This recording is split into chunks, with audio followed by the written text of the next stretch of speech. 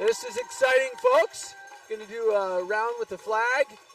Looks like assistant captain Rylan Savage will be holding the flag. We're just glad that you're all here. This is a good thing. Oh, BC's coming out hot and wanting to get warmed up. They're going to be playing PEI. So look at that flag. Just a little note here. I'm going to work really hard to be impartial, but I am from BC, and I have a daughter playing on this team, like most of the commentators. But we're looking forward to this. This is literally coast-to-coast game here, folks, from BC to PEI playing each other. This is the top tier in their divisions. This is as high at U16. This is as high as you can get to play. So all these athletes have worked really hard. Parents and coaches and aunts and uncles and officials and associations working real hard to get them at this point. And so here we are. We're not sure if PEI, oh, here they come. Here comes PEI. The goalie's coming out. They're wearing green today. They got their flag. They're going to be the home team this time. Oh, and we hear the fans from PEI are going for it. We got a full-fledged flag dress up. And they're coming out hot too. This is good. This is going to be a wonderful game here, folks. We're glad that you're here. Aunts and uncles, grandpas and grandmas, friends from coast to coast, from BC all the way to PEI. A little note, my wife and I are from BC. Well, I'm from Ontario originally. She's from Manitoba. We live in BC. But guess where we had our honeymoon? We went to Nova Scotia and ended up on PEI. And we were at the birthplace of Canada for July 1st back in 2003. Wonderful. Oh, and there she is just coming by here, knocking things over. We're glad that you're here. So we are really looking forward to this. It's going to be absolutely a fun time. We got the BC fans ready. Oh, they're blowing up the orca as we speak. They're blowing up the orca as we speak. We're going to have a couple orcas, and it looks like we got flags, and we have all kinds of, yeah. Oh, we have, is the orca, is it going to go? No, we're not sure. Technical difficulties. Oh, that's the little orca anyway. We got the big orca ready to go for the goals. We got cardboard cutouts for the BC fans, and we have a ton of PE fans as well. We got about, they'll have about 3 minutes in the warm-up. They're out a little bit earlier, which is good. I don't know about the PI, but these girls were up for 5:45 a.m. breakfast today in their hotel and preparing for this day. So we're so glad that everyone's here. Just a reminder that we are sponsored here. Ringette Canada sponsors. We want to just thank them. Government of Canada, thank you for sponsoring an event that's happening in your own hometown. And Gatorade, Athena, Ringette, TELUS, and Event Connect. And also the event sponsors for this specific event.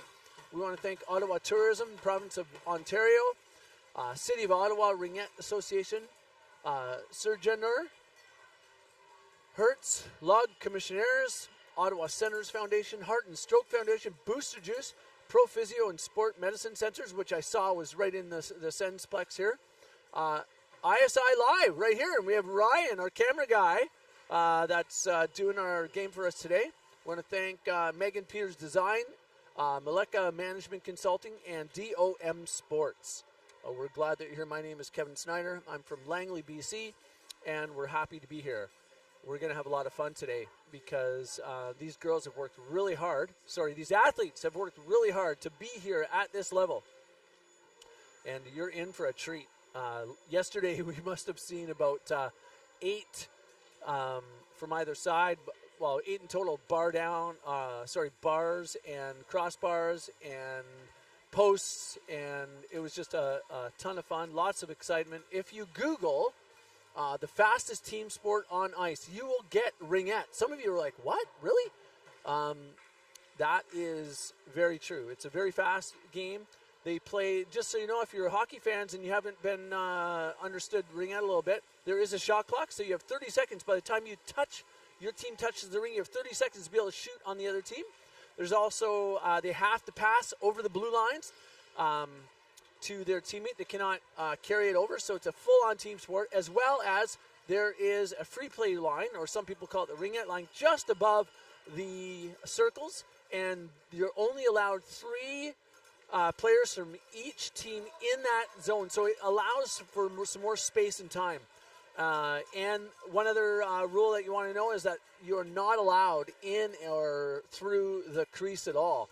So if you go in the crease with a ring and you score, that's going to be called off.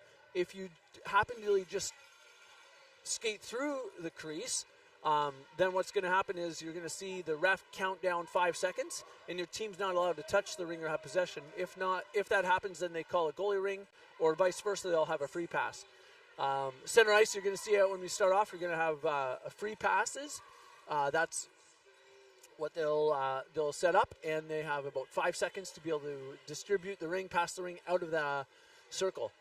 Anyway, we're looking forward to a really, really good match here. And thank you for all for being here. Again, this is the 2025 Canadian Ringette Championships happening in Ottawa. And it is a bright and sunny day, but very cold this morning. But we're able to, it was able to maybe melt some of the ice on the ground, so we're able to walk without slipping. And so here we are. And we got TNT playing right now for the team. This is wonderful.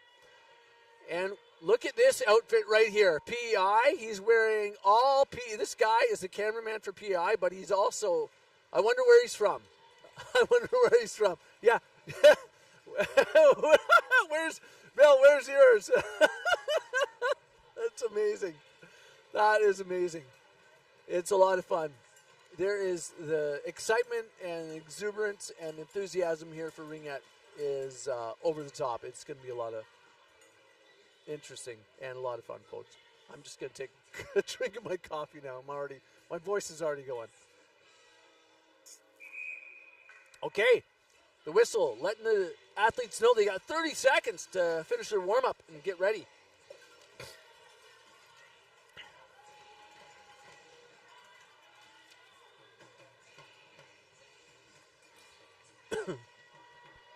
Many of you don't know, but Ringette was created in Canada. Sam Jacks in 1963. A group of women were skating on a pond. They said, let's play this game. And they had a vision to be able to spread this game across Canada. And then it's gone to several countries, Finland being one. And we're going to be able to, so I'll give you a bit more information on Ringette a bit later. We're getting ready for the 8:15 game on April Fools. Any jokes happen today? April Fools. The joke isn't happening here. It's right here.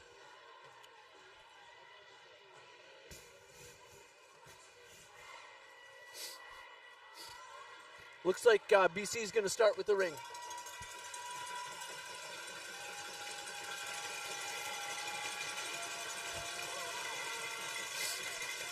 We got the captain, Fiona Penner, number 8 for BC.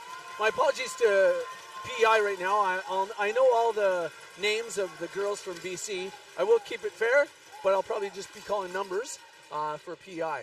All right, here we go. Whistles off and over to Gemma.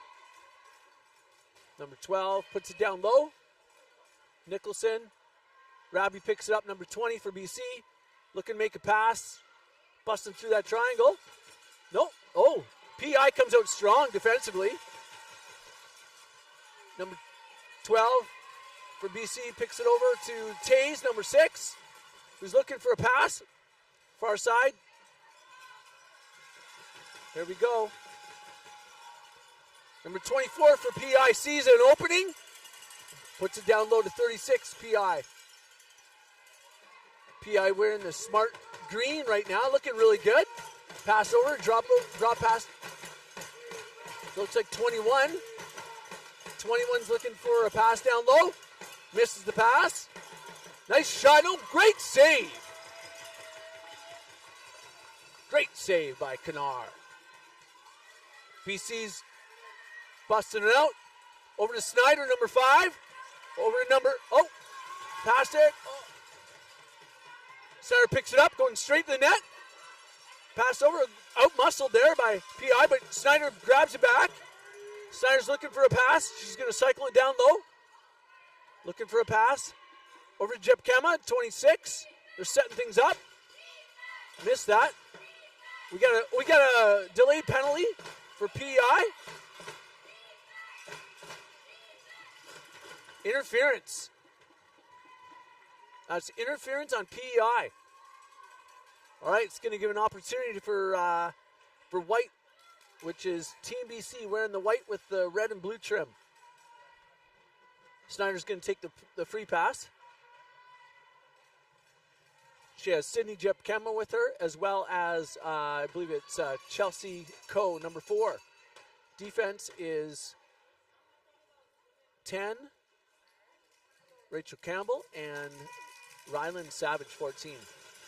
PI is going to set up. They have 28, 34, 33, and can't quite see the other player for PI. Here we go. Chelsea Coe's got it. Holding on to it.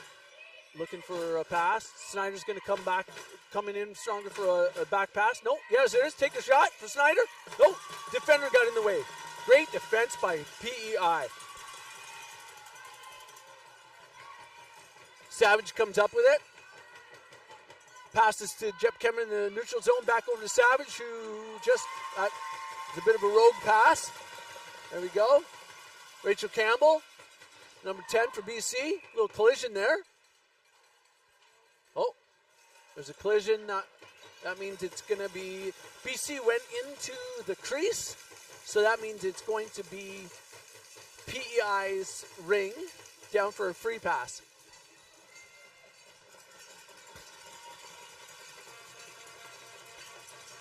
It's 0-0, 7 minutes and 49 seconds left in the first period. Pass over to 25. 25 cycles it down low.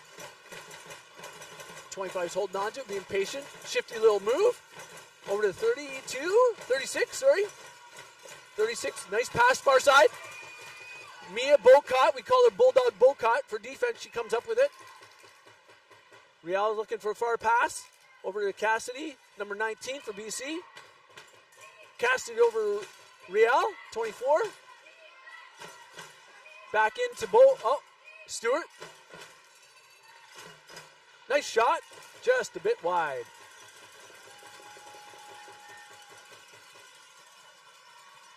PI, defense throws up the neutral zone. Missed that pass. They don't understand, they don't see it. What's going on? Oh, here it is. All right. We got Gaudette, passes over to Bocott. Bocott comes in, number 9.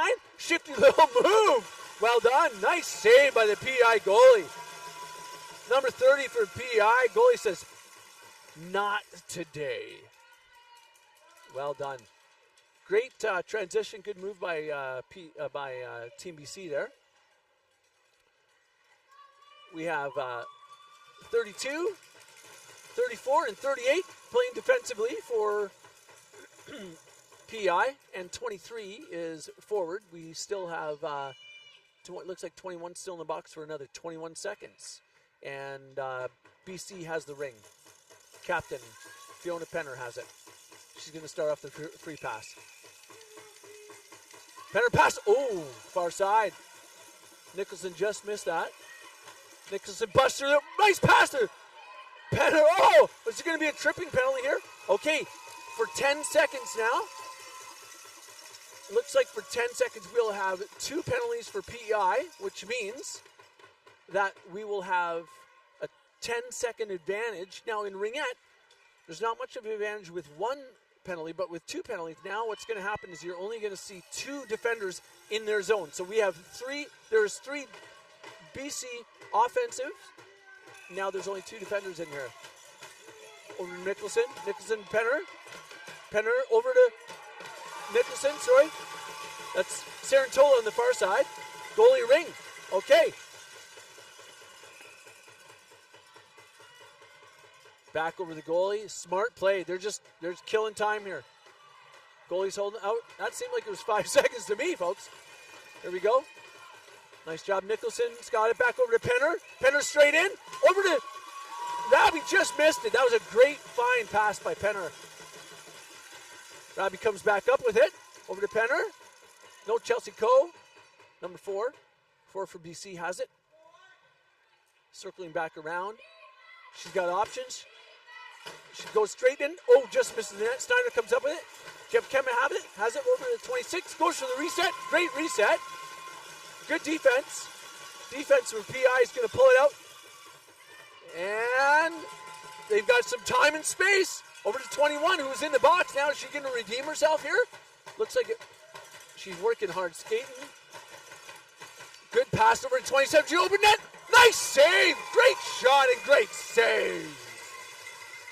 Emma Kennard came up big on that one. Chelsea Coe, nifty little move there. Pass over to Snyder. Snyder, great pickup with the ring. Snyder's looking for a pass. Back pass to, oh, just missed that. We're going to have a shift change from BC. It allows it open. It's going to be open here. Just missed 24. Nice pass by 36. PI has a ring. Nice shot. Nice save again. Some great opportunities and chances here, folks. Number 24. Over to 36. 36 looking for a pass. Over to 24. 24 still is going, busts through 2 defenders. Wasn't able to get to the net. Nice pass over to 36. Nice save by Emma Kennard. There we go. Ryland Savage coming up. Looking for a pass. Mix that up a little bit. There we go. Real Gaudette. Looking for someone. Sees Peyton, number 11 for Team BC. She's looking for a pass, or is she going to go to the net here? Looking for a pass. She might be going. Oh, nice pass. Over to. Oh, nice pass. Nice shot by Cassidy, number 19 for Team BC. They're busting out 28. Just missed that. Stabbing that ring. They're fighting over the ring here. 25 pass up to 28. Good defensive pressure by number 9, Mia Bocott. Not allow an opportunity there for PI. PI with a great shot, but Mia Bocott was in the way.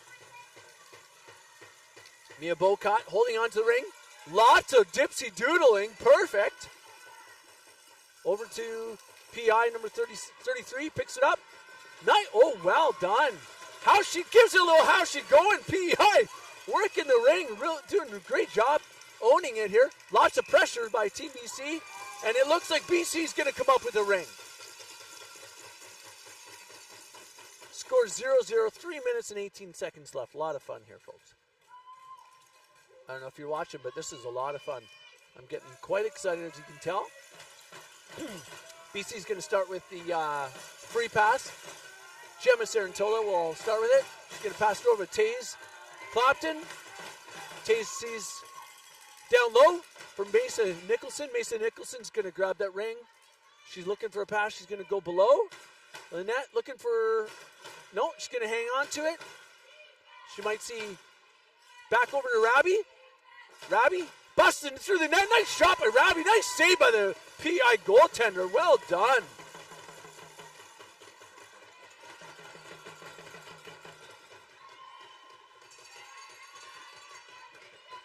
It's in the central. Oh, nice. Taze Clapton passed up to captain. Fiona Penner, number 8. Fiona's holding on. Cuts through the defense. Looks at a little back pass to Mason Nicholson. Nice shot. Good deflection. Nice save. I tell you, folks, Madeline Breen is playing outstanding so far this game for PI goaltender. She is defending that net quite well. Nice stretch pass. Literally, she had to stretch to take that pass. Number 36, working hard here. Could not get through the BC defenders. Looks like one of the BC defenders went into the crease. No, she's being called for a, yep. There's Rachel Campbell. She's going in the box. Number 10 for BC. That gives advantage to PEI. The advantage really only happens in Ringette with one when there's one penalty. The advantage happens in the neutral zone because you can still have 3 and 3 in the defending offensive zone right now. 29 over to 24. 24 is looking to set something up. 29, watch, she's coming in back door. 29 looking to pass. Oh, BC came in and disrupted that. Taze Clapton comes up with it with good help from her trusty center, Chelsea Coe. Chelsea Coe defending, coming back. Good stick work by BC. Looks like BC's going to get another penalty here, folks. It's delayed penalty. They should be pulling the goalie here so they can put 4 in, but they haven't yet. BC needs to hold on to this. What? Well done. Okay, so it looks like there's going to be a penalty. We got 2 defenders for BC in the box right now. So it's going to be 2-man advantage for 1:16 for the green, which is PEI. That means that BC is only going to be allowed to have 2 people in their defensive zone. So it's a 3-on-2 for 1:16. Here we go. This is exciting part of the Ringette right now. 21 over to 36, 35. 25 over to 35. Nice defender by Savage there. Good work, good stick work. She's got to get up though. Got to get in the way here. Nice glove save by Emma Canar. And nice shot by 21. This is very exciting. Great save. 21 picks up the ring. She's looking over to 35. 35 open over to 21. Nice shot again. Just missed the net. BC defenders are looking a little exhausted here right now, but they're working hard. 21. Oh, there it is. Bar down.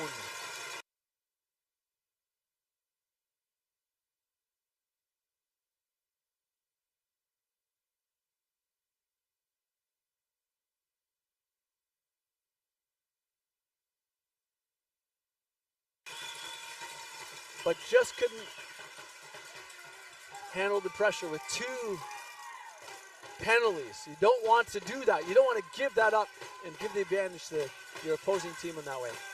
Minute 10 left in the BC penalty. 30 seconds left in this period. 1-0 PEI against Team BC. There you go, Stewart. Defender's coming in. She takes a rip. Good save by the goalie, Madeline Breen. Oh, here we go. Passes up to 23. 23 over, looking for someone to pass to.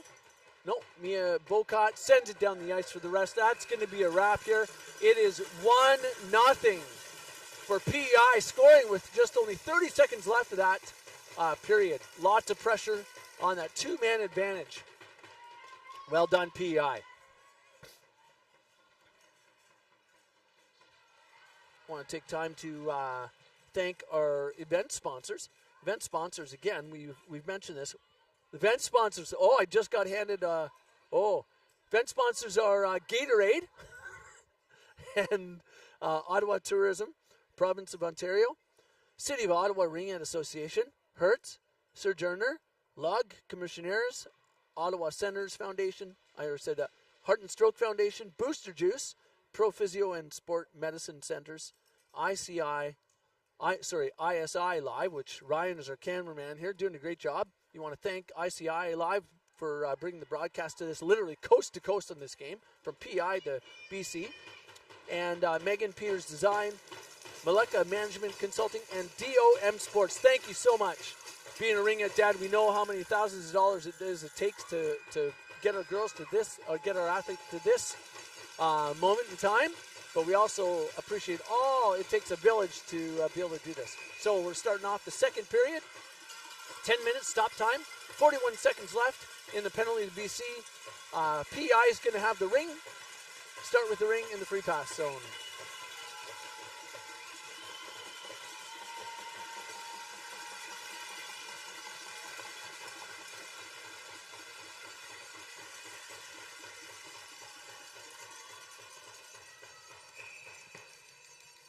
All right, 22.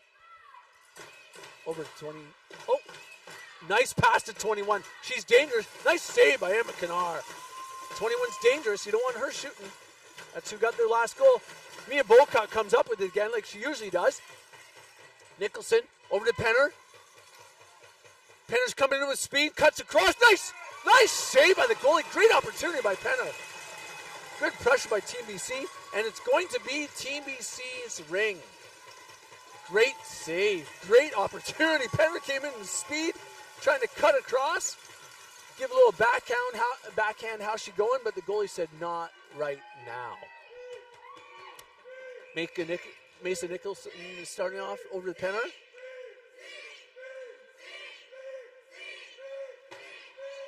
Penner, nice shot. Nice save.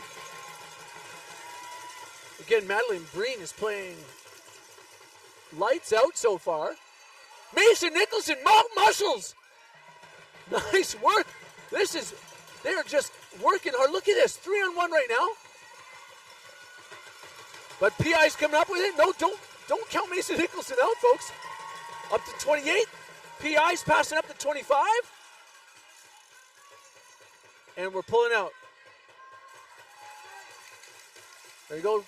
Rabi to Nicholson to Penner to Rabi. Busting in. PI comes up with the ring here. Neutral zone. PI has it. She's looking for a pass over the blue line to who? To 22, 26. 26 comes in with speed. Nice shot. Just over the net. Taking a rip. 26. Nice rep.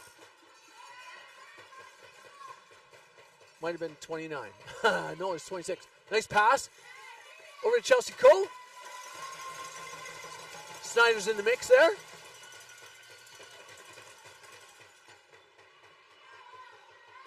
Number 4 is working hard. Chelsea Cole, defense.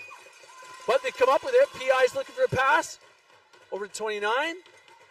29's in deep, looking for someone now. She's going to hold on to it a little bit. She got shot clock at 9 seconds. They're going to look for a reset here. 5 seconds. 3 seconds on the shot clock. You're going to hear the shot clock go now, and that's going to be goalie ring, BC. Goalie has 5 seconds to pass the ring out of the crease. Gets it over to Cassidy Stump.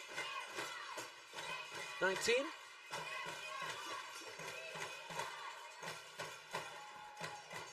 Number 27 for PI sends it in neutral zone. 23.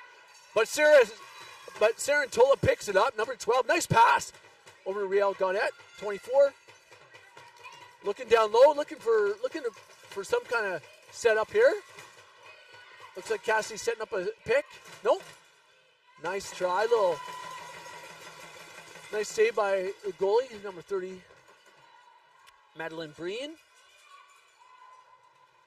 23 picks it up. No, it's going to be a 2-line. BC comes up with it. Stewart. Hold on to it. Passes up to Peyton, number 11. 11 from BC. Oh, out-muscled there a little bit. And PI sends it down low. Mia Bocat's going to come out with it. Looking for a pass. Back pass over to... and we got the center. Cassidy up 19. Passes up to Mason Nicholson. Looking for Fiona Penner. Fiona Penner gets taken down by 38. Talia Rabi picking up the ring. Number 20, they're looking for a reset. Nice shot by Talia Rabi. Nice save by the goalie.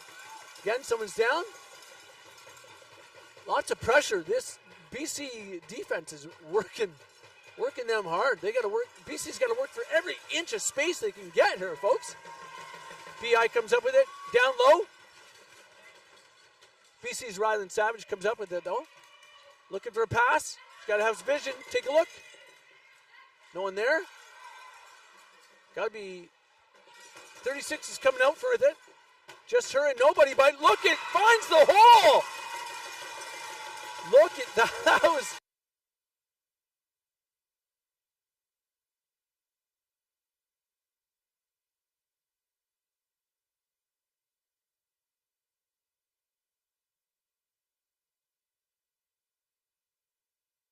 by the captain there. That was Kate Landry. Nice shot. All alone. Caught it off a turnover and went straight to the net. And just, she probably only had like the width of the ring, and she just put it through.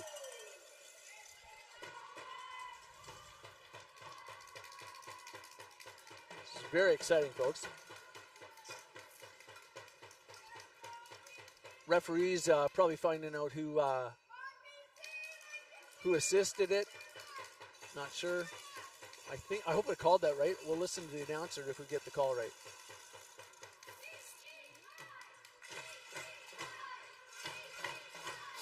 Okay, it's 2-0 PEI. 5 minutes and 42 seconds left, folks.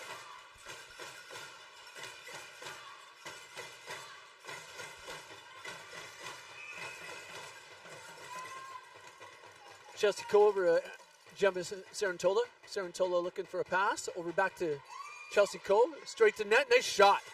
Off the goalie's pad. Chelsea giving some muscle to it. Chelsea back over to, looks like a back pass. Nope. Goes to the net. Looking for a pass. Far side. Back over to Snyder. Snyder sees it.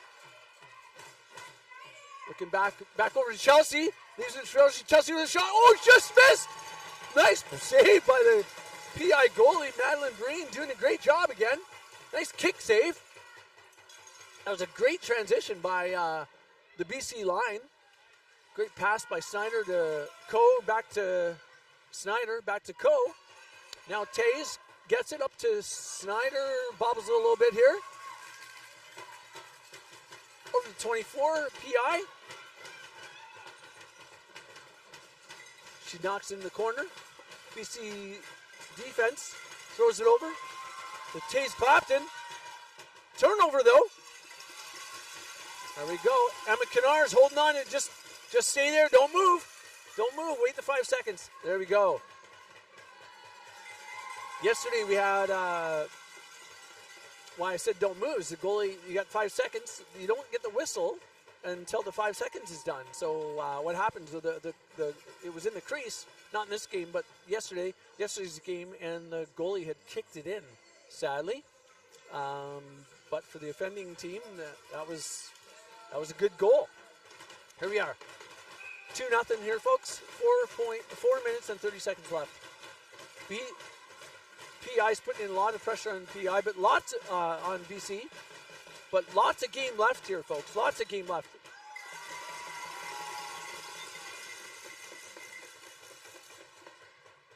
'19 comes up with it. Nice. Nice. Oh! Getting... Okay, well... Won't say anything there, folks. Here we go. 21 again, just missed the net. She's deadly. They can't be letting her shoot from the hash marks there. 35, over to 21. 21, the ring just stays on 21's stick. 35, misses the net. Lots of opportunities by PI right now.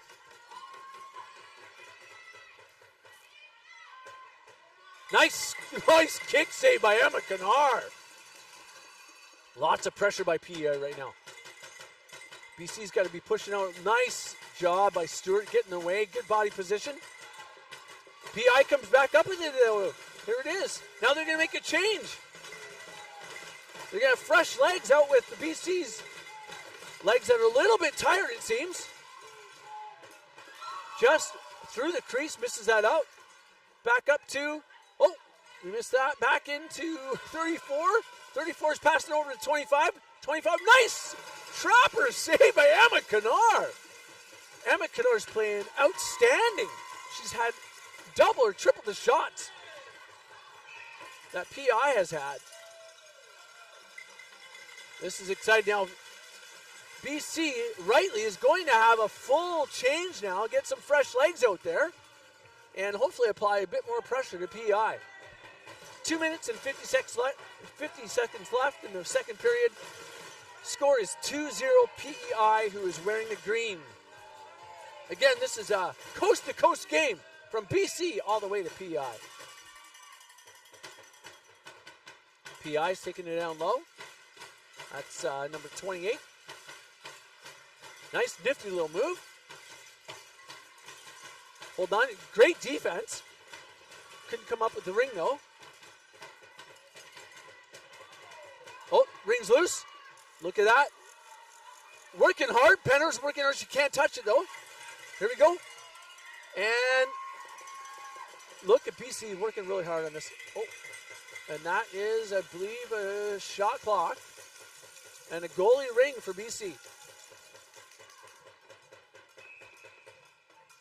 1 minute, 28 seconds left in the penalty to BC. BC's been playing shorthanded most of this game.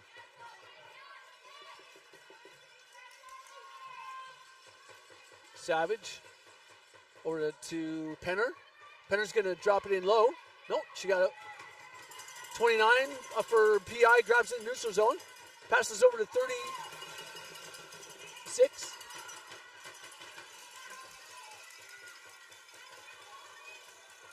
Penner's down. No call, folks. 36 has it. Nice shot, nice save. Sarantola, oh, Rachel Campbell comes up. She's got to move her legs. Keep it moving.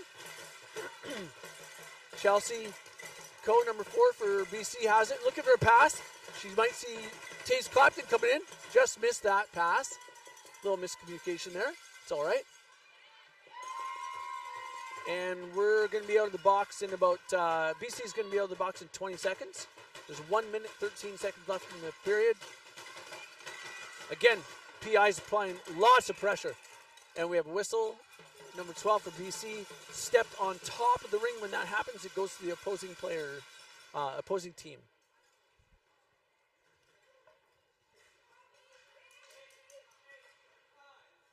Okay, 16 seconds left in the BC penalty. PI. Nice stick work by Chelsea Coe. Taze Clapton comes up with it, looking for a pass. Seeing someone. Trying to find someone that's open. Sarantola grabs it.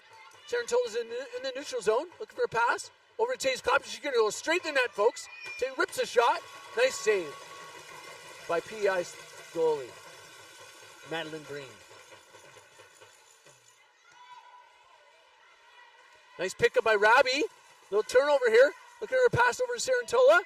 Sarantola with a shot. Just missed. A little wide. 20 seconds left. Cassie Stumpf looking for someone to pass to. Just missed that pass. Stewart, 17 seconds left in the period. PI's looking to capitalize on the 10 seconds left in this period. Looking for someone open. Yeah, 34 grabs it. She got 5 seconds left. Over to 25, shoots. Just misses the net. This is exciting, folks, all the way to the end here. All right, that's our half. Score is 2-0. PEI. Lots of shots by Emma Kennard for BC. The goalies playing very well. The goals that they have got have been sneaky ones, incredible shots. And Madeline Green has been, right now, so far, unstoppable.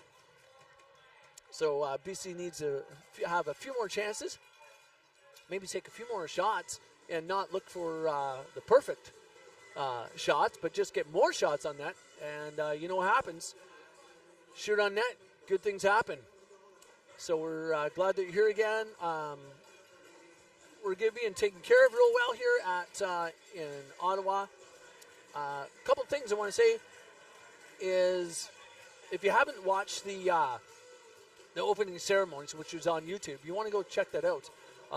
There were some incredible people speaking, and one of the people speaking was Ian Mendez, who is actually a BC native, but he's now working for the Sens Communication, and he found himself 9-10 years ago within the coaching in the Ringette community because his daughter was coaching, and now he's been a spokesman not only for the Ottawa Senators but for the game of Ringette.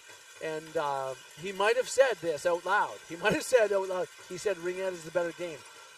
So you wonder about maybe he's anyway. You want to listen to that, and also check and see the opening ceremony. So here we are. PI is playing Team BC U16. It's literally a coast-to-coast game. This is Beautiful representation of Canada right here. And BC starts with a free pass. Sarantola is holding on to it. Oh, that was Campbell, sorry. Campbell over to Penner. Penner is holding on to it. Penner's looking for a good opportunity to rip it here. Nice pass. Oh, nice pass to Rabi. Penner is holding on. Team BC has it. Rabi's in the far side. Far post. BC pickpocketed Team BC there. Nice stick work by Savage. Good work. Dumps it out. Rabi's going to pick that up. Oh. BC, PI came up with it.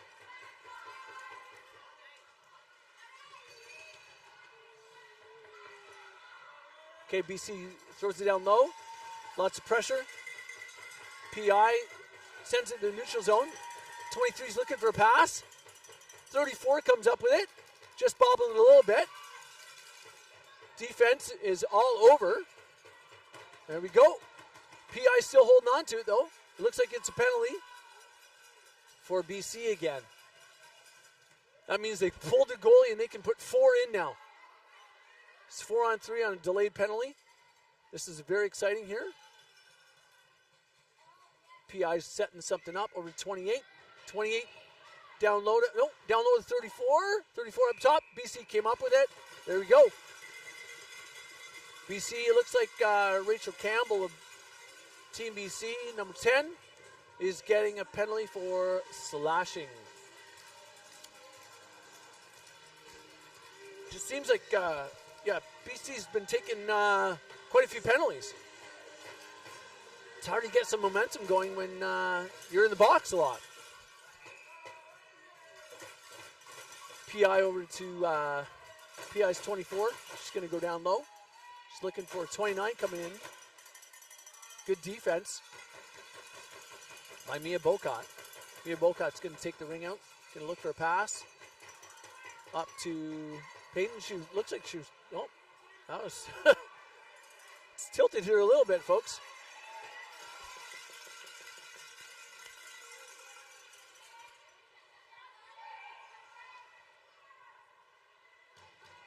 Sorry, just had to get a drink of water here. PI has the ring down to BC zone. Over to 36. You don't want her shooting it. She got the goal last time. Or maybe you do want her shooting it if you're PI, right? Peyton, number 11. In neutral zone. Over to Sarantola. Nope, just missed that. Up to 27. She's coming in with speed. Just missed it. Good stick work by number 11 by Team BC. Great work by Bocott. Back out. Here we go. Chelsea Cole. Bocott's going to pick this up again. Nope. Just missed it. Looking for a pass for a PI here. 21's coming in with speed. Little how's she going? Dipsy Doodle taking a shot. Oh, just missed. 21 has it. She has this ring on her stick all the time, folks. Nice stick, nice shot, but good stick work by Mia Bocott to get in the way of that shot to send that up over the net. There we go. 12, Sarantola looking for a pass. No one's there. She's going to pass that over to Mia Bocott, who's got to stay into her zone here right now. She got knocked over. Good stick work, though. Keep it out. 23 from PI picks it up, takes advantage of this. Looking for someone to pass to. Both teams are looking a little tired here right now. They probably were both up at 5:30 a.m. this morning. Nice save. Seems like everything's in slow motion right now. Pass, a little short though. Here we go. Got to get some fresh legs out here. PI gets in the neutral zone. 37s holds on to it. Over to 28 for PEI. Snyder's on it. Nope. 28 says, no way. I'm going back into the zone. Leave me alone. Going down low. Looking for a pass. Looking to pass to 34 here. 34. Nope. She's holding on to it. Takes the shot. Goes high. 34 comes up with it. Looking for a reset. They got it. It's going to be goalie ring. That means that PI would have been in the crease with the ring. Number 12 for BC picks it up. Sarantolo, nice work, nice stick work, good skating. Good pickup by Bocott. Bocott's going to see captain Fiona Penner, number 8. She's going to come to center. Nice pass over. Sarantolo. Oh, Robbie just misses the net. Nice work by the captain to pass it over to Robbie. If you see a Penner-Robbie or Robbie-Penner connection, they're cousins, folks. But usually their teammate Mason Nicholson's in the mix a bit. These are our second years. So Nicholson is going to have the free pass for Team BC. Over to Fiona Penner. Fiona Penner's holding on to it. Trying to set something up. Looking for, just holding up onto it, trying to figure out what to do here. She's kind of holding on to it. Back over to Nicholson. Oh, just missed that. PI, great defense by PEI. Again, PEI's been dominating in their defensive end. Nice work by Taze Clapton to evade that defender. Over to Nicholson. Nicholson's holding. Back over pass to Robbie. Robbie comes up behind the net. Robbie's holding on to it. They're making a shift, line change. Robbie goes off now. Got Cassidy, number 19 for Team BC's holding on to it. Couldn't quite get it out to pass. On her knees, passes it out, but Team BC comes up with it. Real Gaudette's holding on. She's got lots of speed, lots of energy. Oh, nice save, nice shot, good save. Manly Breen's playing great today.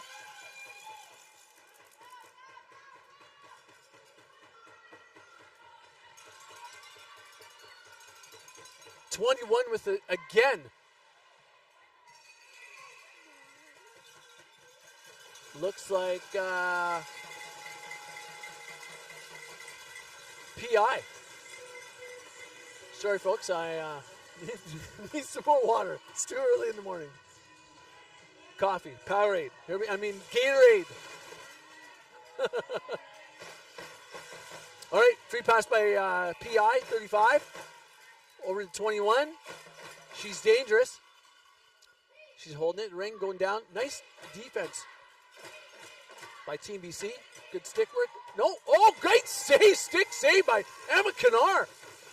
Shut the door in the high corner. Nice shot by 35 there. Comes out of the zone. PI picks it up. Back into the zone.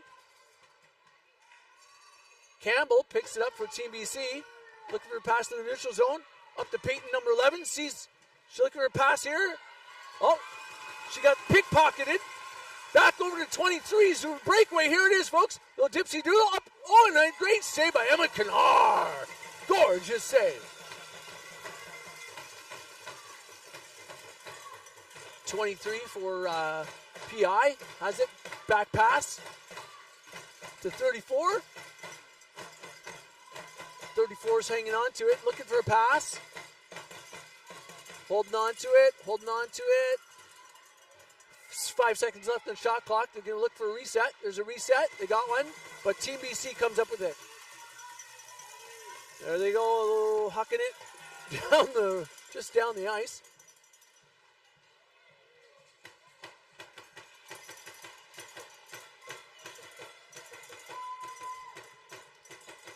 Working really well. Team PI is putting in lots of pressure down the BC end.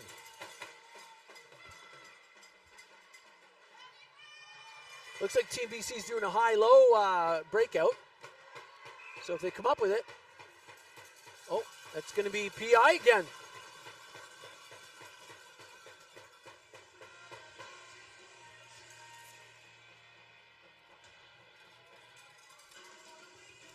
We got Sydney Jepkema down the far end.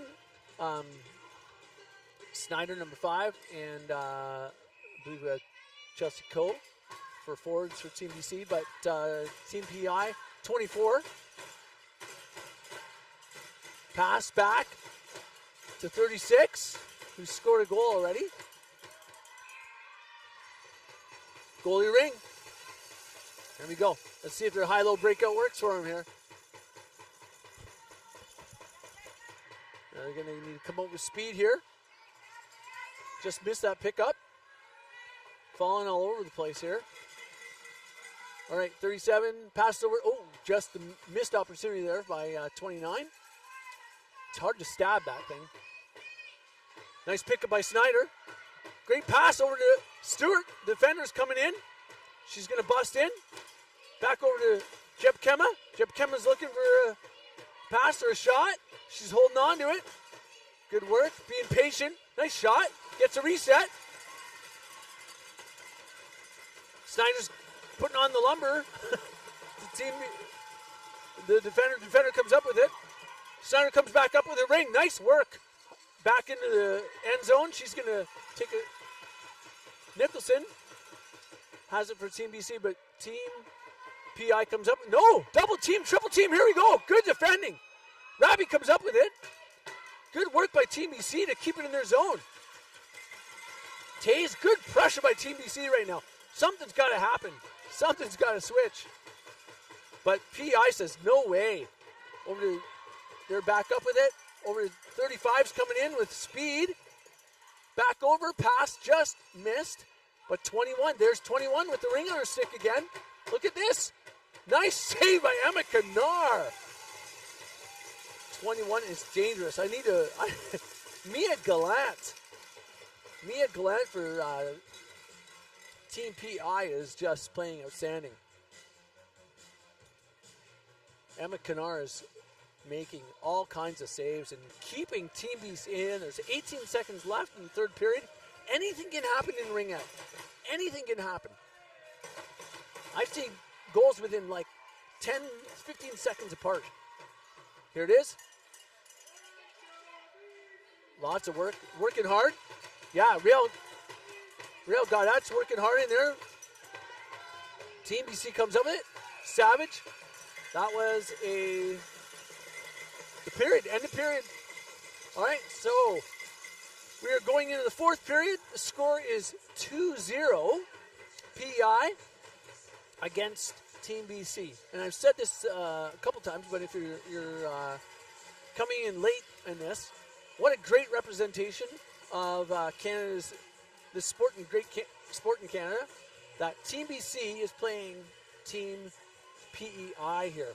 We're waiting for a goal for Team BC so we can see the flags and the orcas running down. I'll guarantee you, if there's a goal scored by Team BC, you're going to see flags and orcas. But the pressure that Team PEI has been putting on Team BC has been outstanding.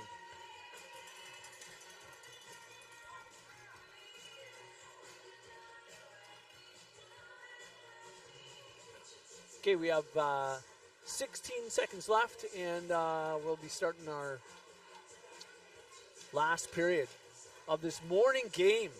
Again, these girls were up at 5:45. I know because I was helping feed the Team BC breakfast at 5:45 this morning. They're committed.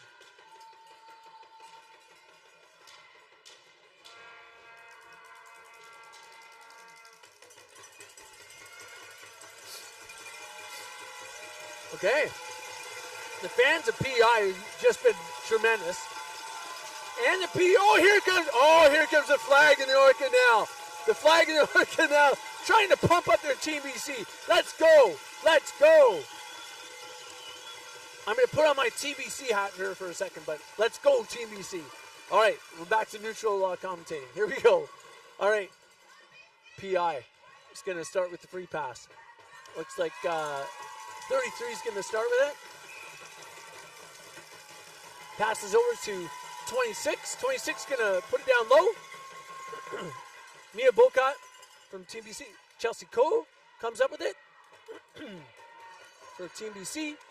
Passes over to Mael 5, number Snyder.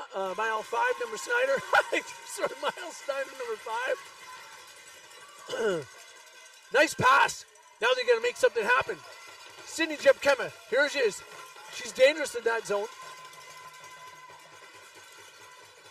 Nice save by PI goalie. Back up the nice stab by 23 to pick up that ring. She's in the open here. Nice save by Emma Canar. Emma Canar is standing on her head, giving BC a chance. BC needs now to take advantage of it. Their goalies should be pumping them up to be able to play.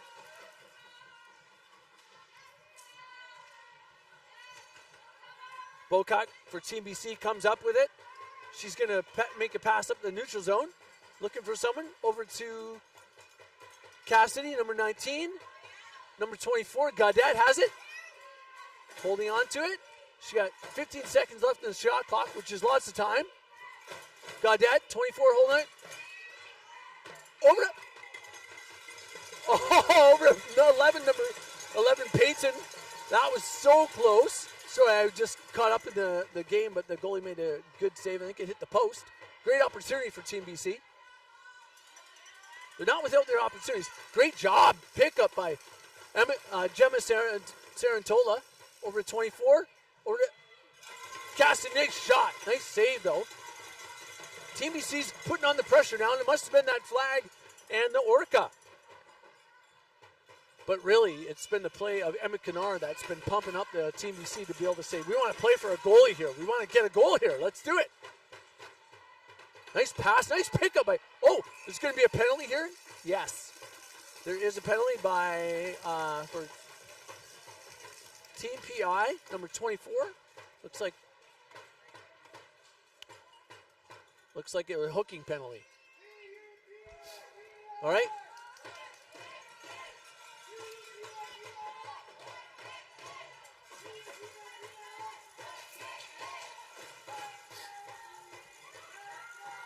Fiona Penner with the ring on her stick. Nice. Oh. Yep. Look at it. It's a tripping penalty. So, folks, we are going to have an opportunity for Team BC for 1 minute and 49 seconds. They're going to be able to have 3 in the zone with only 2 PEI defenders. If they think to pull the goalie, they could have 4 against 2 on this. So they're just getting set up. They're putting a few different people in play. They're getting their power play line out here. And they only have 4 out there. Nope, now they have 5.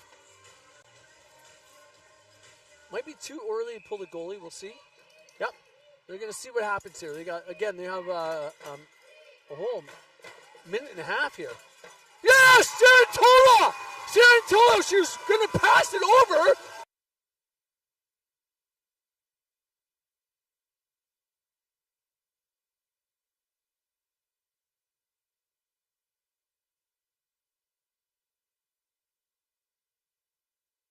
They have a offensive zone in their 4, and they have the advantage. They put her up front, and she has scored 3 goals this tournament in 2 games. Here we go. That was for you, Emma Kennard. That goal is for you. Here we go. It's now 2-1. Lots of time left. 7 minutes and 32 seconds left. It's a game. This is why we're here, folks. This is what we've come to watch. Nice save by Emma Kennard. She's playing lights out. Blocker save. PI's putting on so much pressure. Again, number 21, Mia Gallant, is just all over the ice. Incredible player. 35 comes up with it, though. Nice save by Emma Kennard. Defender from Team BC now. Back over to 35. Save again. Nice save.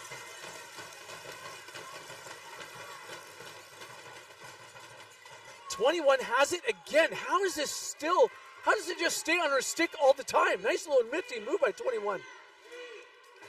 Nice job by Snyder to pass it up to Cindy Jepkema. Over to Chelsea Coe. Chelsea Coe's heading in. This is the first year line for Team BC. Looking for an opportunity here. Over to Ginge. We call her Ginge, number 26. Busting in. PI, good defending by PI. Rachel Campbell. Over to Cindy Jepkema. She's going to rip it. It's there. Snyder with a chance. Oh, just missed. Good save by the goalie. Great pressure by this first year line. Well done. Again, Madeline Breen, you are playing lights out. Both these goalies are playing incredibly well. They're keeping their teams in and giving them a chances to win. All right, BC is going to have the free pass. Real Gaudette, 24, has the free pass. Over to Peyton, number 11. Over to Real. Gaudette, 24's got it. Ring on her stick. Back in. Looking for a pass. Over to Peyton, number 11. Back over to Real. No, back over to Cassidy with a shot. Defenders got in the way. Well done by the PI defenders. Oh. PI's putting on the pressure again. Number 26 is holding. Shot and no goal. That looked like it was in, folks. That was crossbar, but no goal. The ref was right there. What a great shot. But you know what goalies say? Good goalie knows where the posts are. And Emma Kennard is a good goalie. We got a stick on the ice. Must be a broken tip on it, or a broken stick that's been left out there. 21 with it again. She is so fast and shifty. She is an amazing player. 16, Mason Nicholson comes up with it, looking for the pass. Just missed it. She had to work around that broken stick. Throwing it down low for 23. 23 picking up. 23 holding. Nice pass. Oh, BC defenders, Mia Boca, great job, comes up with it. Looking for the pass. Over to the captain. Got knocked down, and there is a call this time. 27, looks like 27 is going to the box for PI, and it will be a Team BC advantage here.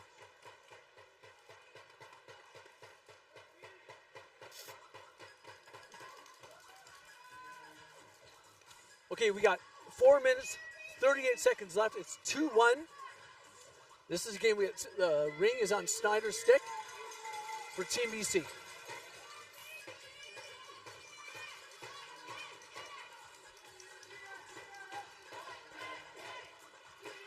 Looks like Savage is asking some questions from Team BC, asking the ref a few questions. What's going on? We got that settled. And we're going to start off with 4 minutes, 38 seconds. 4 minutes, 38 seconds in the game.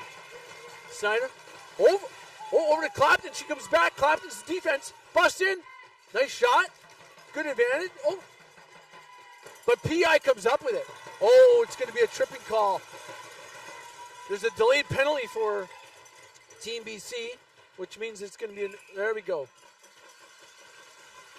That is going to go to tripping call on number 4, Chelsea Coe of Team BC. So we have 1 minute, 42 seconds left in PI's penalty and 2 minutes left for Team BC penalty. So we're going to go 4-on-4 for a while. Oh, goalie ring. It looks like there's a bit of a mix-up from Team PI here. So BC is going to take advantage of this.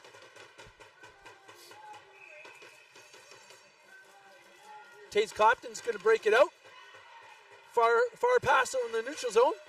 Or Sarantola. Sarantola's passing over to Peyton, number 11 for Team BC. Taze Clapton is pushed up, looking for a goal. Nice shot by Cassidy for Team BC. Great save. Oh, that's going to be a double line. They're going to have to wait till someone touches it. Sarantola, great stab. Nice pickup by Fiona Penner over to Sarantola. Sarantola moving in, taking a rip, just missed it a bit high. Penner picks it up for Team BC. Looks like they're going to shift and change. They're a little tired. Nice shot by the captain. Great save by the goalie. Mason Nicholson's in the mix there now. PI comes up with it. Nice move by the defender. Passing up to the neutral zone, over to 24. Over to, wanting to go to 21. And guess what? 21 comes up with it again. On her knees, back up on her feet, on her skates. Unbelievable. Back to her knees, back to her skate, over to 26. Oh my goodness, what a transition. Great save by Emma Kennard. 21 is incredible to watch. the whole team, but right now, today, 21, we were giving you a shout out. All right, Team BC comes up. Mason Nicholson tripped, but she gets up, no big deal. Comes over, passes over to Ryland Savage with a shot. Just a bit wide. 2 minutes and 30 seconds left. 10 seconds left in the BC penalty. This is exciting. 2-1. The score's 2-1 for PEI. Anything can happen. Who's going to stab the string? Who's going to stab the string first? And it is, who's coming up with it? Team PEI, but over to Mia Boca comes up with the Team BC. Number 9, she's looking for a pass. Got to pass it over to Cassidy. Number 19, Team BC. Oh, just passed it in the middle of two PEI players right there, trying to thread the noodle. That's okay. Chelsea Coe's coming up with it. Passes over to Cindy Jepkema. Cindy Jepkema looking for a pass over to, just missed it. Number 11, Peyton. PEI's coming up with it. Throws it down. Taze Clapton's going to pick it up with 1 minute 43 seconds left. The game here on the line. Peyton's picking it up. Over to Snyder. Snyder to Taze Clapton. Clapton in. She's been known to score some really important goals in her history. Goalie came up with it though. They're looking, it's 5 seconds. That means it's going to be BC's ring with 1 minute 23 seconds left. Score is 2-1. Question is, will they pull the goalie or not? But they will. Looks like they're going to take a timeout though. They're going to take a timeout. Coaches are going to drop a play. They get 1 minute left. I believe there's 1 minute and 20-something seconds left, but they have 1 minute in their timeout. What an exciting game here, folks. Again, we get West Coast versus East Coast. Here it is. Orcas versus Humpbacks. That's what's happening. West Coast versus East Coast. What a great game. Anyway, I'm exhausted from doing this game, hey? No? What's this? Oh, yeah. Okay, here we go. Okay, if you're, it is PI in the green, Team BC in the white, U16, West Coast versus East Coast, PI fans on their feet, cheering on their goalie's been playing, Madeline Breen's been playing lights out. BC goalies, Emma Kennard's been playing amazingly too. Looks like BC is pulling the goalie. That means that we can have 4 in their zone. 4 on 3, here it is. Will it pay off? Look at that, Team BC. Fiona had, okay. Team BC comes up with it. Captain's on her stick, rings on her stick. Passes over to Nicholson. Back over to Chelsea Coe. Chelsea Coe, they're setting something up. Mason Nicholson's holding on to it. 1 minute left in the game. Over to Sarantola. Sarantola misses a great save by Madeline Breen, the goalie. They're putting our goalie back out. Emma Kennard skating back out. There's a mix up in the corner I can't see. Looks like it's going to be BC ring. Okay, pull the goalie again. Here we go. 48 seconds left. This is very exciting. 48 seconds left. Will BC has a chance to tie this up? BC crowd is going wild here, encouraging their team. Goalie's pulled 4 in for BC versus they have an advantage here. PI's working hard, grabs it, comes up with it. It's just going to look into pass in the neutral zone. They can't touch it though. They're going to have to wait for BC to come up with it. Chelsea Coe comes up with it. Oh, but PI grabbed it and it's going all the way down, folks. I need a top-notch Ringette player to tell me what just happened there. What just happened there? All right. All I know is that it came all the way down. There's 28 seconds, 28.5 seconds left. 30 seconds on the shot clock, so BC will not have to try to get a reset. The goalie's pulled. We have 4 in for BC against the 3 defenders for PI. This is very exciting. PI's been playing so strong. Madeline Breen has been playing lights out. 30 seconds, 28.5 seconds left for BC to tie it up.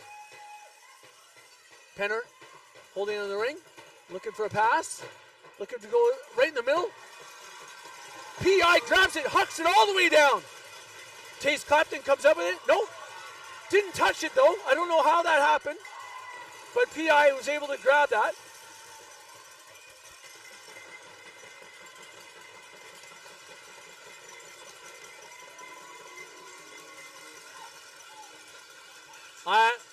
Pretty sure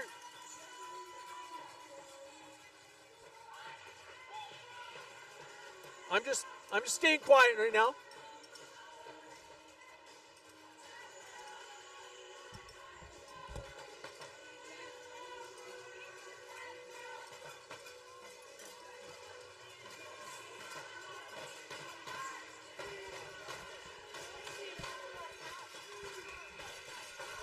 All right, PI with it. 6 seconds left. 4 seconds, 3 seconds, 2 seconds, 1 second. There we go. Game is over. Well done, PI. PI wins the game. Madeline Breen playing lights out. Emma Kennard's playing amazing. Gave her team a chance to win. 2-1. This is why we play the game. What a time to be alive, to be watching this. Thank you very much for watching this game from coast to coast, watching the teams from the East Coast to the West Coast. Well done to Team BC, but congratulations to PEI for a great game. Well done. This is Kevin Snyder signing off for the Canadian Ringette Championships for 2025. If you can catch any other games, would be happy to have you watch. Hopefully you're having as much a great time as I am. Signing off.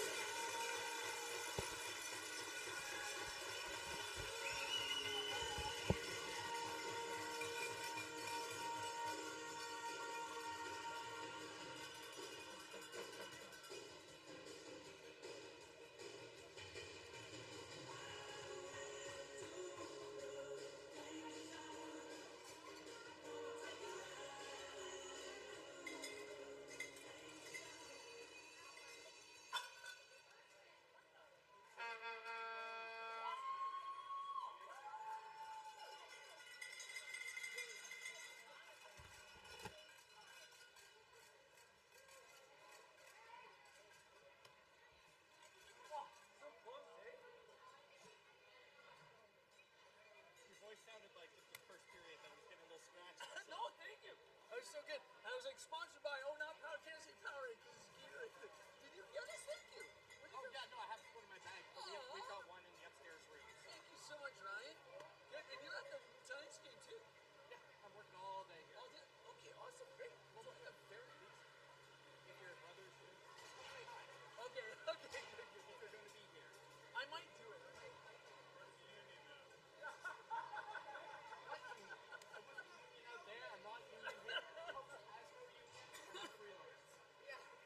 Okay, good.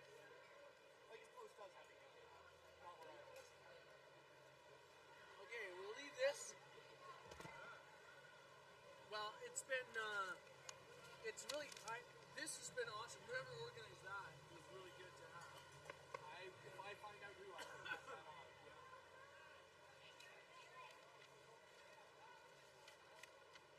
Okay, well, I think we had chemistry there. Yeah, it was awesome. Well done. I made sure during warm-up to get your daughter on. Oh, you did? Oh, what did I say her name? Oh, yeah. Okay, good.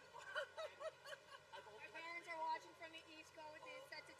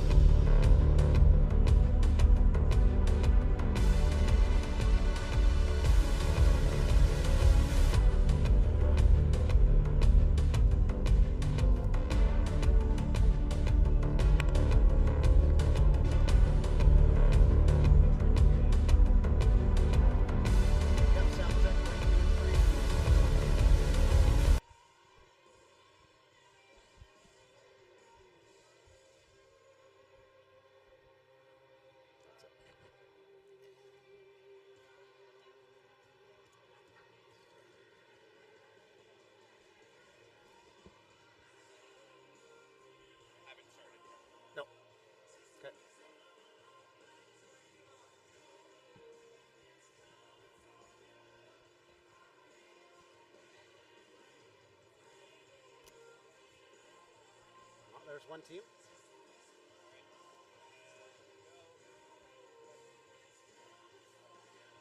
Who's that? I'll bet you that's London, eh?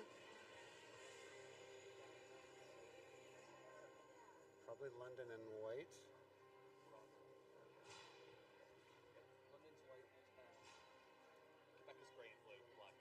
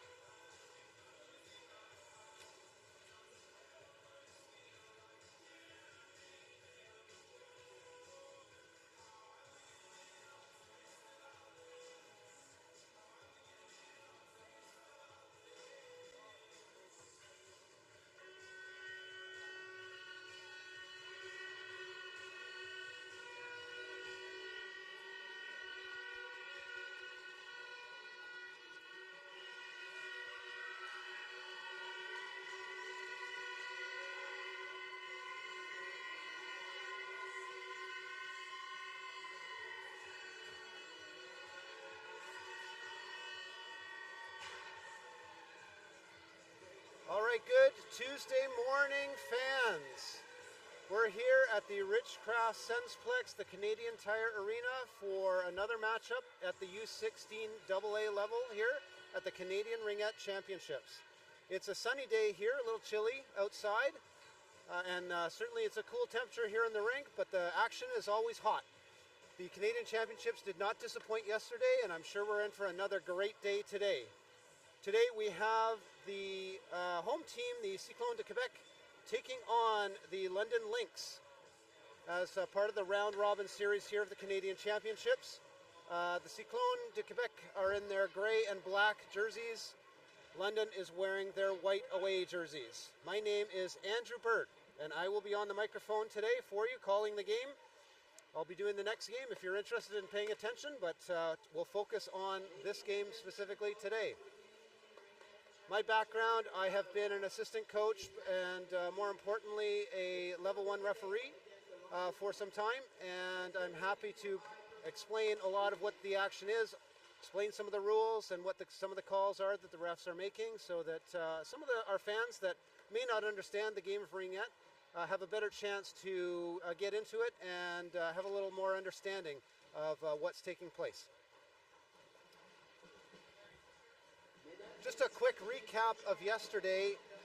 The Cyclones de Quebec have had 2 games and they came away with a record of 1-1, having beat Team PEI 2-1, but losing to Richmond Hill Lightning 6-5. I'm told that was a very exciting game, certainly for Richmond Hill.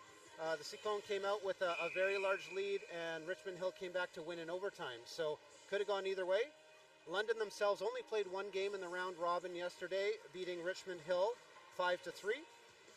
Both teams are, very close to the top with a record of 1-0. London is obviously having the top spot in Pool C, where the both teams are playing, and Cyclone de Quebec tied for second in the pool.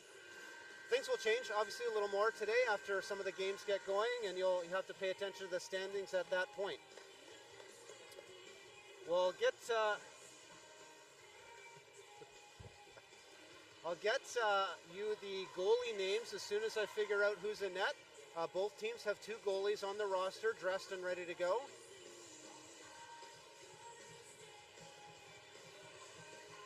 It's hard to tell. They're all doing their cheers at this point. Our officials today are ready to go. They're placing the ring at center ice. As always at this level, we play 4 10-minute periods. And the teams will alternate possession at the start of each period. The visiting team will get first possession. So London will take possession to start the game. In net for Quebec looks like Alexandre Gravel, and Caitlin Brady for London. So action is underway, and here we go. Again, London with possession, taking the ring straight in, looking for a quick shot, going around the triangle, gets a little lane. Cyclone de Quebec picking it up and finding the ring in center ice, putting it down deep into the corner. And that is Roberge with the ring, passing down to Grondin. Grondin cycling back, looking for a reset there. They get it off the goalie, so they didn't actually get the reset. So there is a goalie ring as the shot clock expires. Again, 30-second shot clock in Ringette here. They have to hit the goaltender or some piece of the net, the bars before a shot clock reset. All right, now behind the net, 55 on London, passing it a partner pass. McDonald now with it into center, but gives it away in neutral ice to Quebec. Quebec now 70 with the shot, goes high right. And coming around, looking for a spot to play, and there's a nice shot there. Nice shot in front. Skating through the triangle was Quebec. And now they're attacking the ring again. They're very quick to go on the ring. 70 now with the ring. That's LeBlanc. LeBlanc pass across the ice to Huot. Now back to a partner, and London picks that up. Takes the ice in neutral. Sends it down deep corner for 88 Parsons there, going deep in the corner, coming behind the net. Parsons now puts it in front, but no one's there. Quebec picks that up, skates away to the blue line, puts it out front neutral. And we've got St. Hilaire there. It sends it in front, but no one from Quebec there, so London takes that. And now Quebec seals it, and coming away with it is 62. Shot from the low post, and goalie makes a great save. So Brady makes a great save there. London now putting that ring out. A little bit of breakaway. Nope. Quebec gets there and takes that ring away and starts moving it up the ice. Into neutral zone. St. Hilaire there looking to grab a Crinclaw from London. Takes that. Again, blocked by Quebec. Puts it down deep into the zone there, chasing it down. London gets there first. Oh, but just can't quite her stick on it. Both fall into the boards. Let's hope everyone's okay. Miriam now can't touch it. She touched it in neutral ice there. And Quebec touches it up and takes the ring. 34 from Quebec now. Lambert with the ring, looking to try and make something happen.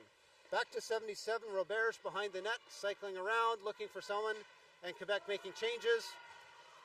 London deflects that pass, tries to steal it. Quebec's still there. They're fighting for it on the boards. Crinclaw and Grondin fighting for the ring. They're still fighting. London comes away with it, puts it into neutral ice. Free ring there, but LeBlanc takes that. Number 27 in neutral, sends it up the ice. Now Roberge has it. working around, trying to find space, settling things down, sends it across to Huo. Huo's misses it, but it glances off her stick and goes to Grondin. Grondin now, and now the shot from Huo goes high left. Grondin picks that up.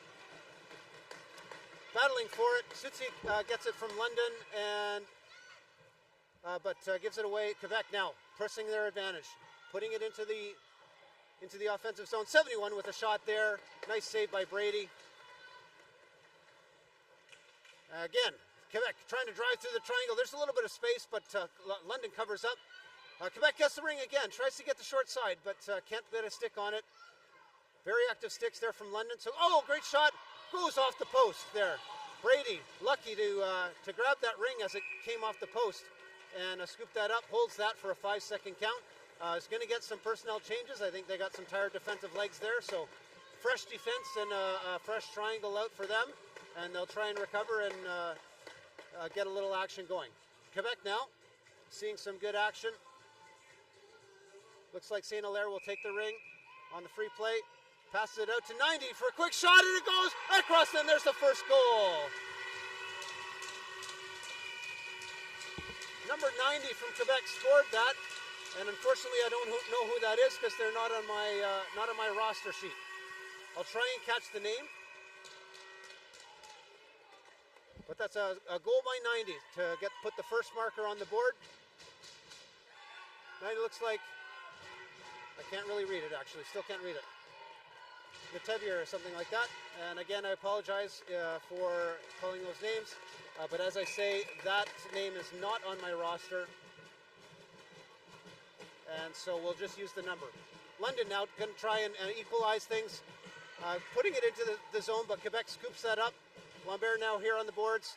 And Jackson away with it from London. Puts it up for Boner. And Boner is going to try and find some space, look for some help. She's circling around, trying to find space to move. Triangle very aggressive there from Quebec. They're going to try and block. In front there, and Parsons there had an opportunity to make a turnaround shot, but couldn't get her stick fully on it, and Quebec takes that away, pushes it all the way up the ice. Now into the right corner, we've got 34. So that was Lambert again. Leaving it for Roberge. Roberge now passed it across. 71 now is going to chase that down. Huo is going to take a shot, but it goes through the crease to the far corner. And Roberge picked that up, but not fast enough to get a shot on net, and the shot clock gives it to the goalie. Brady now putting it out there, tries to put it in front of her defense. Oh, and another goal, a sliding goal for 82. That's Grondin. Puts the second goal behind Brady. Moving to her right and down on one knee, still gets the shot away, fooled Brady. 2-0 now with 4:33 to go in the first period. Quebec really putting more pressure on. So London's going to have to pick up their game.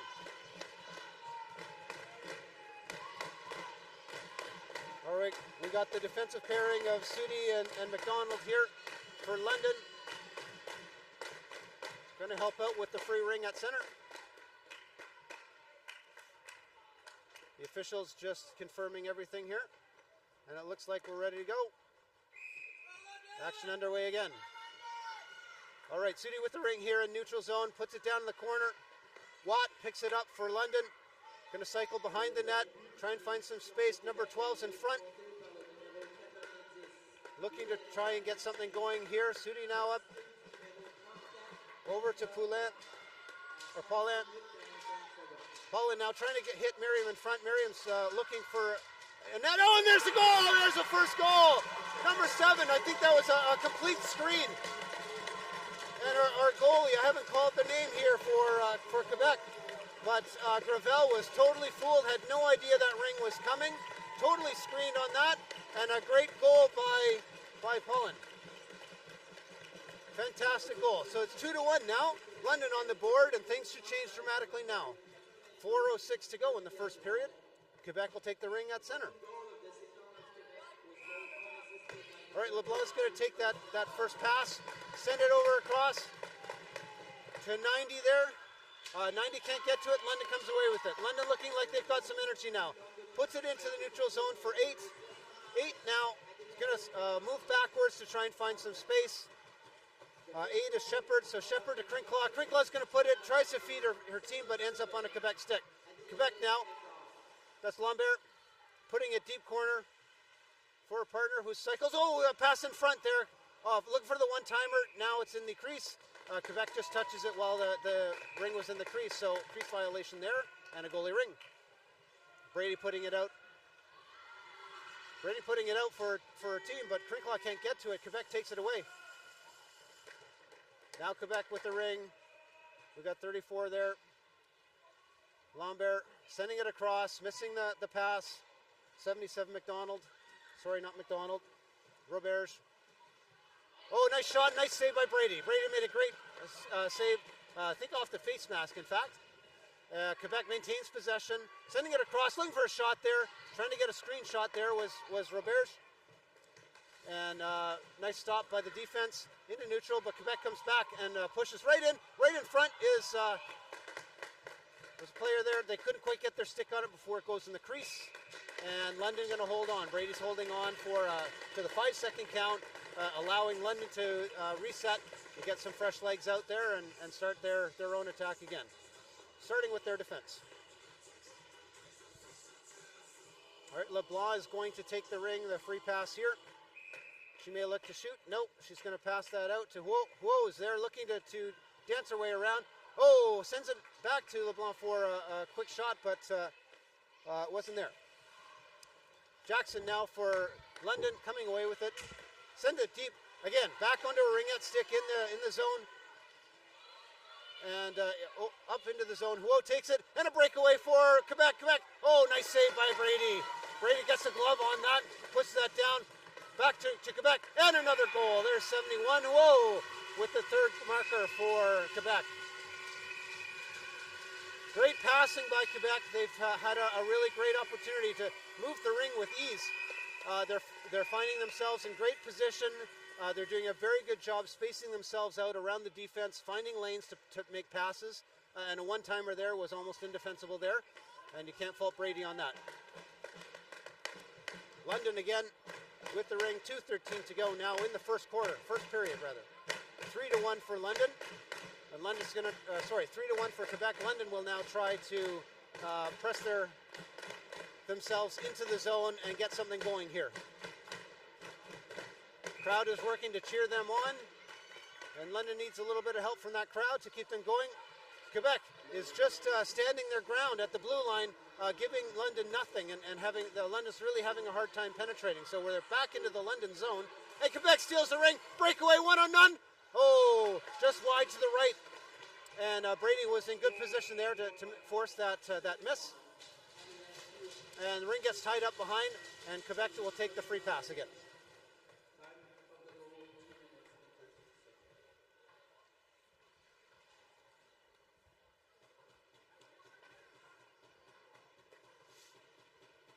Okay, personnel sorting themselves out.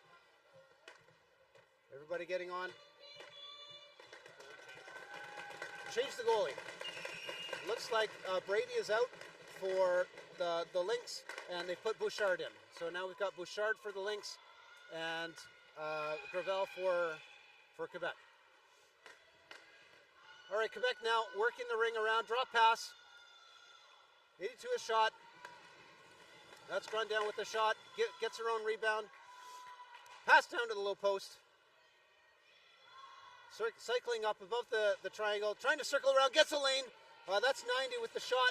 And a great cover up by Bouchard. Bouchard sends it out there. Gets to her players. Now in the neutral zone. They've got possession. Sending it deep.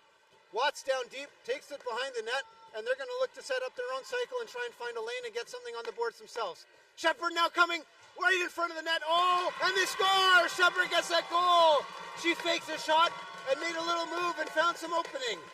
That's the second goal for London, and that was a great effort to come straight down the lane in between the center and defense in the triangle, find some space, make a move, and Gravel really couldn't do much about that. So score 3-2 now for Quebec. It's evening up, 1 minute to go, 1:01 to go in the first period. And Jeunesse for Quebec is going to take that ring. Pass out and down into the zone, but there's London. London now in position there to block those shots. London now coming up. Drop pass from Shepard to McDonald. McDonald now sending it back deep for Shepard. Shepard now in the corner looking to settle that ring down. And she's going to look for her lane. She's going across the top of the triangle, signs his space, no one there, shot, and a goal! Tied it up! Shepard all by herself, came from the left corner all the way around the triangle, made some moves, fooled the goalie, and put it in behind her. Gravel had nothing that she could do, tried to make that move, tried to cover up, but Shepard was just too quick making those moves. And that's a 3-3 score now. We're all tied up, 38 and a half seconds to go in the first period. What a first period of action here, folks. We're going to have a game in front of us here with still a little over 3 quarters to go, 3 periods to go. All right, Quebec now pushing it in. They want to try and get that. London now found their legs, and now they're moving. They're getting into places where they need to be. Oh, ring goes over the blue line, and I think they called that, yeah, 2-touch. That was a tough call. I think I would have said that was legal play, but as referees are there, have a closer eye on that. It looked like 17 and 12, each of them had touched it on either side and not on both sides. But nonetheless, that's the call that we're living with. And Quebec will get the possession at center again with 22 seconds to go in the first period. All tied up 3-3. Quebec now trying to penetrate, and London standing their ground here on the blue line. They're setting a wall. Yep, and the ring comes in, but not before it hits a London stick. Number 6, Crinclaw. Oh, but Quebec finds a way to steal that, gets a shot on Bouchard, and Bouchard makes a great save there. Ring goes over the net, and that's the buzzer ending the first period of wild action here. Things have really picked up, and what a great start to this game today. All right, as they take their first break, we're going to quickly thank a couple of sponsors here. We got a number of sponsors that have helped allow the Canadian Championships to do what they do and run it. We just saw a couple of sponsors being posted on the boards here, and you'll see when we pan into the defensive zone for London, at least for this half. The Surgener and Hertz logos are there, and the Province of Ontario, two big sponsors here for the championships. Ottawa Tourism also providing sponsorship, along with City of Ottawa Ringette Association, LUG, Commissioners, the Ottawa Senators Foundation, the Heart and Stroke Foundation, Booster Juice, Pro Physio and Sport Medicine Centers, ISI Live providing all of the broadcasting capabilities here today, Megan Peters Design, Milika Management Consulting, and DOM Sports. So those are all of our event sponsors for the entire championships. We'll cover some Ringette Canada sponsors a little later, but that is the extent of our break here. Teams will set themselves up, and this will be Quebec's first opportunity to take the ring from center at the start of a period. Of course, with every period we see a change of sides, so you will now see the London defensive end to the left of us and the Quebec defensive end to the right of us. So again, Bouchard now in net for London and Gravel still in net for Quebec. All right, Quebec in neutral ice. Number four, Gamache sending it in. 72 now with the ring, that's St. Hilaire. There are two St. Hilaire's, if you'll note, two sisters on the team. We assume. I'm assuming it's sisters, St. Hilaire. And so that's Sarah Jade, St. Hilaire. With a quick shot there, saved by Bouchard, and Quebec gets the Ringette. Another shot wide right, goes into the left corner, gets tied up. Quebec ties it up, so they will get possession. In Ringette, when the ring gets tied up, it is a move it or lose it philosophy and rule. So the second team to kind of tie up the ring, second team in to get involved with the ring, will take possession, and that was Quebec in this case. So Robert's there with the ring, And now over to Grandin. Grandin's going to send it back for Roberge. Roberge's going to take a look, sends it through in front of the net, tries to hit Grandin again. Grandin drop pass there on the top. Pass across for Grandin. She can't get a quick one-timer there. Possible lane was there, but she couldn't settle it down. And a shot from up top. So Huo with the shot from the slot. Great save by Bouchard there. And unfortunately, London loses it. And a shot there. Oh, screen shot by Watt. And Bouchard makes a great save there. So Bouchard doing a great job after stepping in here. Midway through the first period. Watt now with the ring in neutral. Leaves it for Rivard there. But Rivard loses it, trying to send it to her partner, and Quebec steals it. Whoa, now in center, puts it down into their offensive zone, but London picks that up. And Watt now in the neutral zone, leaves it for Sudi, and Sudi's going to try and go all the way all by herself. Tries to get around the triangle, but she can't. She gets blocked and down to her one leg there. So leaves it down in the corner. Now, McClellan now has it, leaves it for three. Number 3 is Rivard. Rivard now loses it, unfortunately. Quebec puts it back in the neutral zone. And sending it down deep in the right corner. Oh, they both fall down. There's a penalty call. And it looks like a delayed penalty call on London. Quebec now going to try and take that advantage. Goalie has left the rink for Quebec, and they can play 4 in. So you can see 4 players inside the free play line, or the Ringette line, as it's familiarly called. They're playing the box here, trying to work the ring around, playing 4 corners. Lambert now trying to put it up for the shot. Shot is blocked by the defense and tied up, and that'll draw the penalty call. And we've got a boarding call there against number 3. That's Rivard on the defense for London. So she'll spend 2 minutes or less in the box. 7:45 to go in the second period, and it's all tied up at 3. After the action-packed first period, we haven't seen any scoring yet. Let's see what happens with Quebec here. Number 90. And a shot from point blank. Great one-timer shot by Lambert. Was possession right inside the defense, and but Bouchard made a great save there. Quebec maintains possession. Again, working the angles there, and blocked by London, but the loose ring goes back to Quebec, and now they're going to work some speed. Shot goes over the net by Grandin. Grandin goes back to try and chase it, but there's 2 London players there working the boards to get it. 44 comes out, gets tripped up, trying to move the ring as the Quebec stick goes on top of the ring, shuts it down. And now Quebec's sending speed around. That's number 90. Again, I don't know what her name is because she's not on the roster, so we'll just call her 90. Sends it back. Back pass there. Quebec now looking for a shot. Tries to penetrate. Bouchard covered up, nothing to shoot at there, so good job. She leaves it for her captain there, Parsons. Parsons now reversing, going back behind the net, trying to find some space to gain some area to pass into the neutral zone.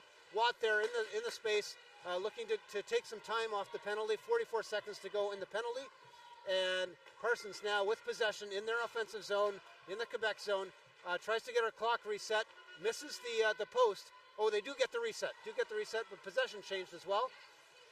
Sudi now tries to send it for Watt. Watt was out of position, and Quebec takes the ring.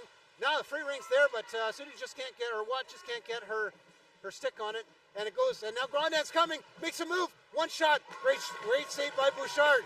Bouchard in great position, wasn't fazed by that, and puts the ring out. Now gets tied up behind the net again, and Quebec will take possession here with a free pass. In London zone. 10 seconds left to go on the advantage for Quebec.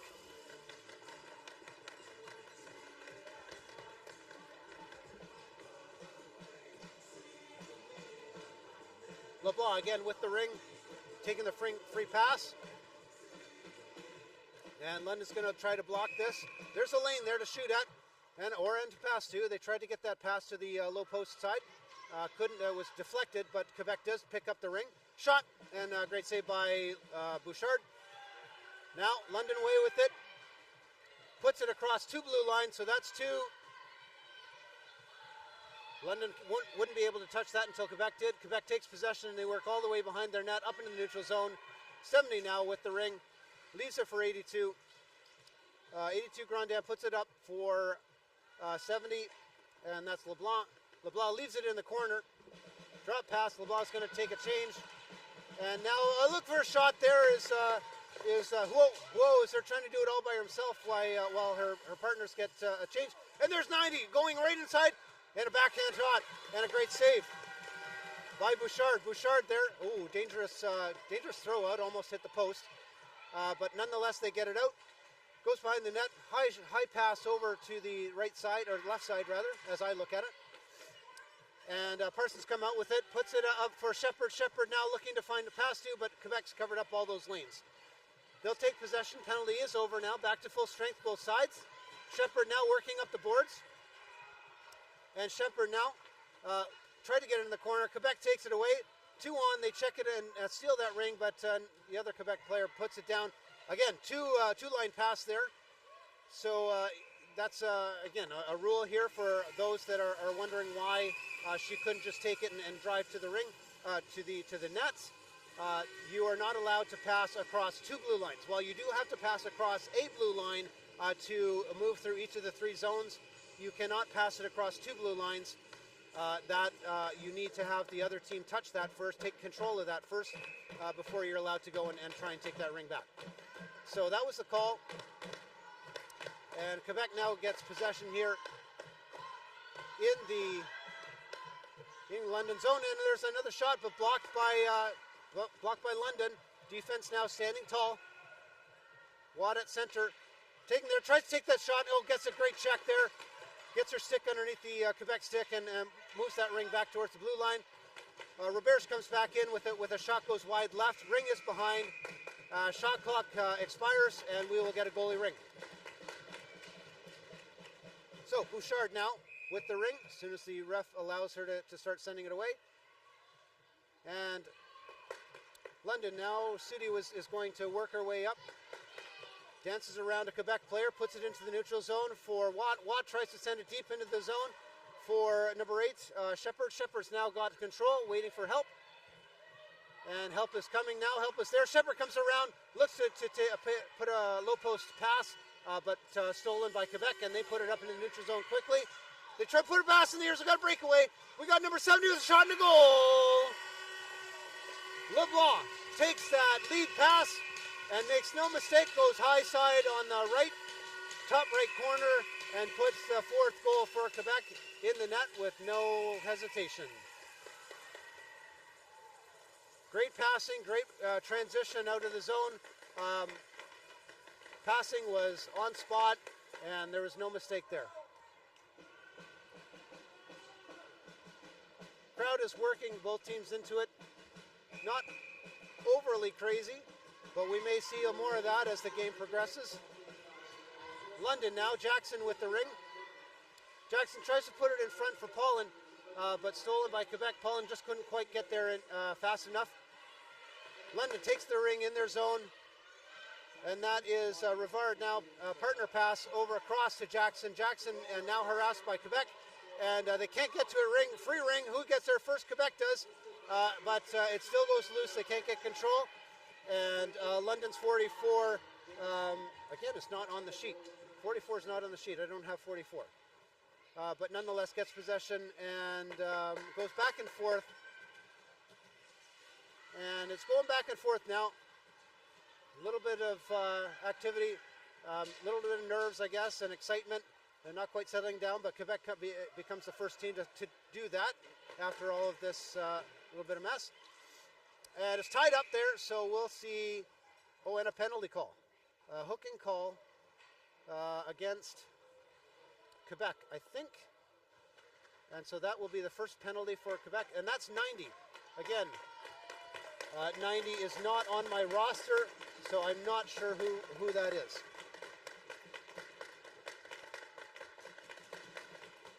So that'll be 2 minutes or less now in the box. Quebec getting the hooking call against number 90.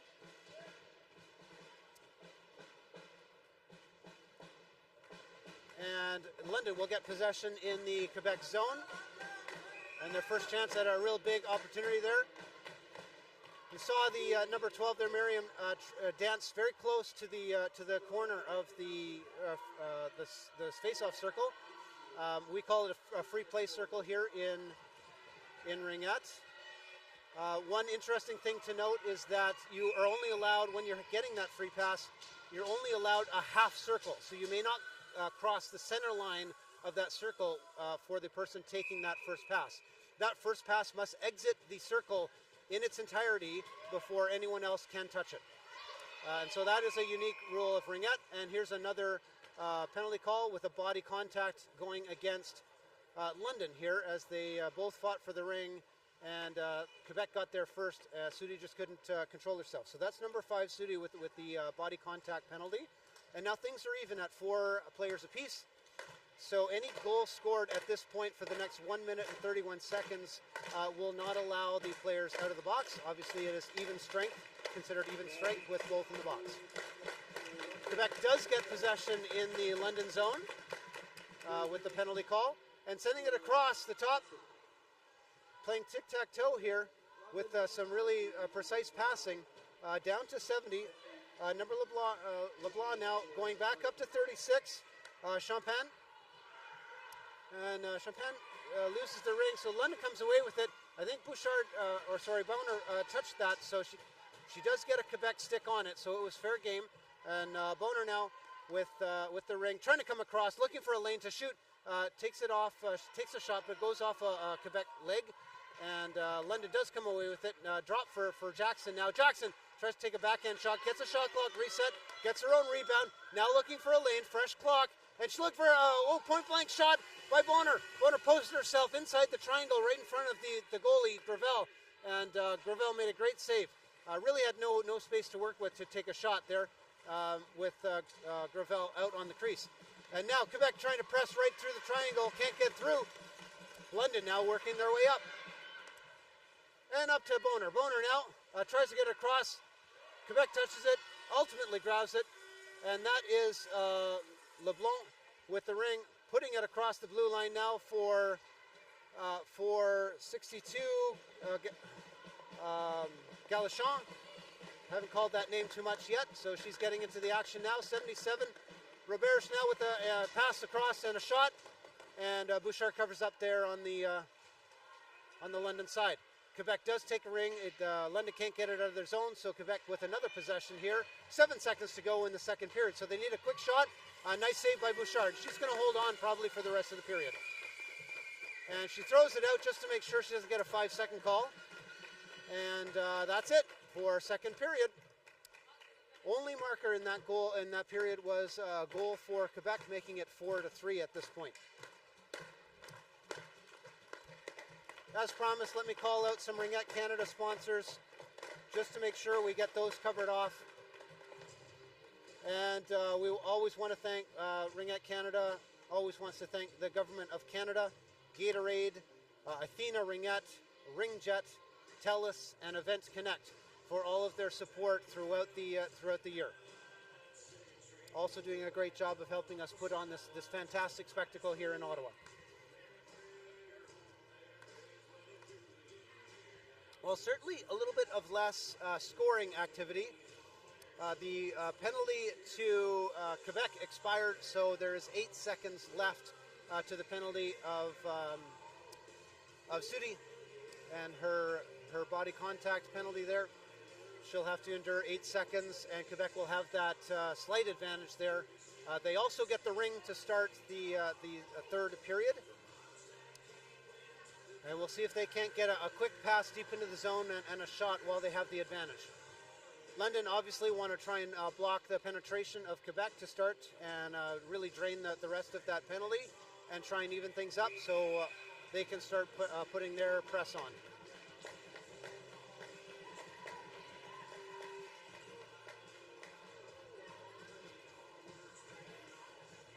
We do have the Lynx mascot here in the arena with us, doing a great job trying to keep the players going, the crowd pumped up, wandering back and forth there, putting a little hex on Quebec, seeing what they can do to turn the tide, dancing to the music, and doing a great job generally to get the London crowd going.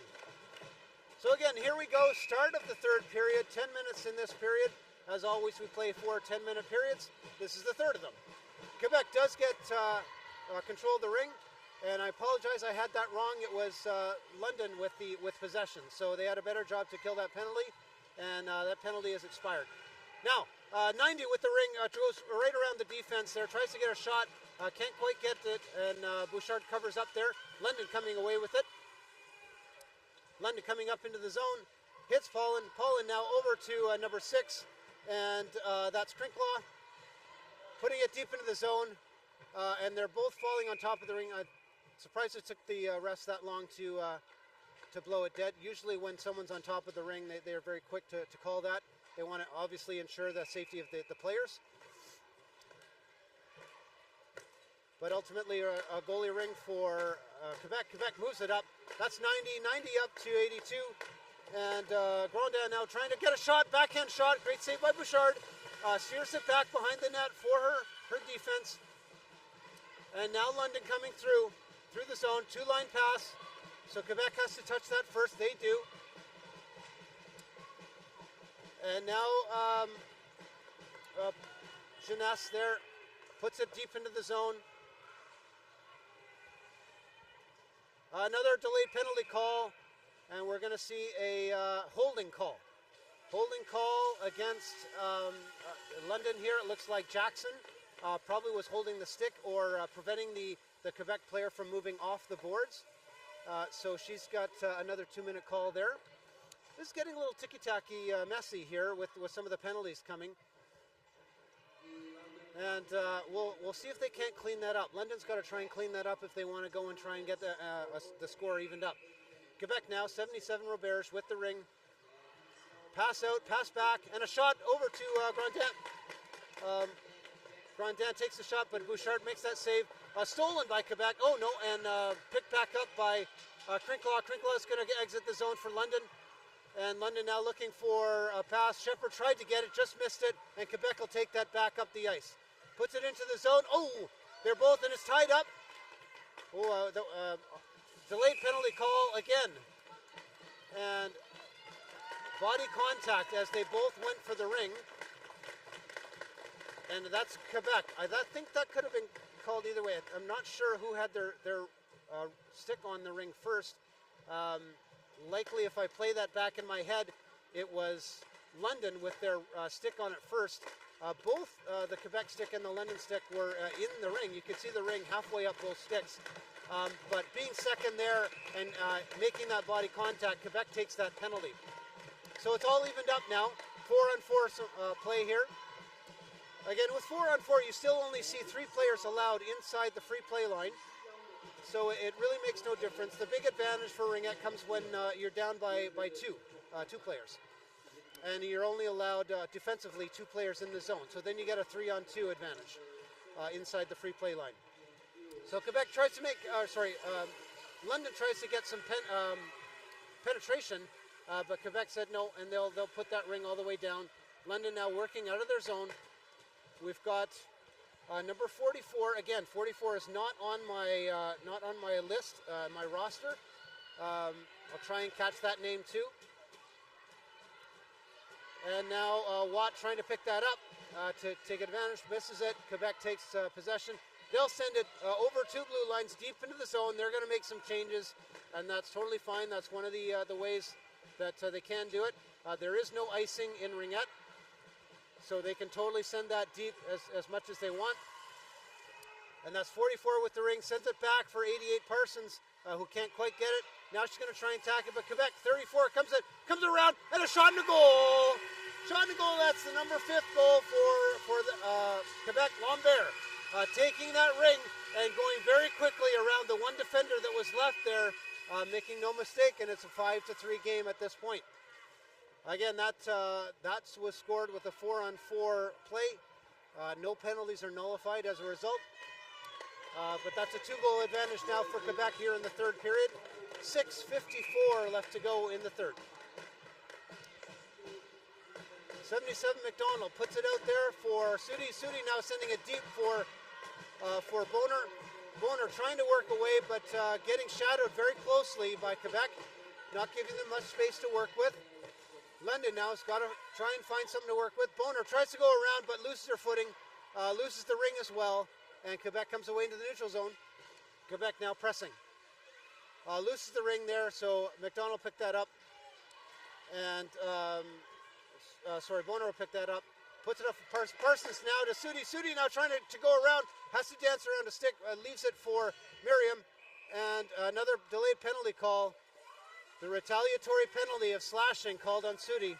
They'll always call the second person on that. Looked like they were tied up with their arms. Sudi got a little annoyed. Unfortunately, controlling your emotions in those situations is key. And the refs will always catch the retaliatory penalty. So Sudi back in the box, just as their first penalty expired. At least it's still 4-on-4 for London, so they still have an ability to work the ring themselves. Actually, I apologize. Both had expired. It is a one-person advantage for Quebec. So Quebec has their full staff out there, full line. Great save by Bouchard, making the end of a stick save. Didn't know where it was. Thankfully, it went behind the net for her sake. And now London pressing up. Miriam has to send it. Tries to send it and get a lead pass to Watt, but very closely guarded by Quebec. And Quebec turns that around, comes across. Now Crinklaw puts it up, tries to make an advantage there. Miriam deep in the zone, but shadowed, so that lead pass couldn't happen from there. Near a high stick there. Good call. Shoulder height, so it was all legal. And a lead pass for Quebec. Takes a shot. Great save by Bouchard. And another delayed penalty call. Body contact from the London. And London is really going to have to pull themselves together. Tried to make that check and got off balance. Took the Quebec player down to the boards. And that was an easy call for the refs. So now we do have a two-person advantage for Quebec, and you will see in the zone only two London defense allowed to be there. One of the typical techniques that defenses play is called butt-to-butt, really backside to backside, if you will. And you'll see them where they go just like that, and there they are, butt-to-butt right there. They will be backside and try and keep their sticks as low as possible to prevent a lot of the passing across the crease. And they'll play very tightly there as Quebec tries to work around and work the passes through their own triangle. And 90 almost had a shot there, but couldn't settle the ring down. 90 again losing the ring in between her feet. Does get it back. London doing a great job of playing this. And Bouchard covers up. There was an opening there, but again the ring couldn't settle. Shot goes. Bouchard safe. And Quebec picks up the ring there, puts it out front. Great defense by London right now, and they're doing a great job. And now we'll get the ring all the way down to kill some of that penalty, and they'll get a change of personnel here. So great job by McClellan to get that ring deep so that the defense could change. Now defense scooting back there, trying to make sure they stay in position. McClellan there putting it for Parsons, tried to get a lead pass. And we are seeing so that was a blue line violation for Quebec, carrying it across the line. So we will see an offensive possession here for London. So they'll have a little bit of a chance to try and get something going here, even though they're down by 2 players. 15 seconds to go in the first penalty for London. And Watt will take the first free pass here. McDonald back deep in the zone to cover the lead player for Quebec. So really, London only has 2 players to work with. Watt has to take the shot. Her partner there, Jackson, was covered and had fallen to the ice. Watt does pick up the rebound though, and now Jackson with it behind the net. Jackson looking to try and get something going, coming around the zone, but loses the ring on a check, and now she's got to come back. First player's out of the zone, so now they're only down by 1, London is. And a pass there. Great save by Bouchard. Had no nerves there as she followed the ring across and covered up really, really well. Looked like London stepped into the crease in the process of trying to take a check. So we'll see a possession by Quebec here in the London zone. 77 Roberge with the ring. Sending it out to Huo now, looking to take a move, leaving it for Huo, but Huo loses it. And gains it again with a back check. Really quick back check and a shot by Huo. Great save by Bouchard. She's standing tall. She's not nervous here, obviously. Not going to take a fake. Oh, another great save. Point blank range. Quebec just really getting a lot of penetration here. 12 seconds to go in the penalty. And London comes away with it. So they've got it, puts it off the boards here for 44. 44 is, again, I missed it as she falls to the ice there. But 44 puts it deep into the left corner. And chasing it down. London is trying to get that Shepherd there, trying to steal the ring from Quebec. She's doing a great job of checking and delaying that pass across. That goes across, 2 blue lines. No, it was touched. There was a touch in the neutral zone, so fair game for anyone. Oh, London tried to get that pass in the neutral zone, but Quebec's there. And now number 4 for Quebec. Gamache is working it, leaves it back for Galachon. Galachon there now working around behind the net. Trying to find a passing lane. Oh, there's trying to get the pass inside. Goes off London player, but they get it back. Lambert there over to take a shot there, and another great save by Bouchard. London now working themselves up and taken down. Pullen, no call there. Pullen takes down Jeunesse as they get tied up trying to go for the ring. And Lambert gets the ring deep into the zone here. Oh, easy 1-0 there. Shot goes wide right. And into the zone is Quebec, into the crease goes Quebec, so they can't touch it. London now with the ring. Miriam tries to get it, but gets stolen by Quebec. Quebec now looking to take a shot wide left, and they pick up the rebound behind the net as London gets reset on their defense. Delayed violation there against the London, but that got counted out, so all is well. Quebec, a point blank, and there's the shot and a goal. Quick pass in front, and let's see who scored that. 82. So Grandin sneaks inside the triangle, unbeknownst to the defense. Pass goes through that lane, and she does a quick turnaround shot behind the goalie, and unfortunately Bouchard could do nothing about that. 6-3, the score now for Quebec, and Quebec has really come on strong here.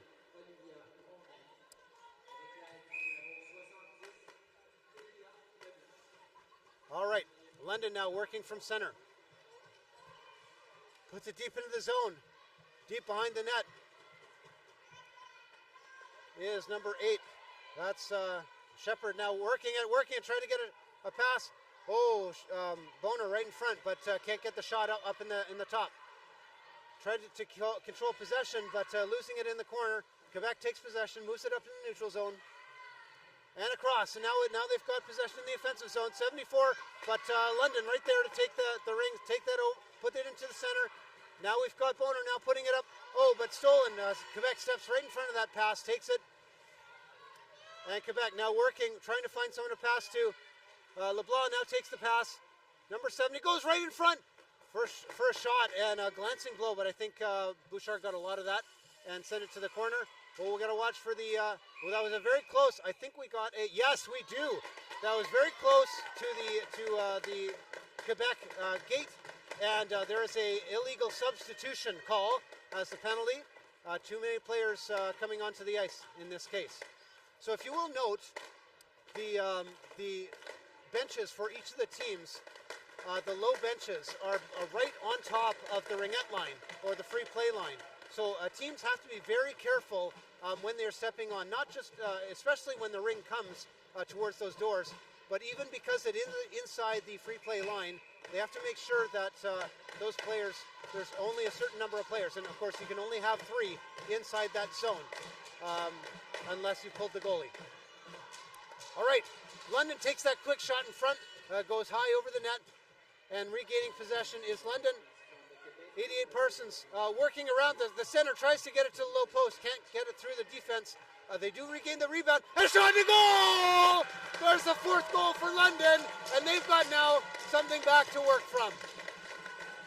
So that is a power play goal for London. And 12 gets that. Miriam gets that goal on the short side. Great job. London crowd is really sparked up now. We've got their flag bearer there trying to pump up the crowd as well. And now let's see if London can put something else together. Quebec puts that ring into the London zone. 62. Galachon working it. Back to 90. 90 now circling, tries a shot, goes wide right into the corner.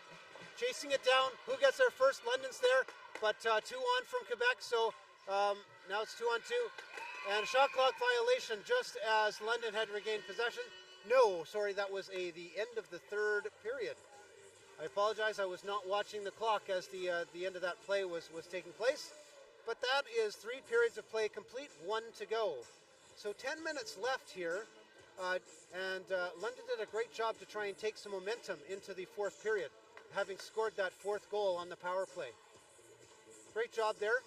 Bouchard really standing on her head for London, doing a fantastic job to keep London going, try and get some transition out of their zone, and London will work themselves up.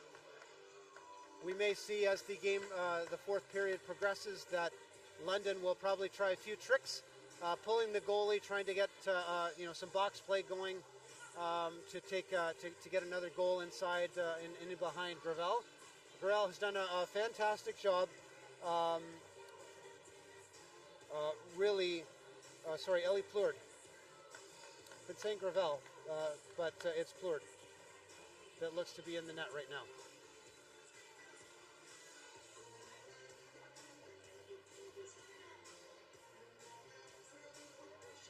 Thank you. So I do have a name now for number 90. It's Metavier. So Metavier, try and remember that as we see number 90 work it around. But it looks like Plourde is now in net. I completely missed the goalie change because Gravel certainly was in there to start. So I apologize, fans. But that is, it's clearly Plourde in there now. And we will, maybe that change just happened for the 4th period, I'm not sure. Like I said, I've been calling Gravel the whole game, but we will see. Plourde in there now.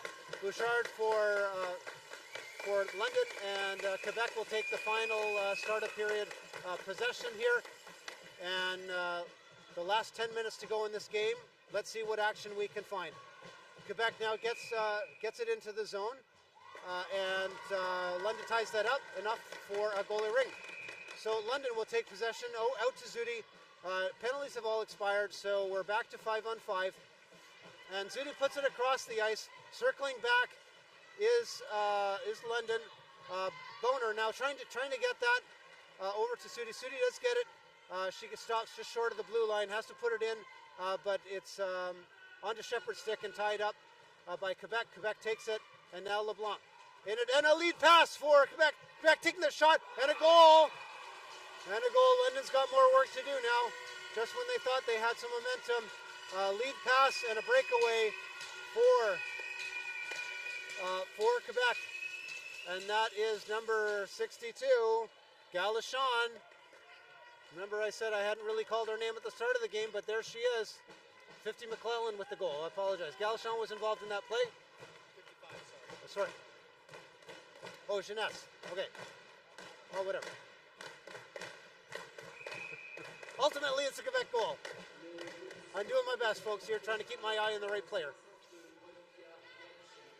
All right, Jackson now puts it deep in for Parsons. Parsons now in the corner. Turns sharply, tries to get a short side pass for 12. And Miriam now trying to work it up. Try to look for a pass. Oh, looking for a shot there. And short side pass. Parsons right in front there to try and get a cheap goal. But Plourde covers up. 5-second count. So Plourde couldn't get it away fast enough, and London will now get the free pass here.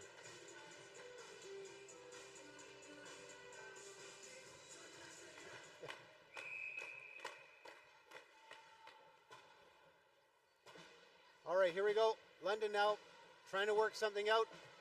17 is Paulin now. Paulin trying to put it down for Parsons, but Quebec steps in front of that, and they take it, and they're going to move quickly up the ice. The London's now in possession, but 77, Roberge has it, looking at a shot, but thinks wiser of it, goes behind the net, circles in front, makes a pass across to Grandin. Grandin now back to to Roberge, and ring gets deflected into the crease, and Bouchard now sends it out. Trying to make that pass is Roberge, but McDonald, but getting stuck. And ultimately it gets into the zone. Miriam now trying to get it on, get her stick on it, but Quebec takes that away, and St. Hilaire comes away with it. But it gets lost again in the neutral zone here. London with it. Miriam now trying to penetrate the zone. They carried it across the blue line there. They maybe have just got away with it as it was on the blue line. But now Quebec does the same thing. So they carried it across.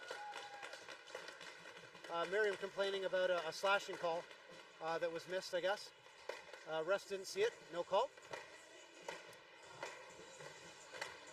But London ultimately does get possession here in the zone. 7:43 to go in the final period.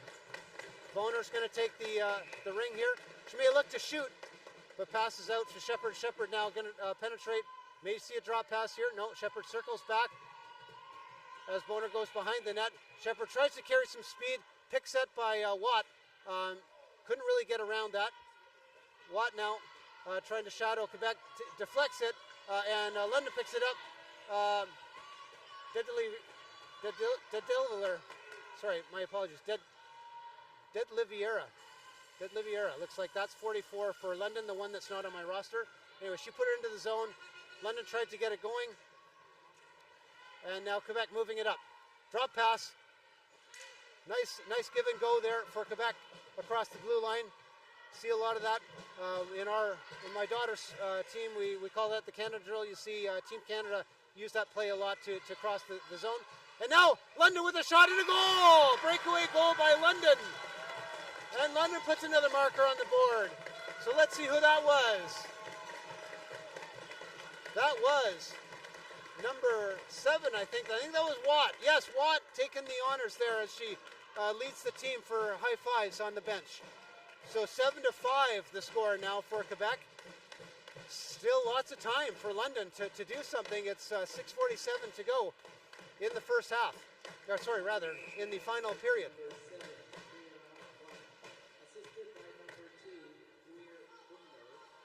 Now 90 going behind the net.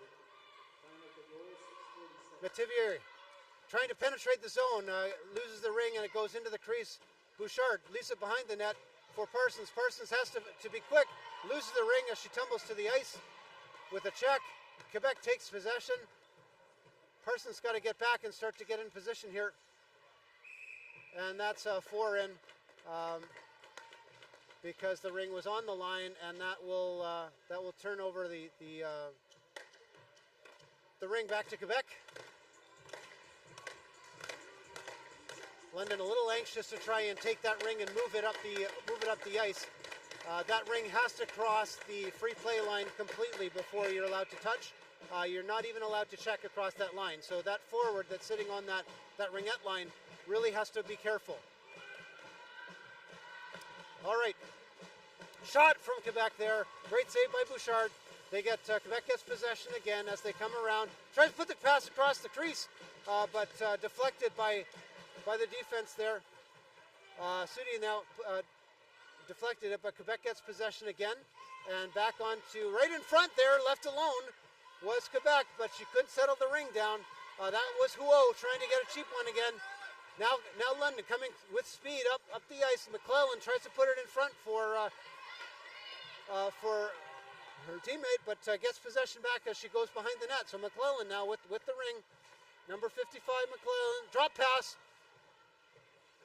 there for Parsons, but tries to go drop again for McClellan and loses the ring to Quebec. Quebec now, Huot with the ring. Huot puts it across for Gamache. Gamache now trying to take that ring down. And LeBlanc now with the ring. Tries to pass across to a partner. Oh, and it's stolen. Stolen by 62. And that is Galachon again. Galachon loses the ring though. Defense collapses, steals the ring for London. Shepard now with the ring, neutral zone, passes right across the ice, dangerous pass. And again, they finally gain possession. Shepard with the ring now. Tries to take speed across the triangle. Tries to take a shot in between, but they close the gap. And Quebec puts it into the neutral zone. Little piece of a stick comes off someone. and there's some foreign object there in the neutral zone. Picked up by London now. Quebec penetrating the zone, tried to go take a quick shot. There it is. Quebec now, left side, tries to go across, top the triangle, short, stops short, tries to take a shot, and that was 72. St. Hilaire with the shot. Now right in front, gets the pass in front, but tied up. Metavier was tied up there by London, and London puts it across into the zone. Into the neutral zone is Miriam. Miriam looking for a partner to pass to. Goes deep into the corner for Shepard. Shepard does come away with the ring, and she's going to settle that down and try to get something going. London now working to try and get another marker on the board. 3:55 to go in the final period. And now Miriam with the ring behind. Ring now trying to dance around, but very closely shadowed by Quebec. And goes around the triangle, but can't get a shot away. 17 gets a shot, but it goes high over the net. Picked up by Parsons. Parsons now looking to try and get something going. Pick play set by... Oh, and there's Paulin. Paulin tries to get a cheap shot there. The shot does go, and Fleur makes a save, covers up, steers it to the corner. Quebec moves it into the neutral zone. London comes away with it. Still fighting for the ring. Both teams fighting. Not sure who's going to come away with it. Quebec does finally. 3:12 to go in the final period. Quebec now into the London zone. And coming behind the net is St. Hilaire.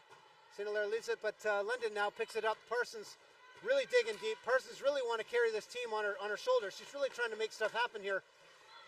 And now she's going to try and take the ring. The pass was just off her stick. She couldn't quite get there. And now Quebec coming away in the neutral zone. They've got space to work with here. And 72 on the boards. In front, in the shot, and goal! Oh, Grandin sneaks in behind there for a one-time goal and puts a backhand shot above Bouchard. Oh, Bouchard could do nothing about that. That was really, really clean passing. Unbelievable. Quebec has really had a special knack of getting in behind the defense of London. And unfortunately, London suffered from that a little bit, making the score what it is. Timeout was called, and it looks like we're going to get some words of wisdom here passed from for London to try and pick themselves up with 2:38 to go in the game, down by 3.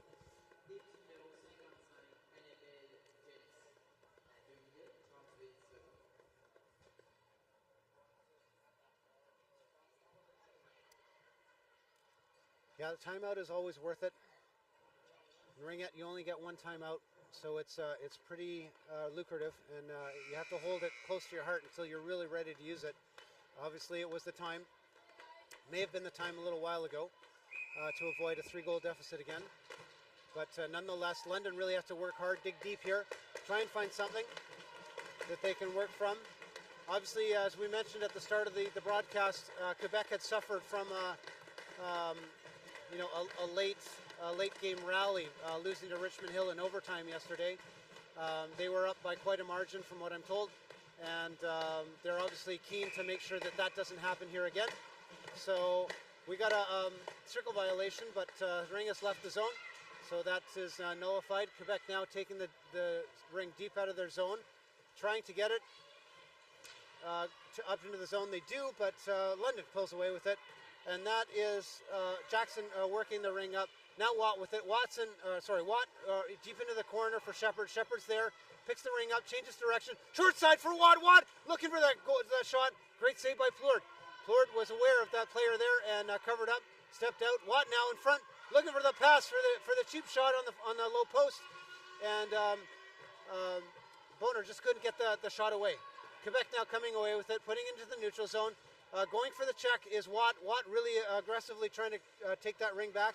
Sudi now trying to take that ring. It's a loose ring. Who's coming away with it? Quebec gets it. A little bit of a hook there, and that'll be a hooking call as soon as London touches the ring up. And Sudi going for 2 minutes now to ride out the rest of the game here.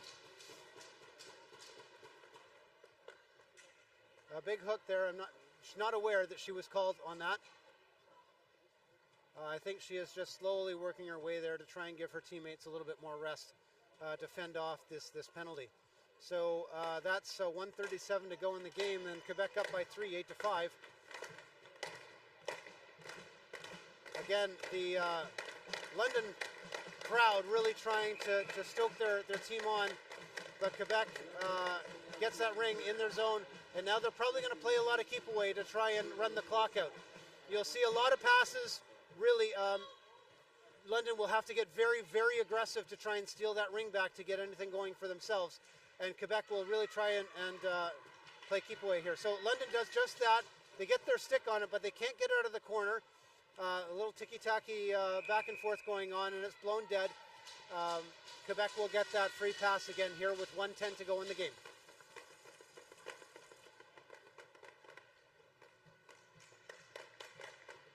$1:10 to go. 8-5 for Quebec. They really were very steady at pouring on pressure and finding their opportunities, making the most of it. Quebec now right in front, and it goes off the post. I think everyone thought that was a goal too, but that quick goal shot was by Roberge was off the post, and I think it fooled Bouchard because she barely moved on that one. She'll thank that post again to once that game ends.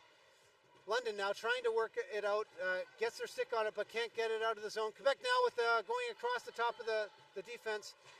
71 is Huot trying to look at it. Roberge now. Roberge and Huot is going to try and keep away, but Jackson gets her stick on it, puts it in the neutral zone.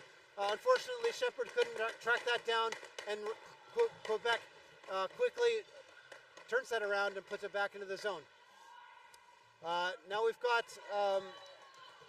got 44 coming out from the zone and puts it on the stick of Parsons. Parsons breakaway to goal! Whoa, 13 seconds left to go in the game, and there's a little bit of positivity for London to take away here as they put another marker on the boards, making it their 6th goal here in the game. As I said, 13 seconds to go, so they really need something extra special to try and tie this up. Looks like Quebec will come away with it, but that's a nice goal. Nice goal and a little bit of validation for the penalty that Sudi took. Quebec putting it into the zone, and they're just going to play keep away. They put a shot on net, and Bouchard covers up. She's going to hold on to it for the end of the buzzer, and that is the game. 8-6, the final score for Cyclone de Quebec. They put on a great show here, really keeping pressure on all the way through. London did a great job. They just didn't have enough all the way through the game to try and make the most of their opportunities. That was a beautiful goal at the end, though, by Parsons. So ideally, they can take some good things away from this for their next game today. They only played one yesterday, so they will definitely have a second game today. And they're working to shake hands. As the players line up to shake hands here, I want to thank you for watching with us today, all of our fans out there paying attention to this game. It was great fun calling this game. I'll be online in another few minutes to call our next game, which is Edmonton AA against Richmond Hill Lightning. And it should be another great game to watch. I thank you. It's Andrew Bird signing off for this game for now. Until next time.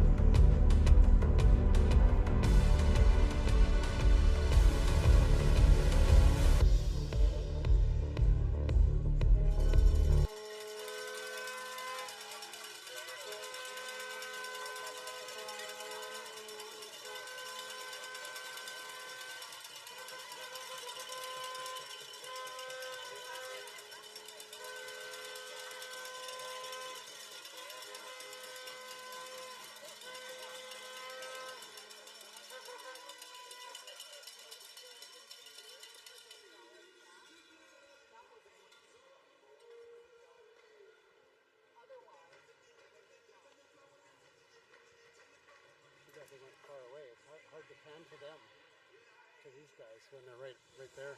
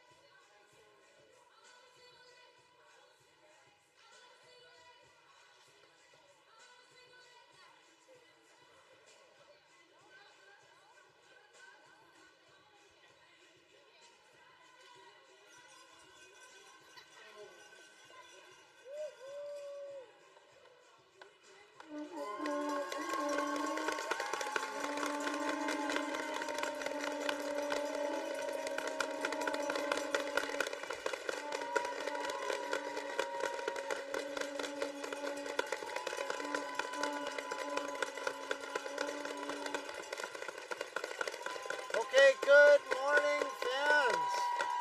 Welcome again to the Canadian Ringette Championships here in Ottawa, Ontario.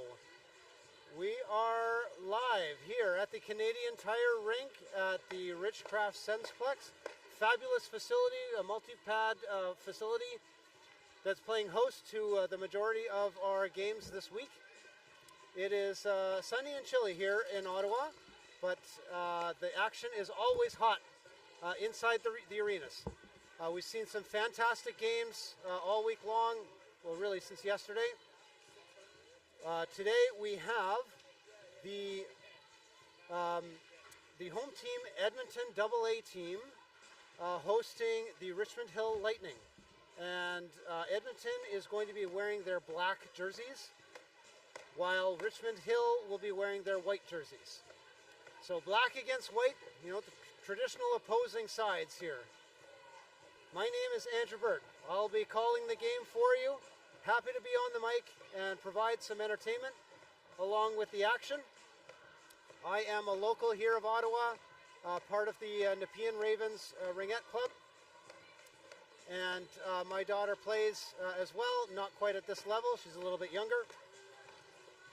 I'm also a referee, so I have a very good knowledge of the game, and I will help explain a lot of the things as they take place. I always like to provide some explanation of things that are happening to those of our watching audience that don't necessarily know exactly all the specifics, just so that you get a better understanding and enjoy the entertainment value a little more. All right, today we've got Edmonton. They played one game yesterday and they beat Team BC 7-4. So they are tied for first in Pool C with London, the London Lynx.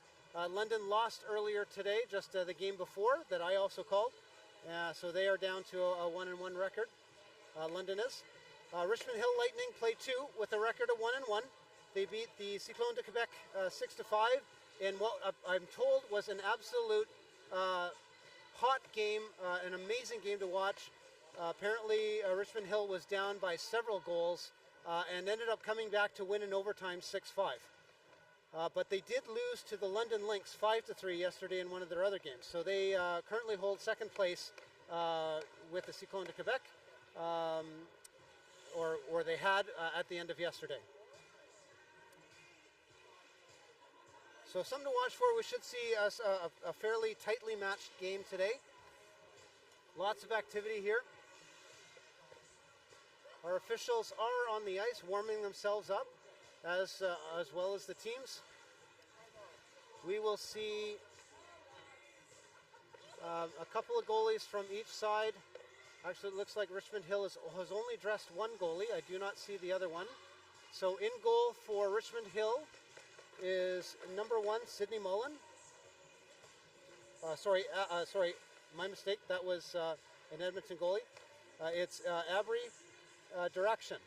Abby Direction is our goalie for Richmond Hill. There are 2 goalies dressed for Edmonton, and once we get the game started, we will see who actually takes the takes the crease for them.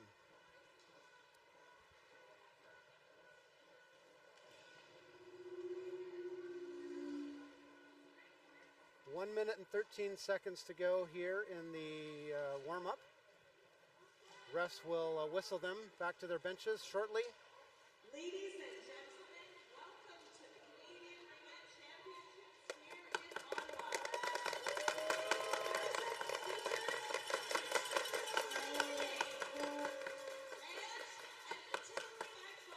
The fans are great. We're going to hear a noisy crowd here today. Very close to us are the Edmonton AA team fans. They've got thunder sticks, they've got flags, they've got wigs. And it's an amazing crowd over there. On the opposite side, the Richmond Hill team has brought their noisemakers, their cowbells, their flags, and their swag. Both teams are here both crowds are here to cheer their teams on. And it should get pretty rowdy in here. All right, final thoughts here. Can't really predict who is going to be the better team. You know, the earlier game, I had thought that London would take it a little better to the Cyclones de Quebec based on, you know, who they beat. But style of play is always a wild card and a wild card factor. So, you know, on paper, it looked like, you know, potentially Richmond Hill could take it to Edmonton. Edmonton has only played one game, so there's only one thing to compare against, and they beat Team BC quite handily. So we will see what happens.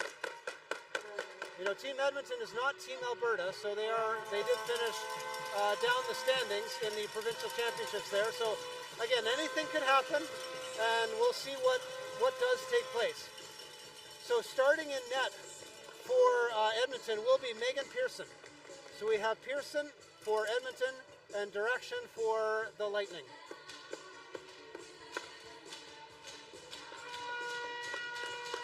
We have 4 periods at 10 minutes apiece to make this game complete.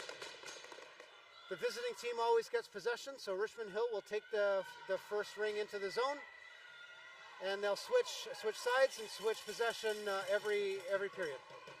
So, Pham now, number 27 with the ring behind the Edmonton net. Circling around, drop pass there, looking for the flyer coming in from the top. But Edmonton gets in front of that, puts the ring into the neutral zone. Now for Edmonton, putting it up is now 19 with the ring. That's Drew. Drew now has the ring behind the net, circling around, looking for a pass. Over to 9, Solkovich. 20 picks it up, so 20's looking for a pass to Drew. And 20 is Ardiel, and Ardiel picks that up, takes a shot. Richmond Hill makes a save, that's Direction makes a save. Puts it out there, but Edmonton quick back with the steal, and a shot. Direction, another great save. And back into the crease goes the ring, and we have a delay of game penalty.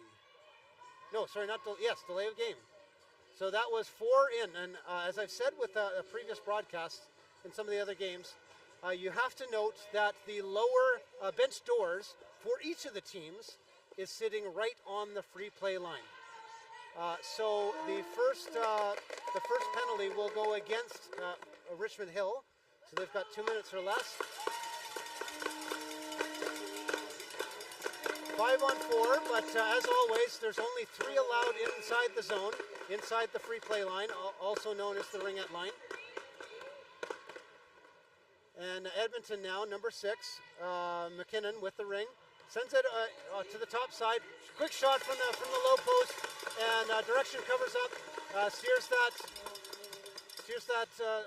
ring to her defense, who puts it up into the neutral zone.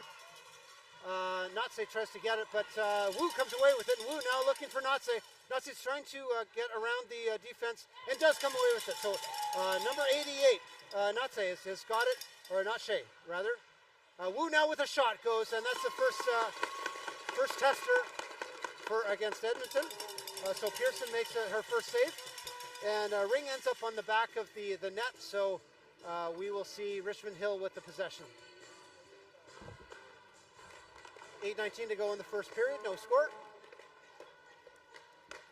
1:21 to go in the delay game penalty to Richmond Hill. Now Nache with the ring after the pass, and she's coming around behind the net, taking speed, going wide now, coming up top, now taking a wide turn around, again behind the net, cycling, trying to build up speed, moving that defense as much as you can, looking for an angle. And now Wu takes that ring as it goes loose into the corner. Wu looks to pass, goes through the triangle, shot and goal from Wu! Wu with the first marker there. Great goal. She looked to fake a pass, fooled the defense, and then found a lane right behind Pearson.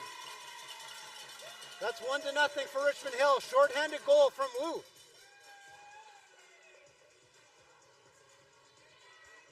So Suki Wu with the first goal. Edmonton now taking the ring. Number 16 is Wrighton. Wrighton puts it to 12 to 14. 14 just misses it. 16 tried to get on. It's 2 on. Edmonton should come away with it. Now that's number 8, Patel. Patel with the ring. Circling around, waiting for help. Looking across triangle, tries to go and sweep it across, but checked off it at the ringette line. And Edmonton comes away with it. That's Patel again. Patel sends it across to 13. 13 block shot. Richmond Hill trying to come away with it. And Edmonton with the ring. And that's 13 Boyd. Boyd now with the ring. Boyd now looking for a shot. Nope, blocked by Richmond Hill. Great defensive positioning here. And shot clock violation, so goalie ring.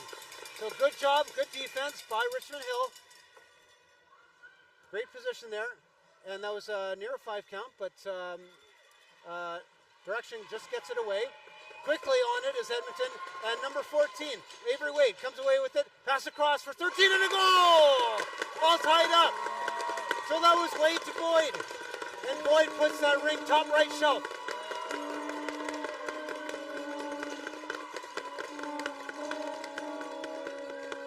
Well, Boyd certainly found where Grandma keeps the peanut butter and found that top shelf. She made no mistake, that was a zinger. One apiece here now, as they're at even strength, 6:52 to go in the first period.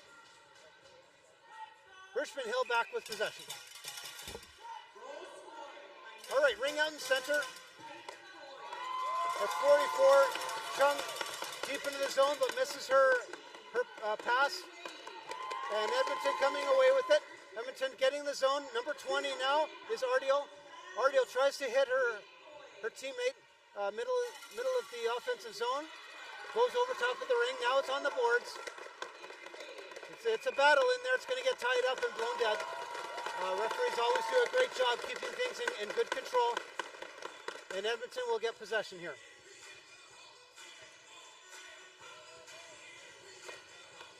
So number 19, Drew, will take the first pass here.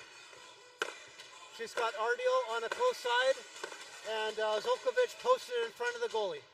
Could be a shot. No, pass out to the outlet. Now Drew with the ring.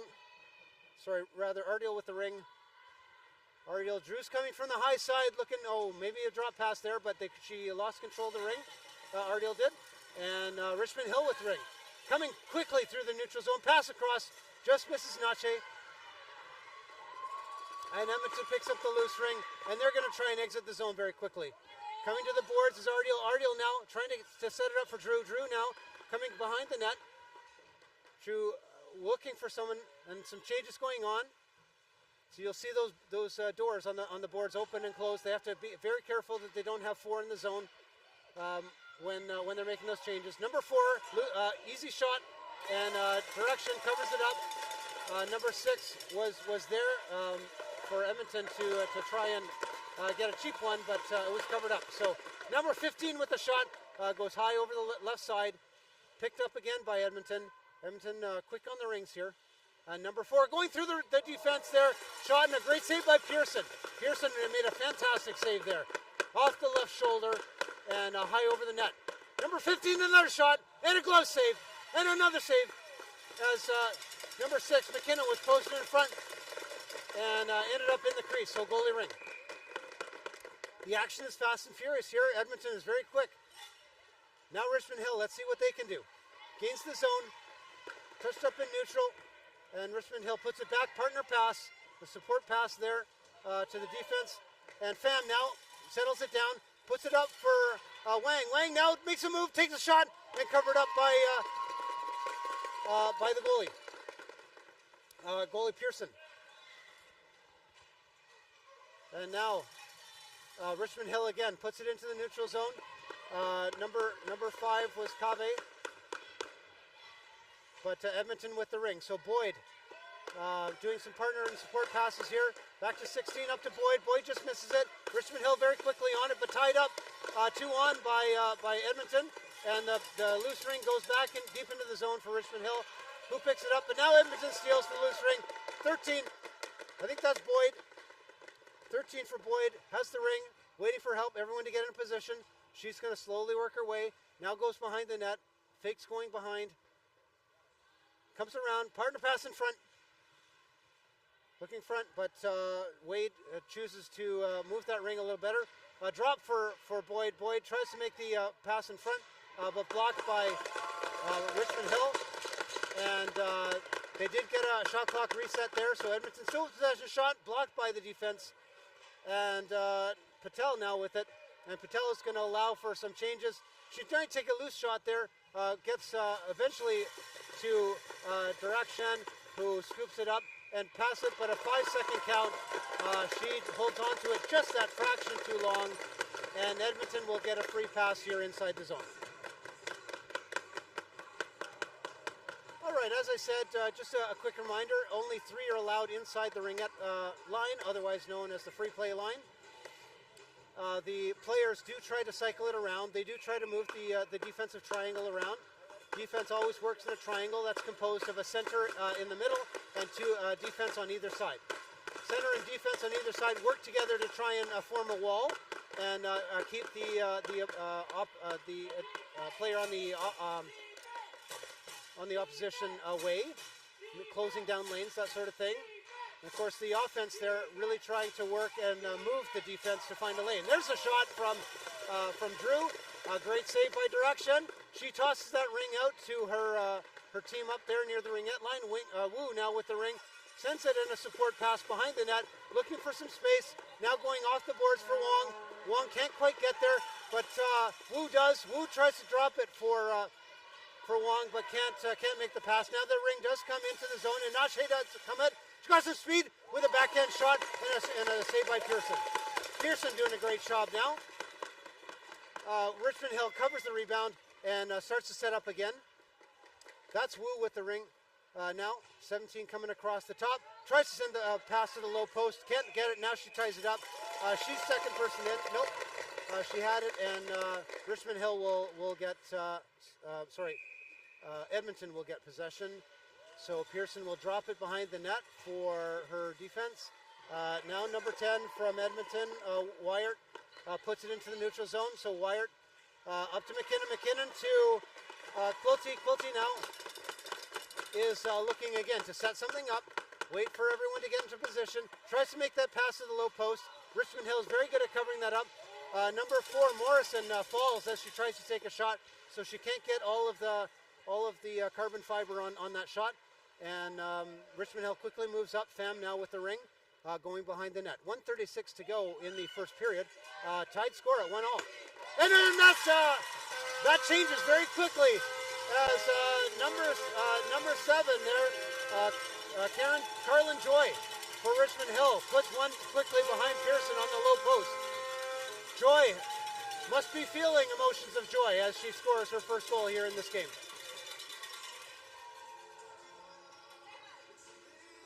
All right, 2-1 now for Richmond Hill. And Edmonton now has a chance to try and even it up. So Edmonton deep into the zone. Edmonton now taking off the ring, but Boyd picks it up, tries to make a move, looks for a shot. Richmond Hill very good at covering up those lanes. Boyd now coming behind the net, trying to find. She's got Wade in front, looking at the low post. No lane there to pass to. And number 8, Patel shadowing her, trying to take a drop pass if needed. Now Richmond Hill steals the ring as the ring goes into the corner. But in and behind the net, Wade ties her up, and another Richmond Hill player comes around. Well, breakaway here potentially. And we've got Richmond Hill. They just can't get their stick on it, and Edmonton's back fast enough to tie that up.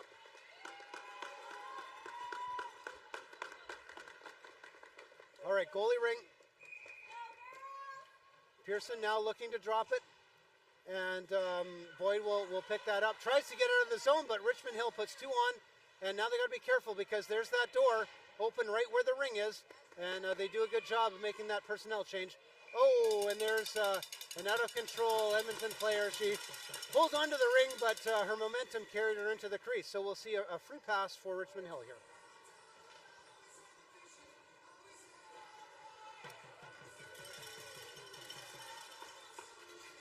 Okay, Wu will take the first pass, and she's got, I've got a 22 that I don't have a 22 on my roster.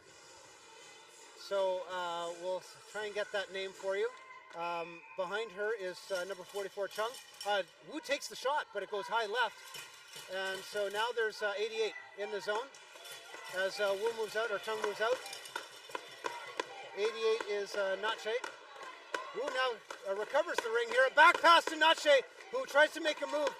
She probably would have been better served just to take a shot as she had the left side kind of open and clear.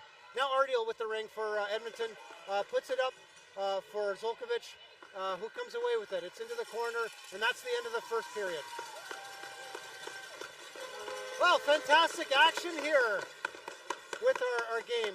We've got 2-1 score for Richmond Hill as they put a couple quick goals in there.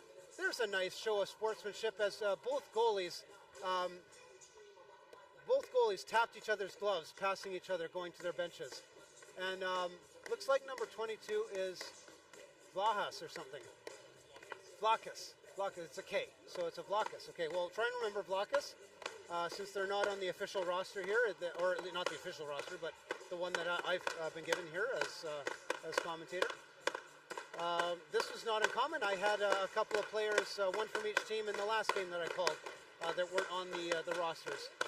So potentially some late additions to those teams that didn't quite make it to Ringette Canada to include in all of the support material here.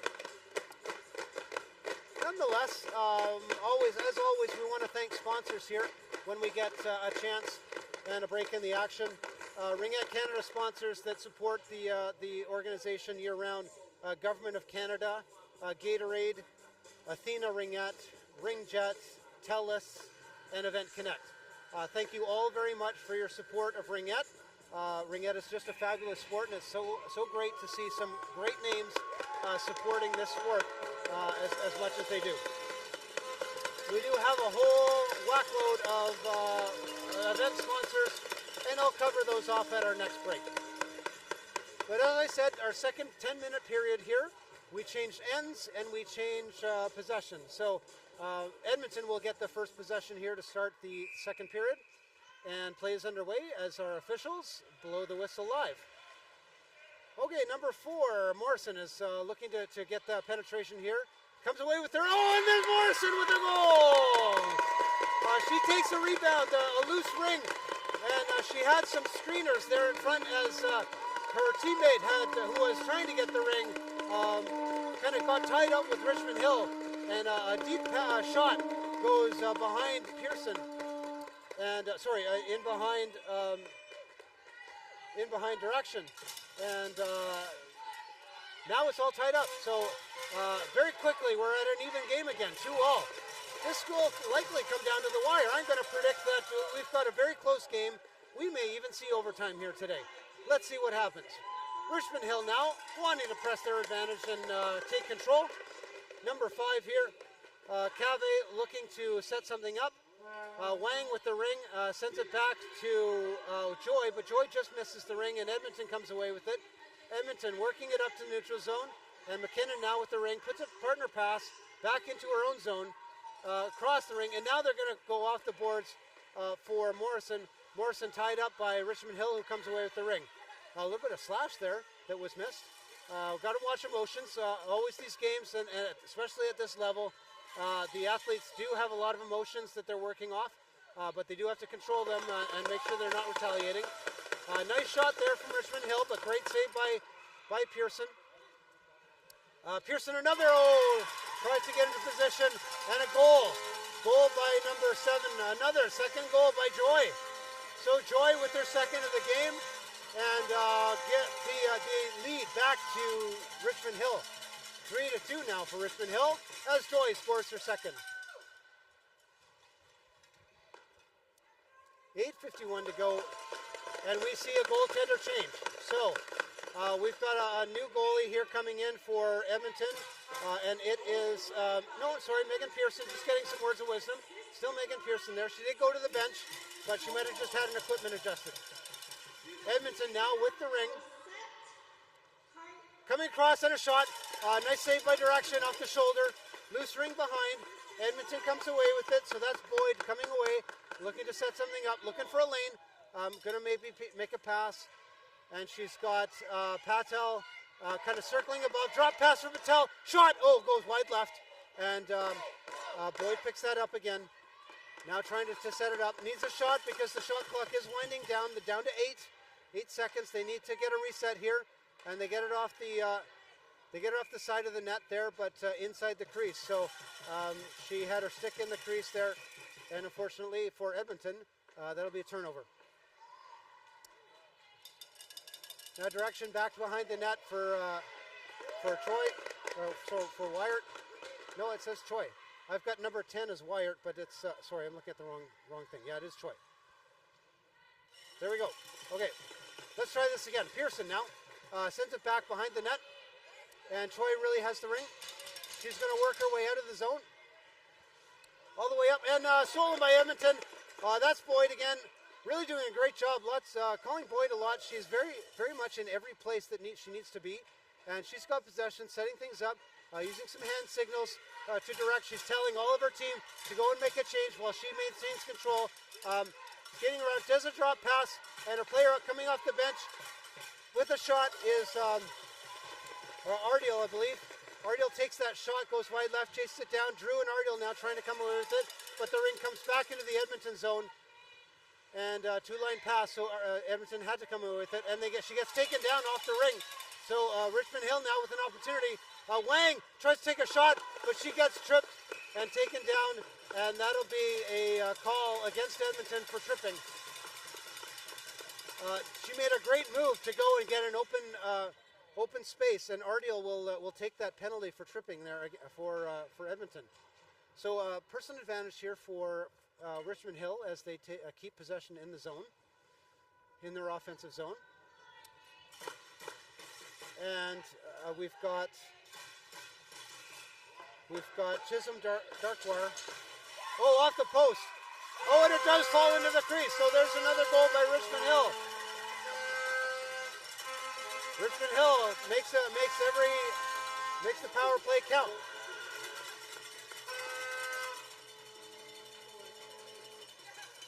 And the officials just checking who did score that goal. Looks like it was Pham taking the first honors here. Number 27, Pham putting that goal behind Pearson. It was a surprise to many, I think, including the officials. Sometimes they just have to go and check to see who had passed to Pham, make sure they get the assists recorded properly. All right, now Richmond Hill, Edmonton tried to press in, but Richmond Hill takes that ring away again. Edmonton trying to deflect the ring.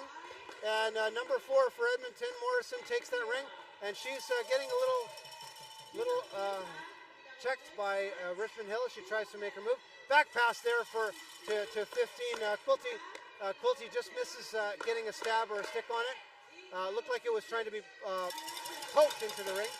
Quilty does take a shot. But a nice save by Direction, and punched into the zone by Edmonton. Now we have McKinnon now with the ring, drops it for Morrison. Morrison takes a shot, but it goes off her own player, and picked up by by Quilty. Quilty now on the ring, looking. So the center dropped. They had an opportunity to kind of skate very quickly in, but missed it. So Edmonton now puts it in front. They're trying to get low post. but they missed hitting the net, and that's a shot clock violation. Goalie ring for Richmond Hill, and we will see. And she was confused about what was going on. 5-second count, so Edmonton will get the ring. It looks like Direction thought that something else was going on at the bench and not really paying attention to the 5 count by the official. And so Edmonton will get another chance to take this and get a good shot on Direction. 5:30 to go here in the second period, and it is 4-2 for Richmond Hill. Clarification there from the officials to the bench, trying to figure out what happened there. All right, Boyd with the ring. Wade way high, and she's looking for coming low. A drop pass from Wade, and a shot goes. Oh, and a great save by Pearson. Pearson makes that. Direction makes that save, and drops into the crease. She picks it up, puts it out for her players. Quickly into the neutral zone. Nache with the ring, puts it up to Wu. Wu has maybe a little space, but Edmonton quickly back to block that pass and get into position. Checked off the ring, and Edmonton comes away with the ring in the center zone. Looks like she touched it, so that was a both side violation, a blue line violation by Edmonton. So ring will come into their zone, and free pass awarded to Richmond Hill. So Richmond Hill, number 27, Pham, will take the ring. Will take that free pass. Again, she has to pass fully outside of the ring before anyone else can touch it. And down into the corner, Chisholm Darkwar comes away with it. Tries to get that pass to the low post, but can't make it. And ring goes all the way into deep in the neutral zone. Nache comes away with it for Richmond Hill. Puts it back into the zone. Joy just missing it. And 21 from Edmonton now coming away with it. So that's Mortensen putting it into the neutral zone for Zolkovic. Zolkovic tries to get it but falls down. Loses her footing there. Ring goes across the ice. And Drew will pick that up. Drew now trying to move, but tied up by Joy. Joy seals the ring, and she's going to put it into the zone for her partner. Joy gets the pass back from Chisholm Darkwar and moves the ring around. She's going to make a cycle behind the net. Look around. She's going to look for a drop pass, but maybe a little support pass to the short side. It's there, but it goes high over the net and actually over the glass. It hits the netting behind the glass, which is quickly blown dead, and it does go to become an Edmonton ring. So when that ring goes over the net, that's a violation, obviously sending the ring out of play. Edmonton, instead of a goalie ring, will get a free pass awarded in their side of that zone, that free pass circle. Making that pass to neutral was just missing. It was Quilty, and Richmond Hill quickly back on the offensive. Looking for a support pass across. Again, that number 15 there could not cross the free play line. She had to wait for the ring to come. And it is. And now Edmonton's coming away with it. So that is McKinnon, Morrison rather, trying to put the ring up. Morrison now trying to skate through trouble. And she finds a lane and now finds an open player. Quilty now with a shot. And a great save by Direction. Direction there, chest save. And ring tries to come across to the far side, but Richmond Hill quickly jumps in front of that. Now, 88 from Richmond Hill is Nache, and she gets checked off the ring. Edmonton now with the ring quickly in front, and there's loose ring, but swiftly picks up that ring for Richmond Hill, and looking to make a pass into the neutral zone. And there's 22, and Blackus, I think that is, picks up the ring, but tied up by Edmonton. And Edmonton will likely get that ring.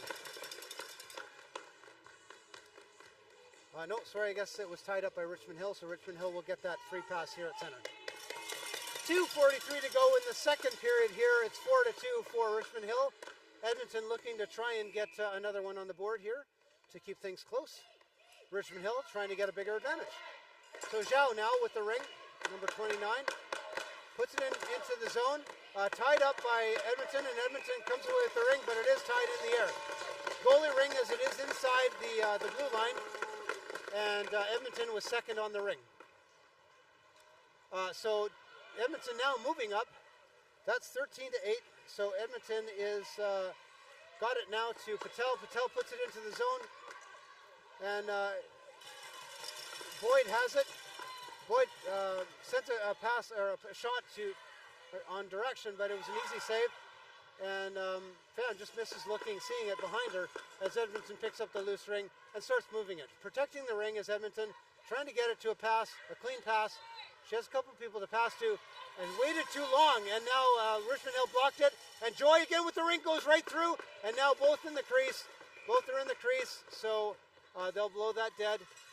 Edmonton was first in the crease, so that was the first violation, and Richmond Hill will get the ring. Again, the crease is a no-fly zone for anyone except the goalie.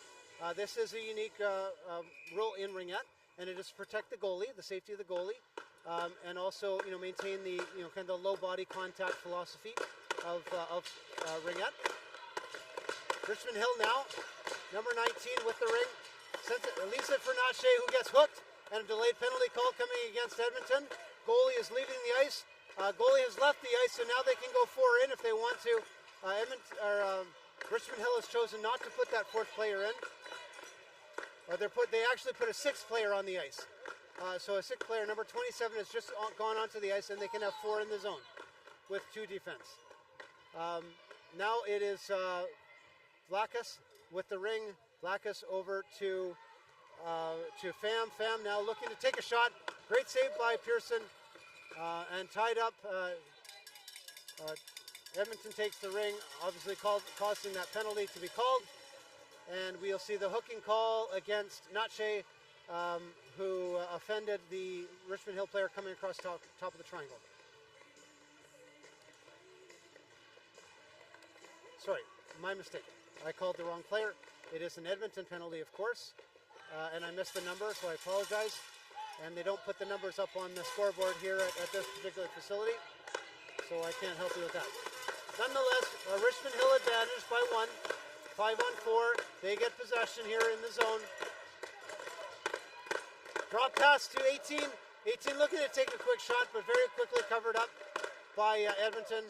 Richmond Hill now, that's Chisholm Darkwar with it. Loose ring there and picked up by Edmonton, who dumps it deep into the zone to try and get some fresh legs out on the ice. And now pass into the neutral zone. Back pass, a support pass to Choi. Choi misses it, and Chung misses it. Chung misses it again, and now Quilty is on it. Quilty looking for a shot, deflected by that, and they missed it. That ring was touching the crease, so the ref obviously can't see through the net, missed that one. Nonetheless, Richmond Hill moving into the neutral zone. Chisholm Darkwar tying that things up there, and we'll get another penalty call.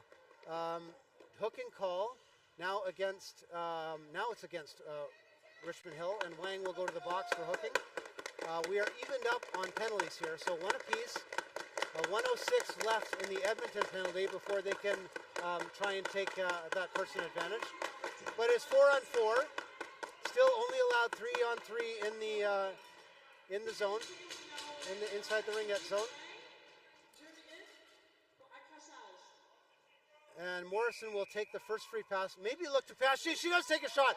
And a great shoulder shin save by Direction. She puts the ring behind the net.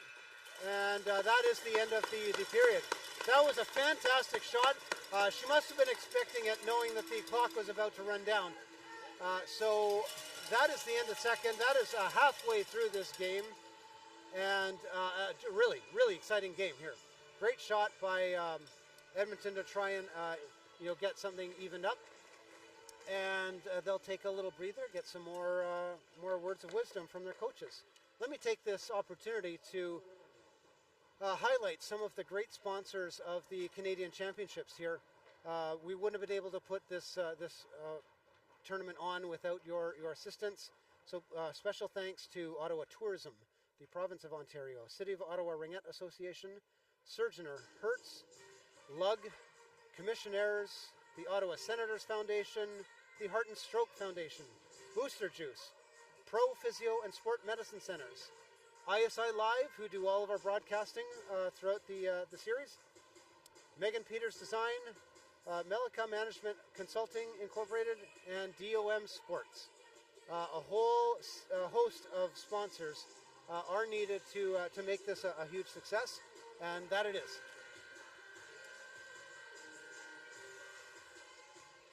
One not sponsor, but one partner in the championships is Gaydar Promotions, and if you're at the arenas where these games are being held, they've got booths set up for all of the swag that you can purchase: shirts, hoodies, hats, socks. They got a whole selection of swag that you can purchase. So again, as of the start of this period, we switch ends, and the first possession goes to the next team. So, start of the game, Richmond Hill had possession. This is the third period, so they will get possession again here. Last period, Edmonton will get that possession to start the period. Looks like Richmond Hill coach wants a clarification on something. Talking to the officials there, just trying to clarify whatever might be a concern. Potentially something awry with the scoreboard, so the official will check that out. I'm not sure what that could be. There are 58 seconds left in the penalty to Edmonton. Again, so just about the 9-minute mark left to go. That player will fly out, and it looks like it is Lila Drew that's in the box right there. And then they'll be able to have that 5-on-4 advantage. Currently, it's a 4-on-4, and again, the officials just making sure both teams know exactly what was discussed and that everything is set the way it's supposed to be. It was a penalty. So there were 1 minute left in the penalty. So that's what was calling. They didn't want to get shortchanged. So that's what was fixed on the scoreboard. Wu now with the ring for Richmond Hill. And 29, now Zhao sending it back across to Zhu, looking for a lane, but get pushed off the ring by Edmonton. Edmonton playing some stout defense here. Goes across the ringette line, so that means number 6, McKinnon, can send that ring into the neutral zone. Picked up by number 17, Carey. Carey, I haven't called that name yet today. Carey now getting involved in the play, working it up. And number 6, McKinnon, working the zone, trying to kill the last 20 seconds here of the penalty to Drew. And she's trying to work it, make sure that they maintain possession. Just deflected by Richmond Hill as the pass comes across the ice. McKinnon now tries to get a shot on net, but possession changes and the shot clock resets anyway. Penalty is over for Edmonton. It is now a 5-on-4 Edmonton advantage. Morrison sends it into McKinnon. McKinnon now looking to spend a little time until they get the right personnel on. And 19 now has the ring, Lila Drew. 14 has the ring, that's Wade. Drew went to the bench. And Wade tries to take the ring through the defense and falls over top of their sticks. Boyd picks it up, though. Look for a shot, and goal! Goal by Edmonton. That's a fantastic goal by Wade. Rather by Boyd. Boyd from Wade. That pairing is really killer. They've done a great job with the other goals, and they've done it again. So that's goal number 3 for Edmonton, reducing their deficit to 1. And that was a power play goal. So that penalty is nullified against Richmond Hill. And we're back to 5-on-5 play with a 4-3 score, 8:32 to go in the third period. As I said, folks, it's going to be a close game, and it's going to come down to the wire, I think. All right. Number 5, Cave from Richmond Hill. Puts that first pass together. Number 9, Papadopoulos did take the ring, puts it into the zone, it's a loose, and Edmonton pushed it up. Edmonton looking to put that advantage, they get it across the zone, and now Boyd has it again. Boyd now trying to work away off the boards, find some space and set things up. She drops it for Who's that with the ring here? That's Patel. Patel with the ring. Patel tries to send a shot through, but it gets tied up by Richmond Hill. Richmond Hill taken off the ring, and now there's a fresh shot clock for Edmonton as Boyd has it.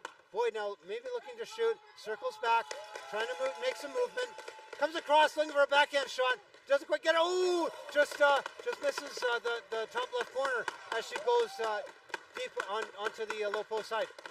And Wade has it now, leaves it for Drew coming off the bench. Drew now going through the defense there. Backhand shot and a great save. Great saves there by Direction. And Direction puts it out front, but blocked by Edmonton. Edmonton then punches it into the neutral zone. And 21 from Richmond Hill sends a lead pass to Wu. Oh, and another penalty call. So, sorry, that was Joy. Joy with the ring. And the shot getting offended by Edmonton. So a delayed penalty call against Edmonton again here. And pass across to Wu. Wu misses it. Wu picks it up again, puts it onto her partner's stick. Wu takes a shot, but blocked by Edmonton. Again, Richmond Hill comes away with it. Shot again. Another great save by Pearson. Pham has it with a fresh shot clock. So Pham now leaves it for 19. Drew. Sorry, not Drew. Shot goes. Pearson steers it to the corner. No possession yet, so the penalty has not been called. A great job controlling the ring by Richmond Hill here on the delayed penalty call to really maximize their opportunity. Wu sends it across, and the shot goes, and a goal. No, it's not a goal. No, it's not a goal. Hit the post, came out. There is a penalty call. I'm trying to see if they're going to put the goal up or no. Yes, she's thanking Pearson's thanking her post, actually kissing them. Really comical to see. There was no goal there. It did go off the post. But the goalies do love their posts, and they pay special love to them. The crossbar as well is no exception. But another penalty. We've got 2 penalties to Edmonton. And they will... so they took 2 penalties in that period of possession by Richmond Hill. And that can happen. Two different occurrences, 2 different penalties. So I apologize, I missed the second one, and I missed both players that were going into the box. So when this happens, now it is 3-on-2 inside the zone, and Edmonton with a player short there will play what's called butt-to-butt, or behind to behind. They'll play backside to backside, make sure that they block and shot, and there's the first goal. So Richmond Hill puts another advantage on the scoreboard, and they move that ring with efficiency. Edmonton just not covering things up. And number 19 there, Kalina Wong with her first goal here in this game. So Wong gets that goal, making it a 5-3 goal with 6 minutes left in the third period. That nullifies one of those penalties. They're still shorthanded, Edmonton is, for another minute 45. Great action here. Edmonton's got to do something. Edmonton, number 10, Wyatt tries to put it deep into the zone for Quilty. Quilty there chases that down, but she's got 2 Richmond Hill players on her. And she magically comes away with it. So she finds some space, gets away from those checks, takes a shot, and it goes behind. Oh, just rolls outside of the crease. And Richmond Hill picks that up. Richmond Hill now with possession, but losing it to Quilty. Quilty trekking, and Richmond Hill picks that up again. So now they'll move out of the zone. Looking to pass up into the neutral zone for Wong. Wong just misses the stab, and Quilty picks up the loose ring in the neutral zone. She's going to try and spend some time getting it into her player, puts it just inside the zone. Richmond Hill now has to work their way out of it. Drop pass by Wu to Chung, and Chung now onto Wong's stick. Wong now sends it across the crease. And it was a crease violation as Edmonton tried to pick up that ring as it was still touching the crease. I think I mentioned this earlier. The crease is a no-fly zone. The ring is something they also have to be aware of. So the ring, if any part of the ring is touching any part of the crease, so even the outside line of that farthest outside line of the crease, it is a goalie ring. There is no ability for anyone outside of the crease to touch that. That is a goalie ring, and it's hands off. Someone went in the crease there, so it's a goalie ring. So Richmond Hill had touched the crease area. Unusual to see at this level, but it does happen as they work so quickly. And now Edmonton very quickly up. Boyd with the ring, looking to take a shot, but wisely choosing to get into a better position. And she tries to make a backhand pass into inside the triangle for McKinnon, who is trying to take position there. Boyd now trying to skate around. She's getting checked, losing not getting the shot away. Shot clock violation, so another goalie ring for direction and sending it out to her defense. Puts a long pass up to number 7, Joy. Joy then puts it on to Edmonton stick, and Edmonton very quick to move it up. McKinnon now with the ring, but losing it as she gets tied up with Swift from Richmond Hill. And there we go. So again, there's another unusual call. This is a penalty call against Swift. No, sorry.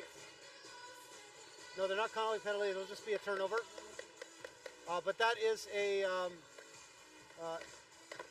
lower third call. So players cannot have their hand on the lower third of their stick. So they can't put so much pressure on their stick by moving their hand further down. That is a violation, and it's not allowed. You must make sure that your hands are no lower than 2/3 of the way down the stick from the top end. Richmond Hill skates through, takes a shot off the crossbar. Pearson's going to be thanking the crossbar and post again there. Got lucky with that stop, and now Edmonton comes away with the ring. Number 4 for Edmonton is Morrison. She's going to put it up for Carey, just kind of going in the wrong direction, but still maintaining possession. Puts it deep into the zone, tries to hit Patel, but just misses. Richmond Hill on the ring, and now they're exiting the zone. Patel is really trying to shadow and chase her down, doing a great job. Ring comes back to Direction, who steers it to the side for the defense, and blocked by Morrison, who puts it into Patel. Patel now trying to get a penalty call. Delayed penalty call, potentially body contact or hooking, I'm not sure. We'll see what the call is. But Edmonton now with a person advantage, and they'll try to play the box here with 4 in. And going right through in a shot, and covered up by Direction, and we'll see the penalty call for slashing. So I was wrong on both accounts. It was a slashing call.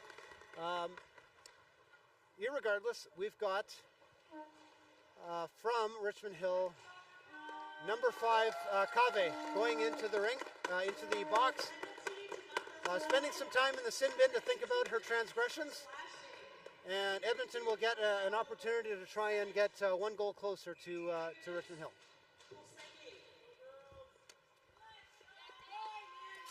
All right, number 20, Drew, with the ring. Cycling around. Let's see if it's a drop pass or an inside pass. Posted up inside is McKinnon. McKinnon looking for a shot. Oh, low post side to Drew. Drew now coming across the top, looking for a lane. Backhand shot. Zolkovic tries to get the rebound, but can't do it. Richmond Hill with the ring. Stays inside the zone. Just outside to Joy for Richmond Hill. And Joy is now trying to settle things down and move the ring up. Waste some time on this penalty. So it is 5-on-4 for Edmonton. Richmond Hill really trying to take some time, and stolen by Edmonton, but it's a loose ring. It is tied up ultimately onto the stick of Wyatt. Wyatt now up to McKinnon. Zolkovic. I'm getting Zolkovic and McKinnon mixed up. Sends it deep towards the goal, doesn't quite make it. Richmond Hill picks it up, going behind their net, and they are now coming through. 1:45 to go in this third period here. And Richmond Hill in the neutral zone, checked off the ring by Edmonton, who gets rolled over by another Richmond Hill player. Shot goes, Direction, great save there in the short. But Richmond Hill is in the crease, and we'll see a free pass for Edmonton now, still maintaining the person advantage. Sometimes teams will pull the goalie in this case to go 4 in and play the box, but not in this case. Edmonton will choose to maintain the goalie in place. And 15 will start with the ring. that's Quilty. And taking it into the area. McKinnon was in the area, and she's was in the crease, so it's a goalie ring. And Swift will take the ring out to Wu. Wu to Swift. Swift to Wong. Wong can't quite get her stick on it. And back to Edmonton. Edmonton goes, and we've got a whistle blown for boarding.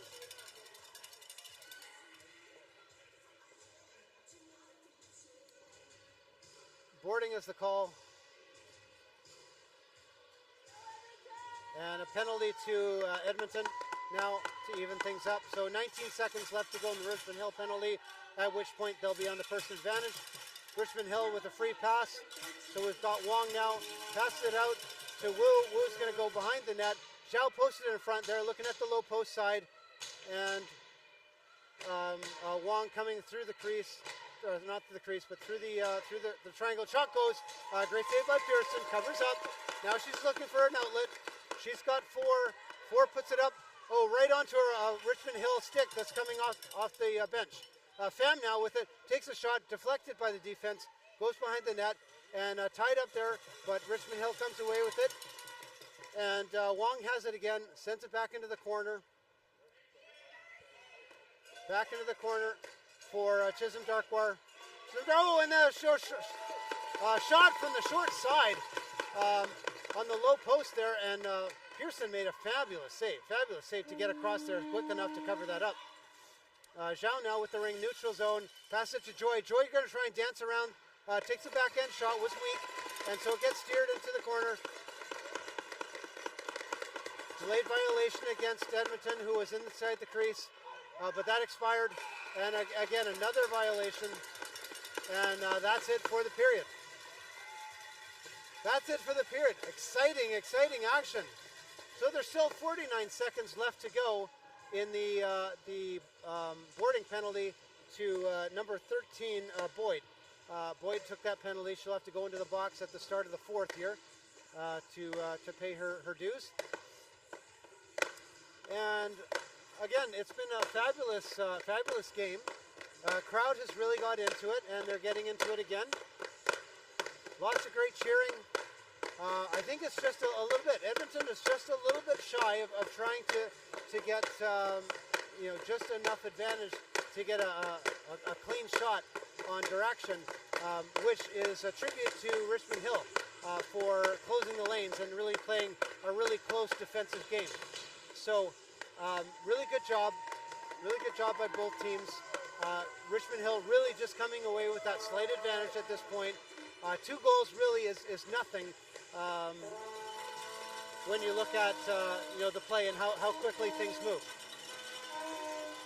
So again, to start this period, Richmond Hill will get possession as they switched ends again. Pearson just adjusting some equipment at the bench, and she's ready to go. Direction, of course, ready to go as always. Moving some snow out of her crease. Edmonton with possession at center ice. And here we go. So again, 5-on-4 for Richmond Hill. Edmonton with possession.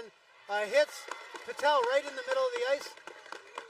And Patel is going to try and take this possession. Drops it for Drew. Drew now looking to again waste time. They're trying to drain down the penalty against them there. 30 seconds to go in that penalty. Drew looking for a shot, short side, goes off the post. They do get a reset clock, but unfortunately Richmond Hill comes away with it. Now Joy going up the ice to her partner, and Chisholm Darkwar leaves it for Joy. Joy puts it across to Pham. Pham now looking to find a lane.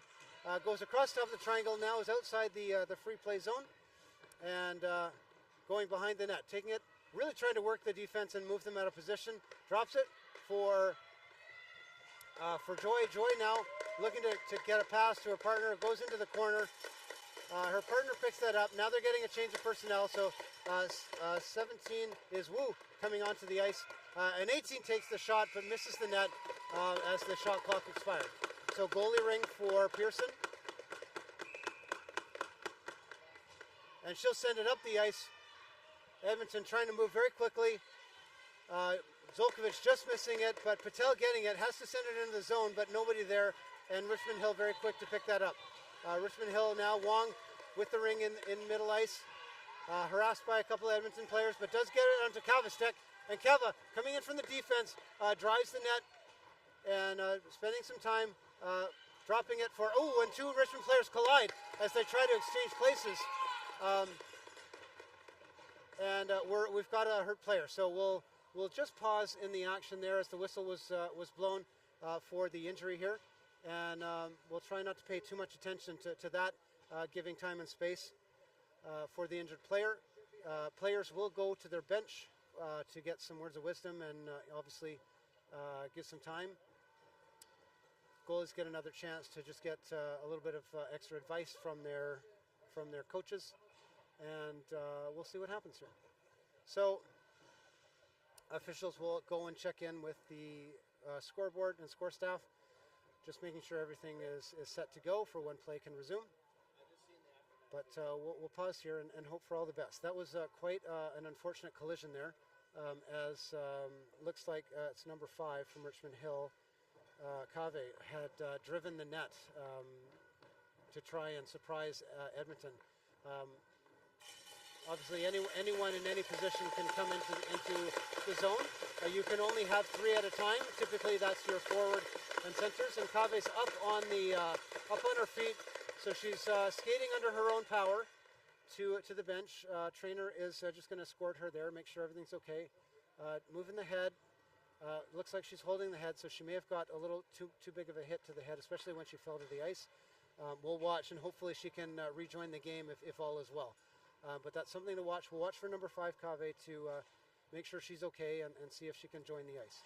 But like I said, the teams will exchange places. Only 3 allowed in the zone, but the defense can easily do that. So Wong looks for the quick shot here. Pearson makes a great save. And holding on to it, that was a pretty quick 5 count, but nonetheless a 5 count.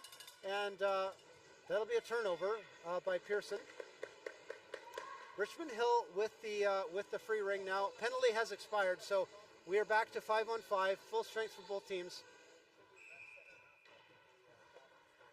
And looking for a shot. No, Richmond Hill is going to fake that one and try a little special play there. But Wu and Wong were trying to set something up. Wu now with the ring, trying to play keep away. Wong takes the ring, circles back around the defense there, sends it over to Wu, and she falls to her knees but can't get anything on it. Leaves it in the corner for Wong. Wong there across, shot goes high over the net, and picking it up and putting it into the crease is Richmond Hill. Pearson picks that up and sends it up the ice.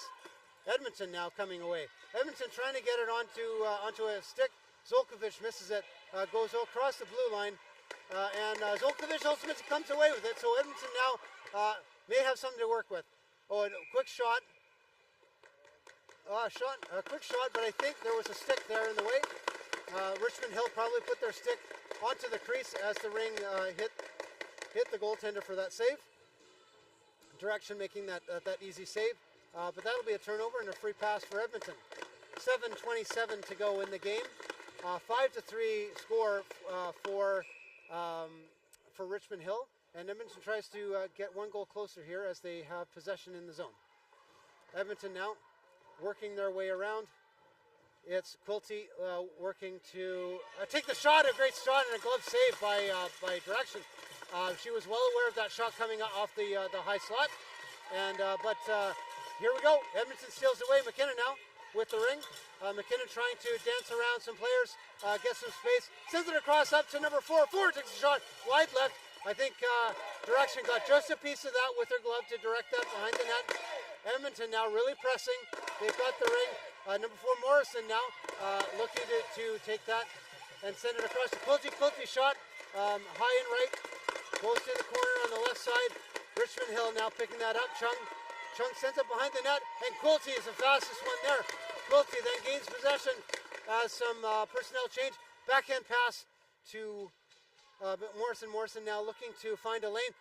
Tries to get around the center, but gets checked off the ring by the defense. And now Richmond Hill up into the zone and tied up. Carey ties things up, sends it back into the zone, and now Pham in the neutral zone with the ring for Richmond Hill. Richmond Hill to Joy. Fan to Joy here. Joy's going to work around the net as she's waiting for help from her team, just making some changes. Joy coming across top of the triangle, going into the high end, takes a shot, resetting the shot clock, and picked up by Pearson. No. I think Edmonton was in the crease again, and we get a crease violation, so therefore Richmond Hill will get their free pass. Looks like they're going to try that free pass again play. This time it'll be 29 Zhao with it, sending it across, deflected by Carey from Edmonton, or Wyatt by Edmonton, and now up to Wade, who's, I haven't called Wade's name a lot. Patel in front, tries to get that goal, but the ring is too high in the stick, and she rolls into the crease. That's the trouble. Sometimes when you make those violent stabs, the ring will ride straight up halfway up the stick, and your ability to make a shot or a pass, for that matter, is compromised. So while it looks really cool to see that ring scoot right up the stick, it's contrary to counterproductive, because they need to settle that ring down onto the ice before they can make that pass or shot. And that was the case with Patel there. She tried to kind of fling it off her stick towards the net, but unfortunately got caught up there in the defense. So now Patel again with the ring, gets stolen by Richmond Hill. Richmond Hill now looking to send it up to Joy. Joy just misses it in the neutral zone. Patel with it again. Patel onto the stick of Boyd. Boyd now trying to dance around, set something up. 22 seconds on the shot clock, so they have time to set something up. No lanes to shoot into. Richmond Hill doing a really great job of closing those down, playing some really stout defense there. Triangle is doing a great job. Boyd again trying to take some speed. She has an opening there. Drop pass to the low post, and Wade tries to get that shot again, but Richmond Hill comes away with it. And a delayed penalty call against Edmonton now, as Richmond Hill works their way up. Pham goes up to Joy. Joy does get possession right in front. They're shot on, resets the clock, and Pham comes away with it there behind the net, and she's going to wait. Take a pause to try and make sure everything gets settled. And now Papadopoulos is there to send it. Now takes a shot as the shot clock was winding down. Goalie ring, typically hooking call against Edmonton. And let's see which number is going to the box. It is number 14, Wade, who is penalized there for a hooking call. And because of the penalty call, Richmond Hill will get possession. 5-on-4. It is 4:15. Sorry, it is 4-on-4. There's one penalty apiece here. 43 seconds left to go in the penalty to Richmond Hill, and it is 5-3 for Richmond Hill. Edmonton has tried, but really has not been able to penetrate the triangle to try and get a goal in behind direction. Pearson has really stood on her head. She's made a lot of quality saves throughout the game. There's another one. Nache was trying to take a one-timer there in front of the net, and Pearson made a great save there, getting into position. Drew sends the ring down for Edmonton deep into the zone. Drew to Ardiel. Ardiel now trying to work her way out of a check, and Ardiel does so. Tries to skate around, tries to take that shot, but blocked by the defense. And number 5, Cave from Richmond Hill blocks it, steals it, moves that ring up. Wong has it now. Wong up to Wu. Wu skates around, does a little spin move, but doesn't have enough room to make a drive at the goalie. She holds on to it, gets into position, tries to get a shot, pass across the long side, and back to Zhao. Zhao takes a shot. Pearson, another great save, into the chest. She drops that back for Edmonton. Edmonton will go behind the net, and coming out of their zone, onto Morrison's stick in the neutral zone. Morrison now looking to try and find Drew. A support pass back to Carey. Carey now trying to find someone open, and being one down, they've only got one to work with. So Morrison tried to dig that ring out, couldn't, Richmond Hill now very quickly up. Very quickly up. Ring goes into Pham. Boyd tried to check in the neutral zone, but the ring still came in. Now Boyd really trying to check on 21 Serena Wang, but can't get the ring. Ring goes on to 9 stick. And 9 on, oh, there's a low post side for Pham. The whole top of the net was open as Pearson had gone down, but Pearson just get enough of the stick to poke it away and make another quality save. Edmonton now working their way up in the neutral zone. Morrison tries to hit Boyd now checking to see if she was called for a body contact or a hook or a trip. And now we've got something. They'll get her eventually, and Boyd's going to pay for that one as she puts herself into the middle of a tie-up. So Boyd's going for another 2 minutes. This time body contact is the call. And Richmond Hill will go back into the Edmonton zone for a free pass. Just the one penalty now, 5 on 4. Oh, they're discussing it. They're seeing what sometimes a violation by one team will negate that. And so there was a violation by Richmond Hill in the process. They did tie it up. So Edmonton will actually get possession here at mid-ice. So the tie-up again, second person in typically gets it. So if since Edmonton kind of stopped the progression of Richmond Hill, they got possession there at center. And now we got another penalty for body contact. This time it is to Richmond Hill, so Wong will go into the box and even though that thing up. So now we're one player down apiece, 4 on 4 game with only 1:47 to go in the period here.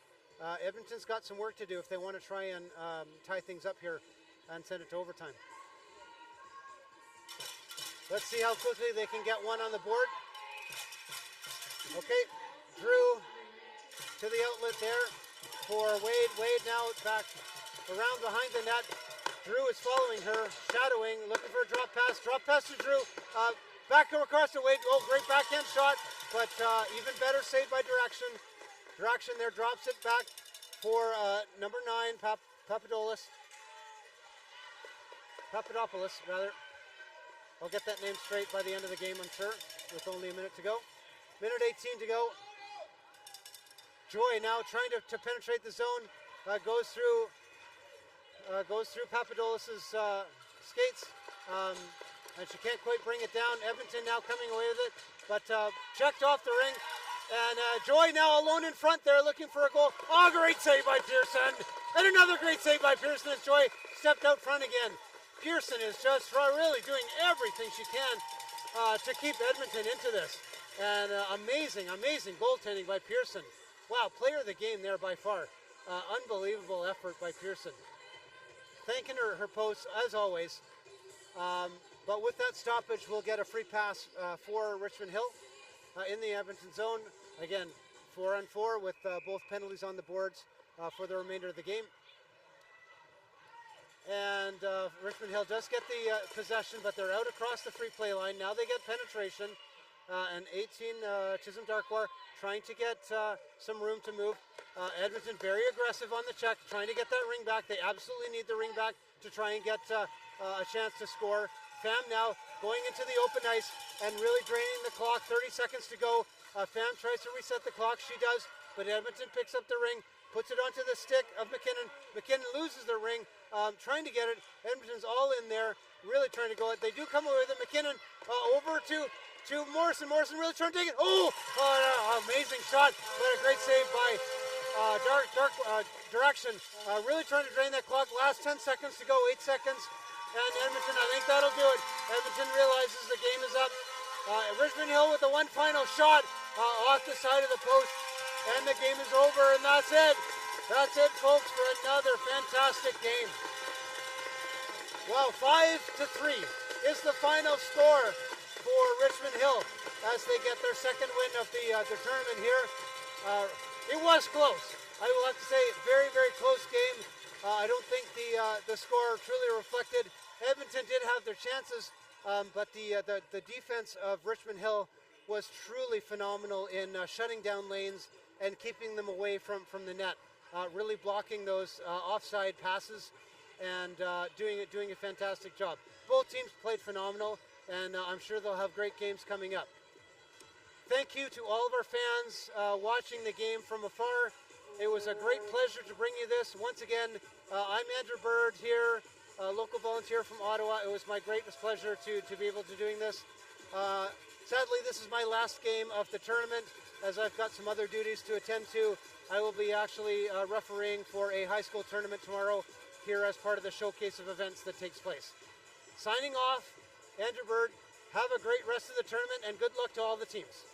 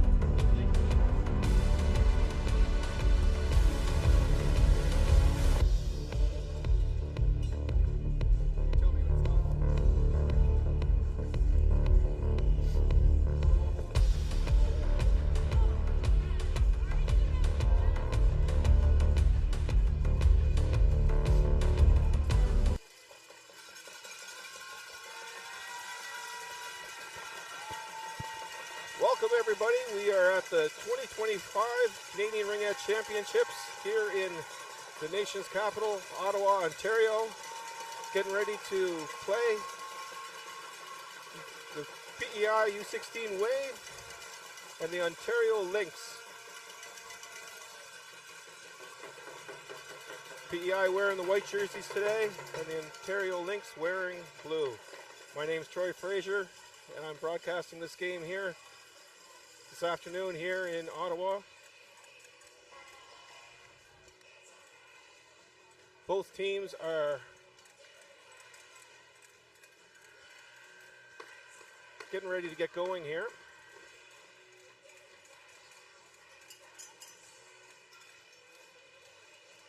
PEI Wave just coming off a big win this morning. And the Lynx are 1-1.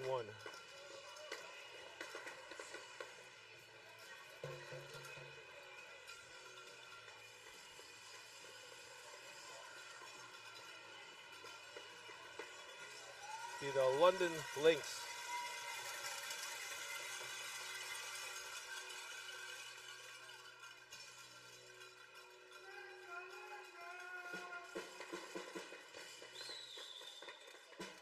For those of you tuning in to these Canadian Ringette Championships, I want to thank you for all your support. And for those of you who are not sure how the game is played, I'll do my best to help highlight some of the rules and how some of the whistles happen. Big shout out to all those back home in Prince Edward Island watching, the U14 Edge team, all those young Ringette players in Prince Edward Island watching their sisters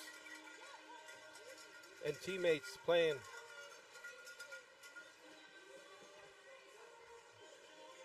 London Lynx as well. All their supporters back home watching. Thank you again for tuning in.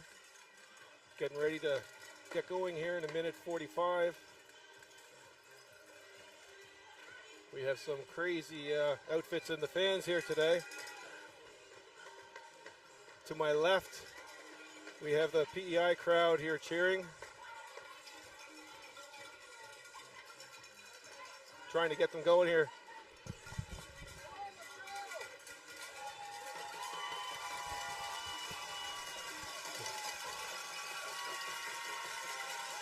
And over to my right, we have the London crowd.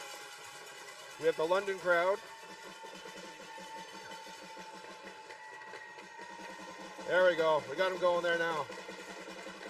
Perfect.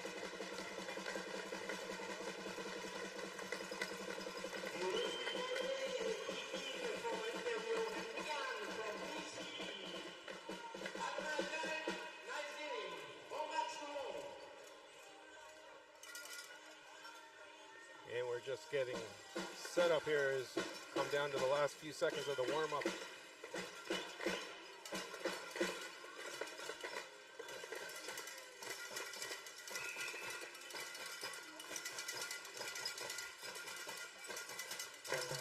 The London Lynx, their goals for is 11, goals against are 11. PEI Wave, goals for 3, goals against 3. So both teams have the same goals for and against in the tournament. We'll see what happens as we begin their third game of the championship here.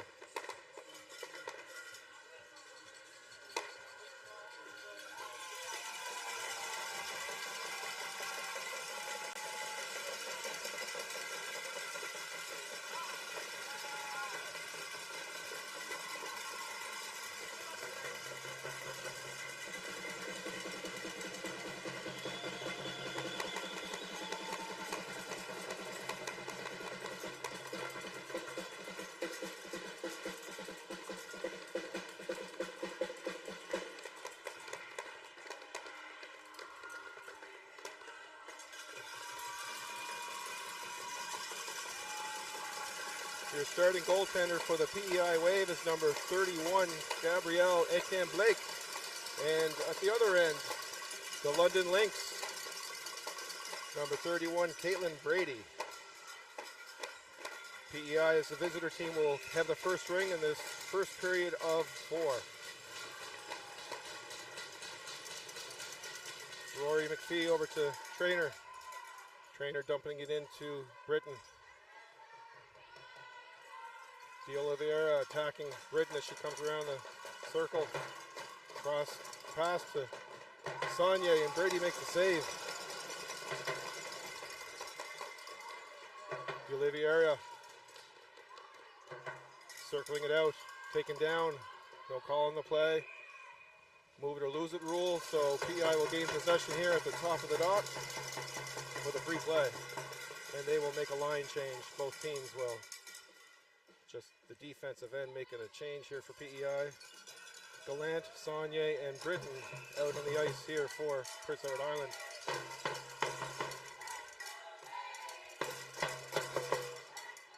Gallant with the ring, looking for something through the triangle, nothing there. Britton picks it up.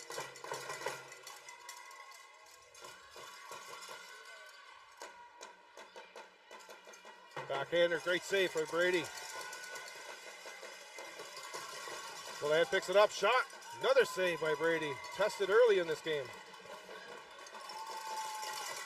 Britton picks it up. Saunier comes off for a line change. Landry with the ring. She's circling around. Frazier coming up behind her. Nobody there. Can't squeeze anything through the triangle. The defense playing tight. Shot down low. Pad saved by Brady. Jackson picking it up. Get it out to the neutral zone. That's Watt with the ring. She's one of the leading goal scorers here for the London Lynx. Stick checked at the line. Frazier attacking. Zudi passes it into number 3, Rivard. She picks it up in the corner. Try to get a quick reset there. Wasn't able to get it in on time. So Blake will dump it behind the net for Casford. Casford shoots it up to Frazier. Frazier gets to the neutral zone looking for a lead pass into Peyton Richards. Not able to get in as the defender pushed her out.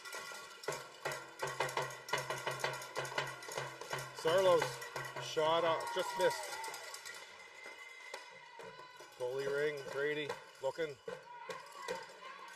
Almost recovered by Sarlos. The Lynx get it out.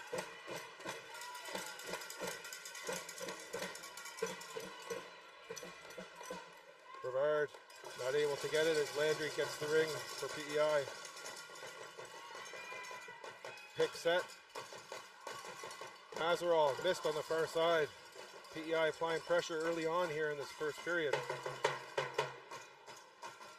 Nobody there for the back pass. Sarlos picks it up. Sarlos now circling behind the net. Dropping it for Gallant as she races out. They go for a line change. Can't squeeze it through. Saunier picks it up. Leg coming in with some speed. Gets a reset. Maintained in the crease. Brady gets it out.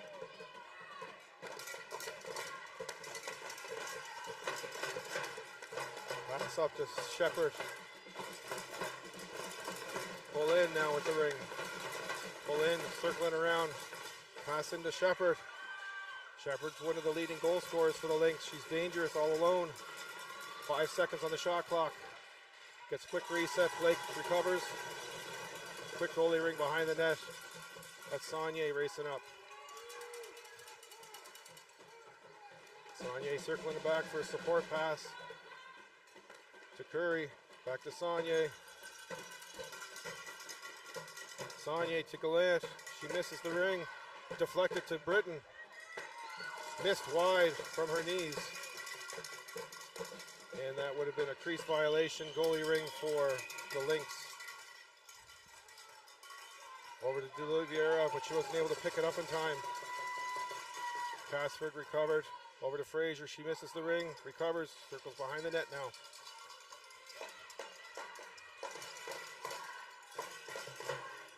Shot Caught through traffic, not able to get through. Richards picks it up. Over to Casford, she misses a cross ice pass.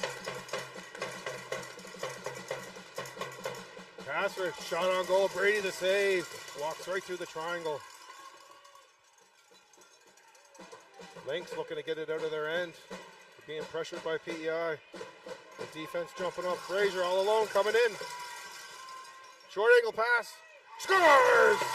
Lucy Fraser from PEI. Their first goal of the tournament. At the 5-minute mark here in the first period. I'm going to have to take off the neutral hat here. That was my daughter. She scored the first goal of the tournament here for Prince Edward Island. So all the parents are looking at me trying to get a little bit of excitement out of me, but keeping neutrality here. 1-0. PEI. Number 88, Parsons. She circles behind the net.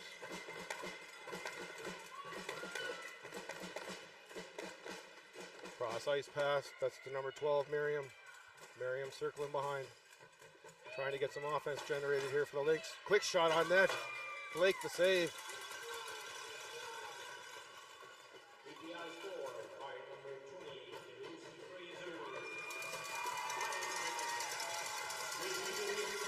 There's a two-line pass, tipped. Sarlos able to pick that up. Fake. She circles in.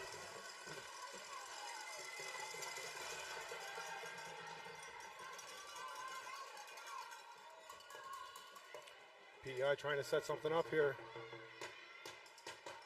Number 88, she takes over. Looks like there's a penalty on the play.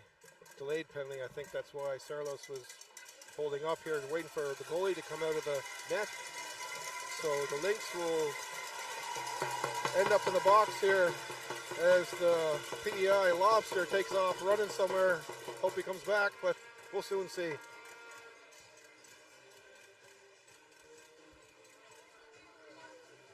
So 1-0 PEI with 4:04 left to go in the first period.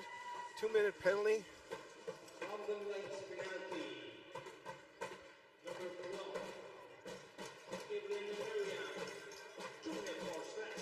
The slashing call.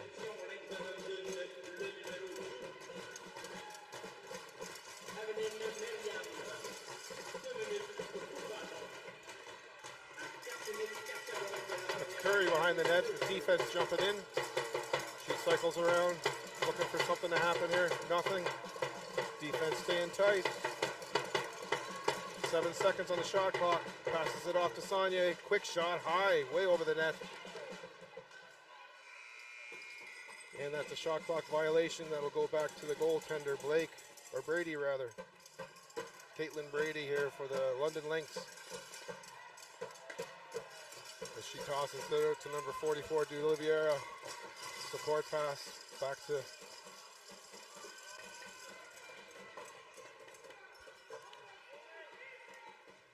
D'Oliveira, dumps it in, not able to connect. Pressure in the neutral zone, lead pass up to Saunier. Saunier in all alone. Great save by Brady. Brady keeping them in. Just early on here in this first period. Trying to get some shots on net here desperately. The Lynx, number 55, McClellan. She cycles around. 10 seconds on the shot clock. It's number 8, their sniper. Trying to get the quick reset. I don't think it was on the front of the goal. PEI recovers. Richards picks up the ring. Lead pass up for Fraser, who scored the first and only goal. Oh, great shot. Great save. Right into the chest. Scores! That's Casford on the rebound. 2-0 PEI on the power play. 2:26 left to go in the first period. Getting the PEI crowd into it early on here as we take a 2-0 lead. We got our PEI guy, our lobster guy, a whole bunch of horns.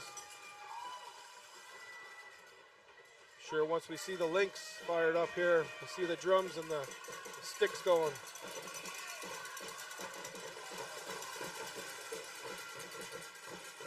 It's number 6, Tricklaw, dumps it into the corner. Shepard looking to capitalize here. Nice nifty move. Looks for the 5-hole. Blake shuts it down. Behind the net for Landry. Landry dumps it up the ice to the high forward. Mazerall, as she misses the ring. Parsons takes it. Shepard, cross ice pass to Boliviario, who dumps it in.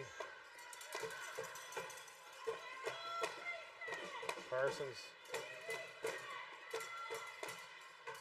looking for a shot, not able to get it on the goal, trying to look for that reset. Oh!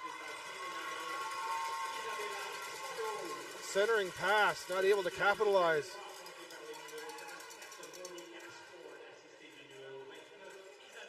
Sarlos with the ring.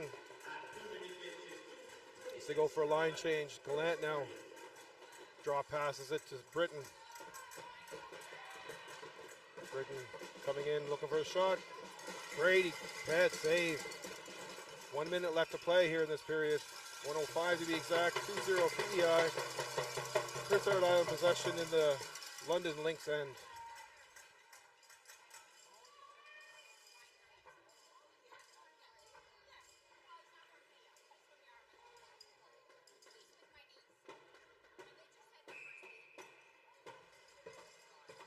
Whoa! Quick little shot from the free play dot. Hit the post, and that one from the ground went out of play. That was number 77, McDonald. She was forced to shoot it out of play there. She tried to clear it out of her end, but it happened to go into the PEI bench. So we'll reset it here with 53.4 seconds left. Britton passes it over to Saunier. She cycles around. Looking for a cross seam pass, goes through the triangle. Fans on the shot. Gallant picks it up. In low for Britton. Makes the save. Brady once again coming through for the Lynx. PEI picking it up again in the neutral zone.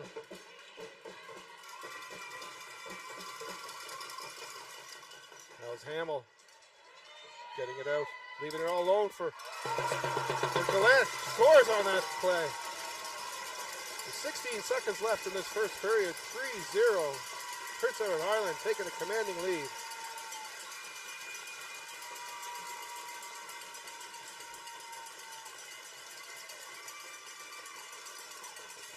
Our PEI guy here, none other than Francis, who also carries a lens for the PEI team and takes a lot of photography.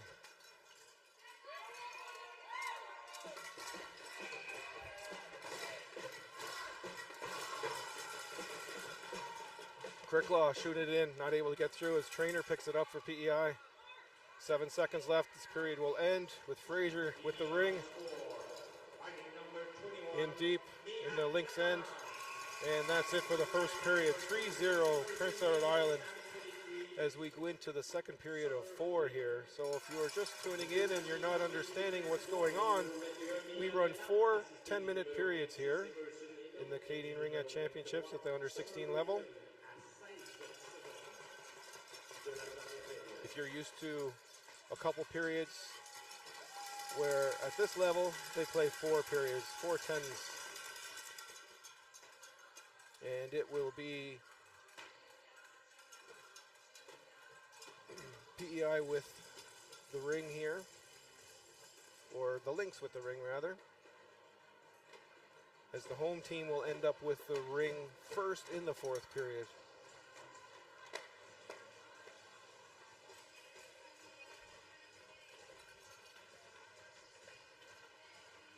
Just want to take this time to recognize some of our sponsors for the tournament. Government of Canada, Gatorade, Athena Ringette, Ringette TELUS, and Event Connect.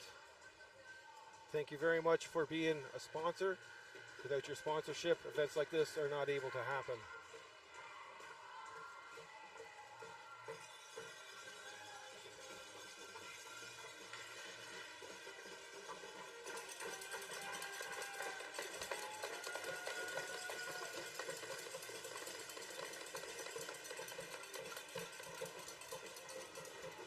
first ring going to the Lynx as we start this second period.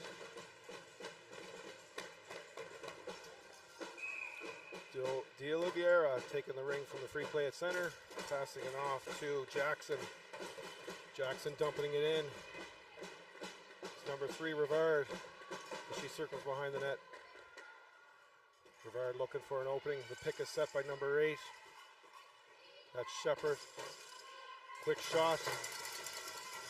Blake makes the save right off the noggin.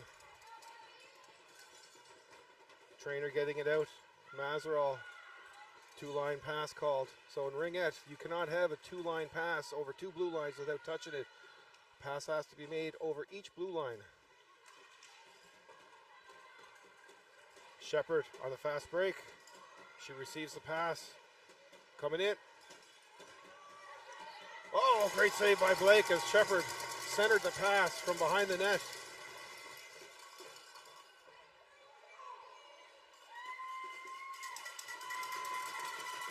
Mazeral racing to the ring in the corner. As she cuts in, quick shot, fans. Defense picks it up. Holmes now. Support pass, cross ice. Thompson now picking up the ring. Dumping it into the corner. Missed ring by Lynx. PEI circling now. Casford sneaking in. Quick shot. Grady made the save. Throws in the ring, move it or lose it. That is going to be a PEI ring in the offensive end. And the Lynx will now make a change.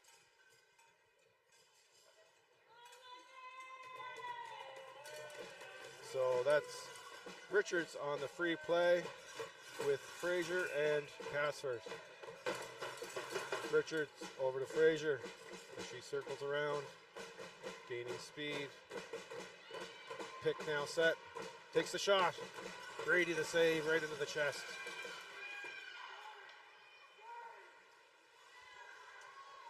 Zudi passing it up to Watt, who's calling for it.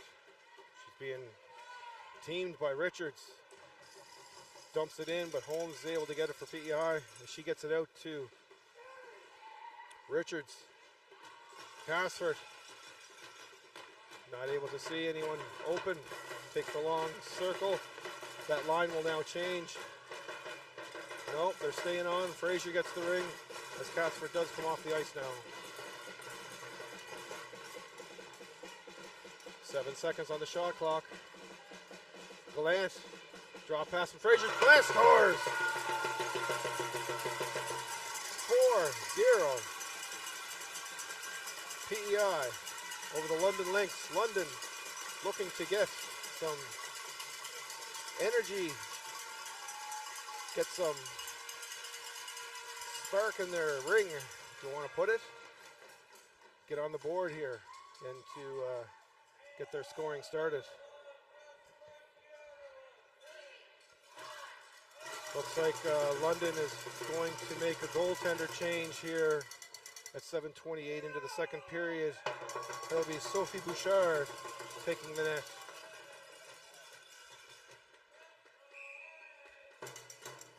De Oliveira passing it out of the free play zone, dumping it into the corner. Missed. PEI recovering. Emerson Hamill dumping it up to Britton. Britton looking for Gallant on the fast break. Cross ice pass to Saunier, but she missed. Saunier trying to test the new goalie, Sophie Bouchard, early on. Gallant trying to crash through the triangle.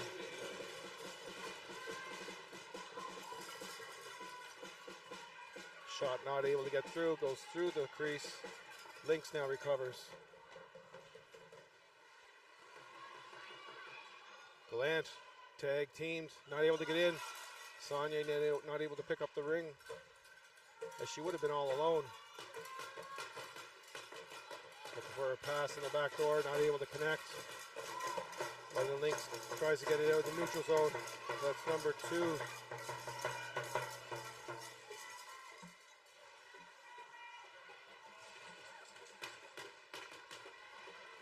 Parsons skating it out.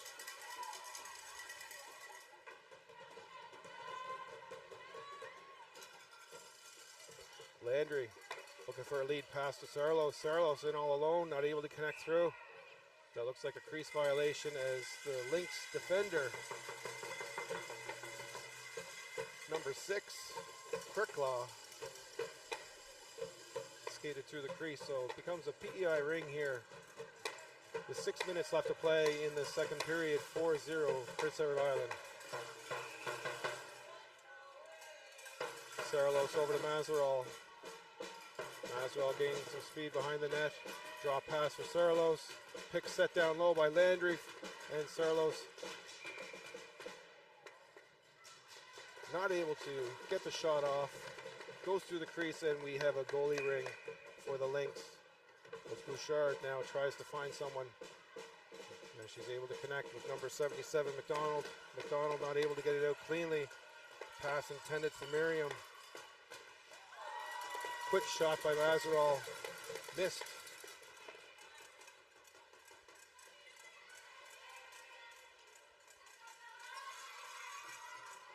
Jackson trying to get it out into the offensive end.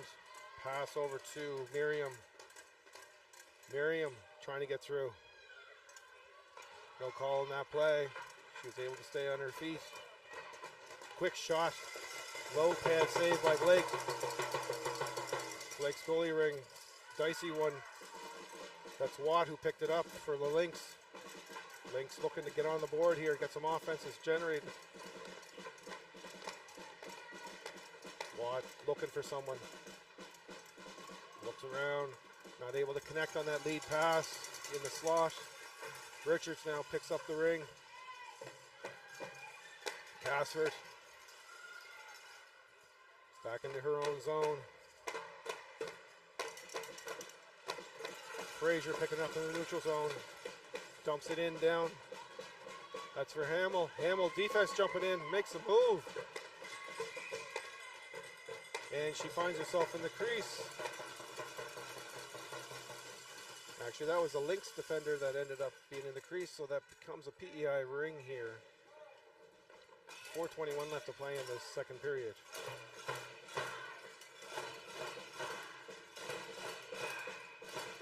Sagne attempting to make the shot, nothing there. Passes it over to Gallant as she speeds around the back of the net. Gallant cross ice pass, but that was deflected by number 7, Watt, their center. And she turned the wrong way, but that Shepherd picking up in the neutral zone. Nice long lead pass. That was Sudi that got stick checked. But Britton picked it up for PEI. Lead pass for Gallant. Grant not able to hold on to it. It was a bobbling ring. As Bouchard gives a goalie ring now to Kricklaw. Kricklaw support pass. Not able to pick that support pass up, so PEI will get possession. That's Sagne with the ring. Sagne will come off as she dishes it off to Landry. Landry now waiting for her forwards to come on. Sarlos is there. Goalie ring, shovels it out with her stick. Zudi passing it up to McClellan. McClellan intended to Miriam. She's not able to hold on to it as McPhee now comes up to center ice. Over to Landry. Mazeral. Mazeral misses that stab.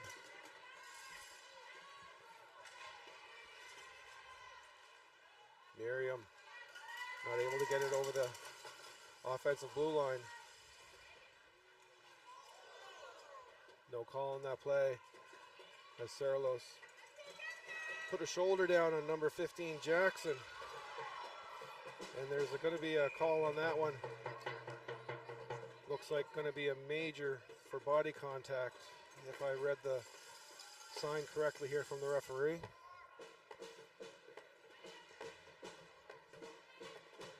That's usually resulting in the player getting hit from behind whenever they're facing the boards.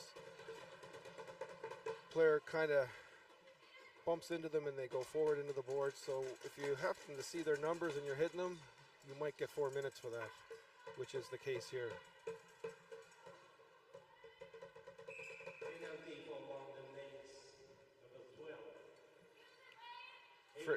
Frazier now with the ring, looking behind her, maybe for a draw pass, coming down low to Richards. Richards coming in, looking for a shot, drops it off to Frazier. Frazier cycling around. She loses it on a stick check.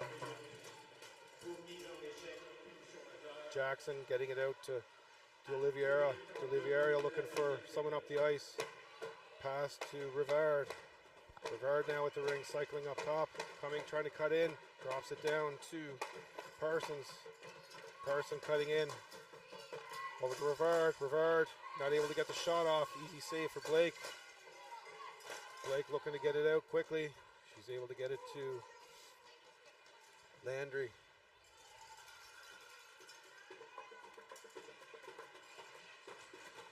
Frazier, quick shot. Missed on the far side. Frazier battling with the ring with number 5, Sudi. Gallant picks it up. Frazier will now come off the ice. Gallant now directing traffic, getting girls to change here. Saunier coming on. Quick pass. In the no shot. Bouchard right there.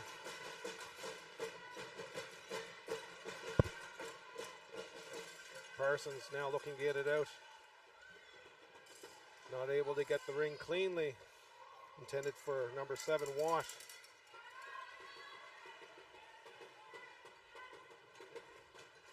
As we're 2 minutes and 12 seconds left in this 4-minute major to the Lynx. Saunier, quick shot. Bouchard making the save.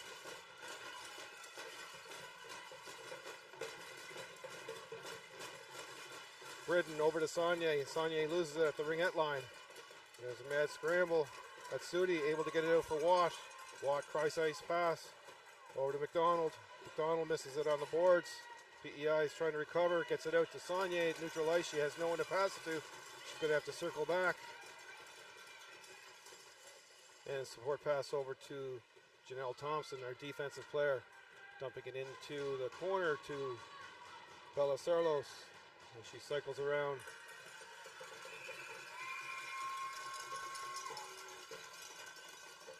And that is the end of the second period.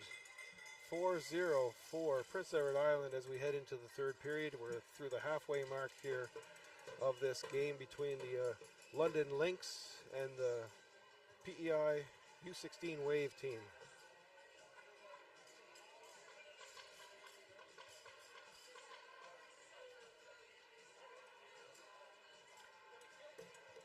Big shout out to all those back in Prince Edward Island watching the game today on YouTube, CBC Sports. Coverage from coast to coast here today.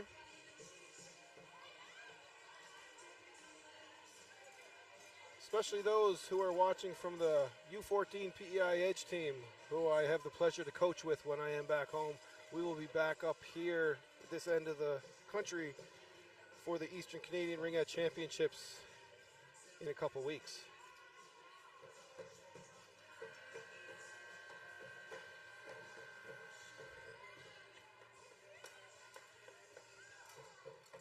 Now the Lynx are yet to get on the board here. They're not able to solve Gabrielle Etienne Blake at this point, as she's been pretty solid in the net for Prince Edward Island. Prince Edward Island has been the least team scored against so far in this tournament. And up until this point, they've only scored 3 goals in 2 games, but having 4 scored in this game, they've broken that curse at this point. So let's see if the London Lynx can generate some offense here, get themselves back into this game. As PEI is now set to take first ring here in the third period, as we have 1 minute and 28 seconds left in the 4-minute major served by the London Lynx. Holmes now looking to get it in. Passes it over to Britton. She takes it off the boards. She stalls for a moment and she comes around the back of the net. She's looking for some support. Nobody there. Draw pass. Galan able to pick it up. Far down. scores. 5th goal.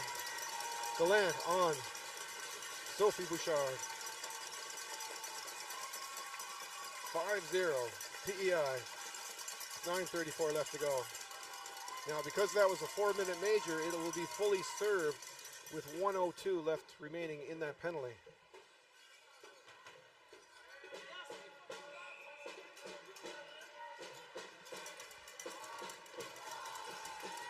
Fraser Merkin up at center ice, defending as the Lynx dump it into the PEI end. Parsons circling back around the net. Trying to get through the triangle, dumps it up. 7 seconds on the shot clock. They're going to be looking for a reset here real quick.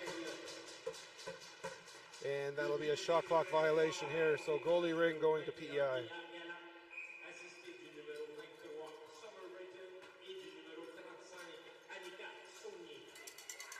Hamill up to Richard, back up to Hamill, who jumps in on defense. She gets tied up trying to bust through the triangle, not able to get through.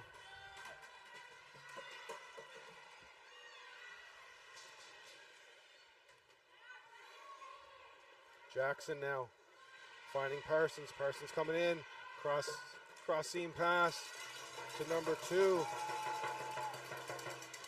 Fraser now looking for a lead pass in deep to Richards, not able to connect with her. Zudi with the ring, cycling behind, and she's now being double teamed. Up the center ice, pass intended for Parsons, not able to connect. Support pass over to Trainer. Trainer taking it up to Landry at center ice. To Mazerall. Sarlos is there.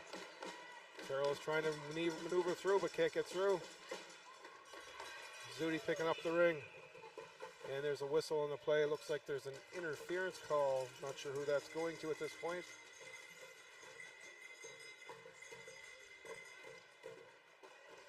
Looks like it's going to be on the Lynx, number 77, McDonald. She'll be serving 2 minutes here. I believe the call is interference.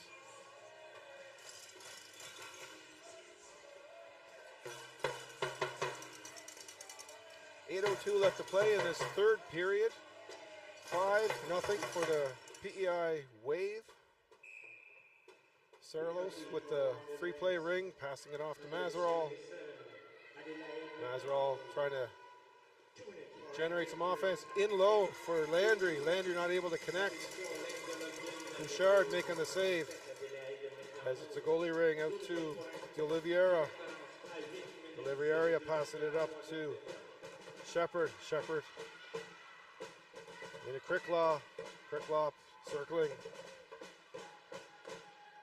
Cricklaw cross ice pass to Shepard. Oh, missed on the far side. That was Watt from Shepard. Almost connected. That would have been their first goal of the game and maybe put a spark back into them. Lead pass up to Shepard. Shepard faking. Not able to get through. Lead pass out front. Penalty called on this play. Looks like a body contact, and that's going to go against Prince Edward Island.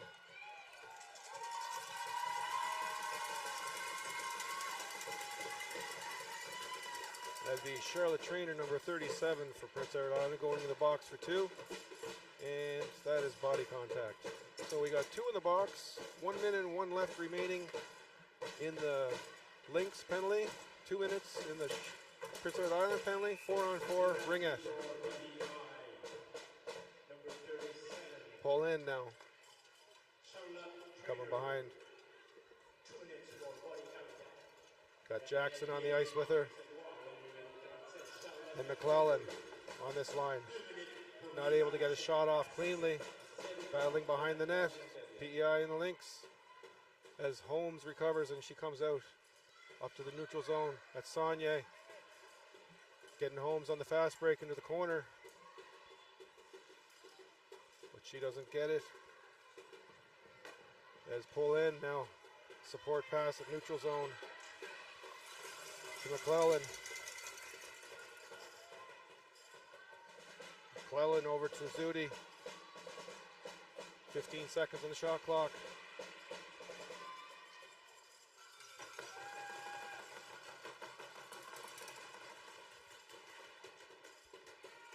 Landry has no one to pass it to. Thompson jumps up from defense. Thompson cycling around the back of the net. 4-on-4. Actually, we're back to full strength for the Lynx. Parsons to Rivard. Rivard backhand pass to Jackson. Jackson cross ice lead pass.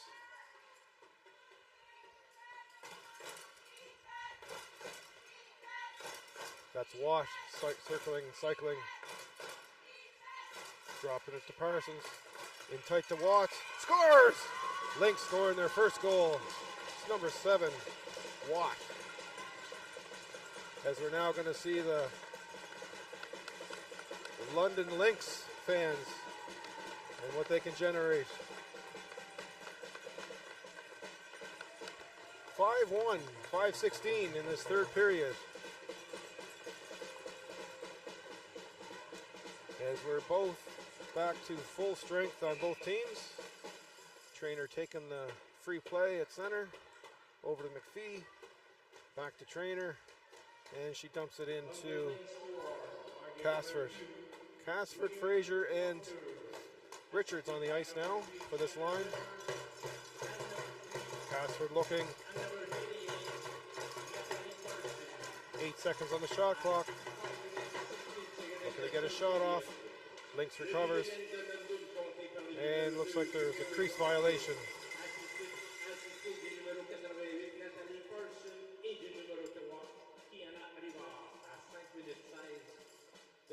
So PEI will take possession here in the offensive end here in this third period.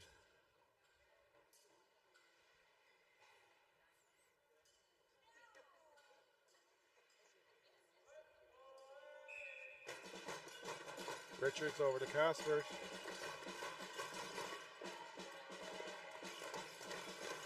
Richards is trailing. Draw pass for Richards. As she tries to bust through the triangle, nobody there. Not able to squeeze through. Quick shot off the top of the slot. Richards scores, making it 6-1 for PEI. Answering right back after that Lynx goal.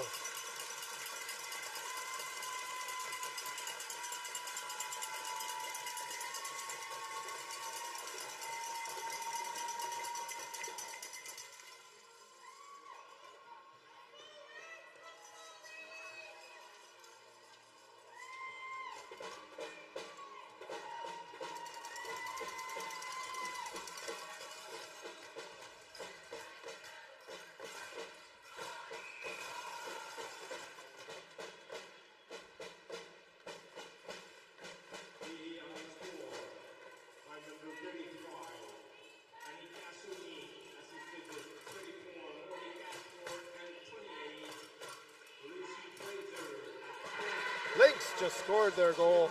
Second goal of the game. Right after PEI had just scored.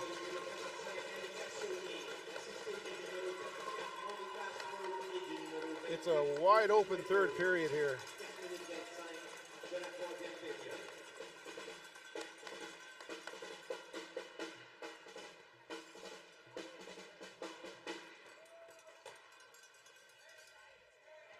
(6-2, 4:09). Third period. Hamill taking it at free play at center over to Curry.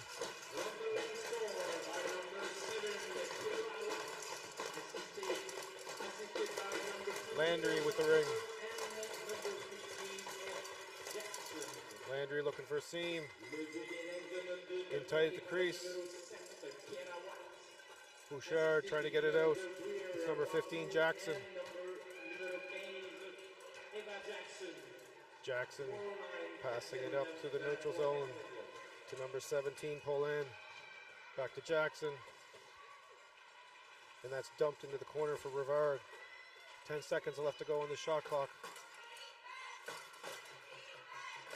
Nice spin move there by Rivard, but she got hung up as Landry picks up the ring to Saunier rather than Azarol. Azrael not able to find anyone open as Hamill misses the ring for that pass.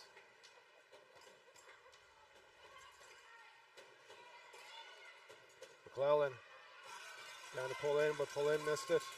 PEI recovers. Curry up to Saunier. Saunier dumping into the far corner for Gallant as she picks it up with 20 seconds left to go on the shot clock. Quick pass to Britton in front. Boucher makes the save. Now it's a goalie ring. Cricklaw not able to get it cleanly as Britton. And move it or lose it. We're going to get Lynx possession here. Goalie ring. Bouchard fires it out wide to the wing. Shepard not able to pick it up cleanly in the neutral zone. And back checked. Gets Casford back checked. And that's another move it or lose it rule violation. So Lynx will keep possession in the PEI end. That was Shepard tying it up. Parsons now taking the ring at free play. Passing it off to Shepard. Quick shot, Blake the save. And crease violation, goalie ring, PEI. 2:02 left to go in this third period. Almost a violation there. 5 seconds to get rid of that ring for goalie rings. PEI not able to get it out of their end cleanly. Shepard picking it up. Lead pass intended for Parsons, but she's not able to pick it up. Turnovers in the neutral zone. Jackson passing it in. Cross ice pass. And we're going to have a ring back in the offensive end. Both teams will make line changes at this point.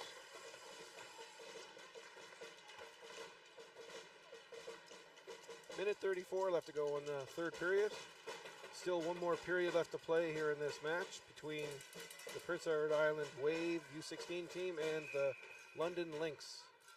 Watt threatening to take the shot. Over to Polan as she circles behind the net. Polan cross seam pass, not able to get it. However, Zudi is able to pick it up. Makes the pass to Watt. Watt cross ice pass across the crease. Intended for Marion, but she wasn't able to get it as she gets tied up by the defenders.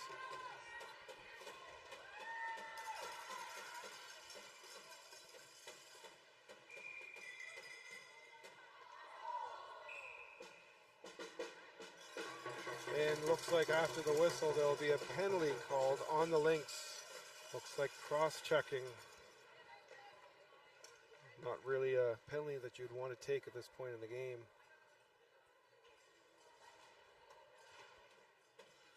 So it'll be a defensive ring, even though there's a Lynx penalty, because there was a crease violation by Prince Edward Island, and they will get first ring. So PEI will now get possession back in the offensive end as the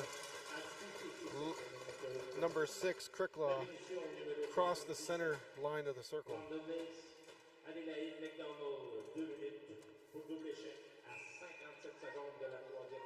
Saunier over to Gallant as she speeds around the back of the net. Britton over, fake to Britton, to Saunier. Saunier goes through, pass in low to Britton as she misses. D'Oliveira racing out up the middle. Over to Parsons. Parsons gets stick checked, but she recovers. Parsons dumps it in deep. No one there. PEI picks up the ring. It's Curry coming around.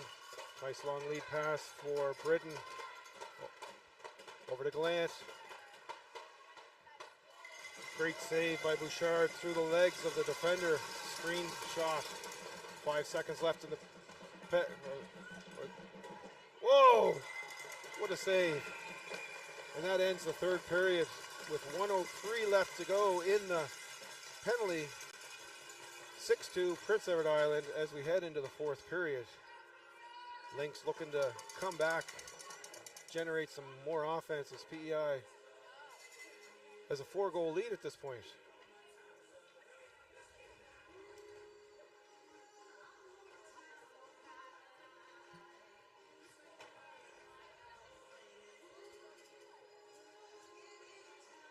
Just want to do a quick shout out for a few more of our event sponsors. Ottawa Tourism, Province of Ontario, City of Ottawa, Ringette Association, Hertz, Lug, Commissionaires, Ottawa Senators Foundation, Heart and Stroke Foundation, Booster Juice, Pro Physio and Sport Medicine Centers, ISI Live, Megan Peters Design, Melika Management Consulting, and Dom Sports. Thank you everyone for being a sponsor of this Canadian Ringette Championship.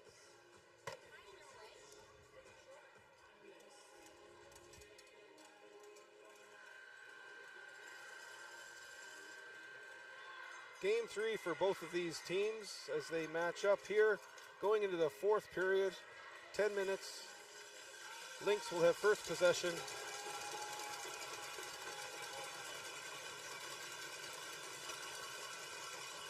As Sophie Bouchard remains in the net for the Lynx and Gabrielle Etienne Blake for Prince Edward Island.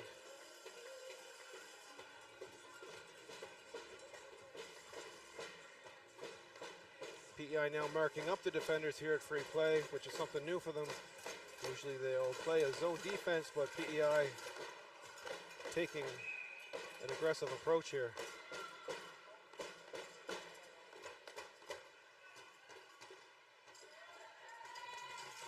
Charlotte Trainer, 37, looking to get it out of her end, being heavily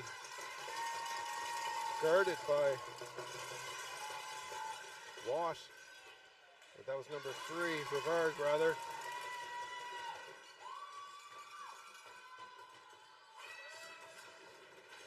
Passford. Over to Fraser. Fraser shot from the slot now, able to get it through.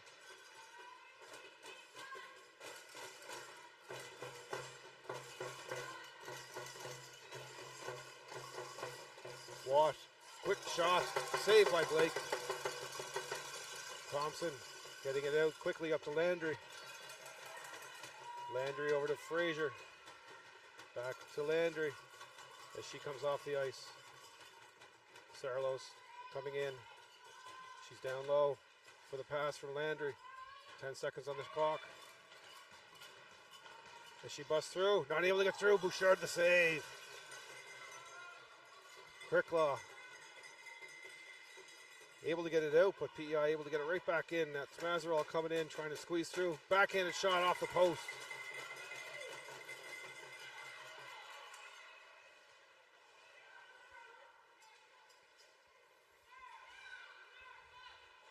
Parsons back to Shepherd. Shepherd is their leading scorer on this team. She drops it right behind the net. Blind pass. Parsons able to pick it up. Parsons back to Shepherd. Shepherd not able to get through. Britton picking up the lead pass. Over to Gallant, but not there. Gallant picks it up. Gallant fires it down, intended for Saunier, not able to pick up the long lead pass. De Oliveira to McClellan. Intended for Shepherd. That was Booger. Baugner. Forgive me if I got your pronunciation wrong. It's number 2, picking it up.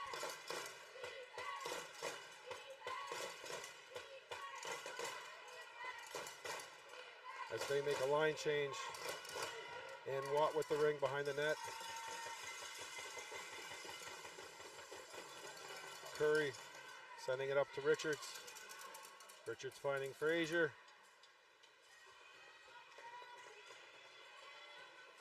Fraser trying to squeeze through, not able to get through cleanly as Watt picks up the ring. Collision at center ice. Fraser's coming off.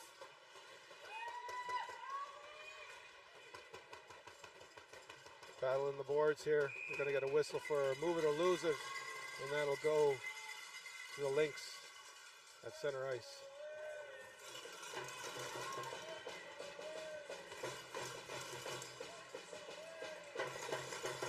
.6:44 left to go in the fourth period.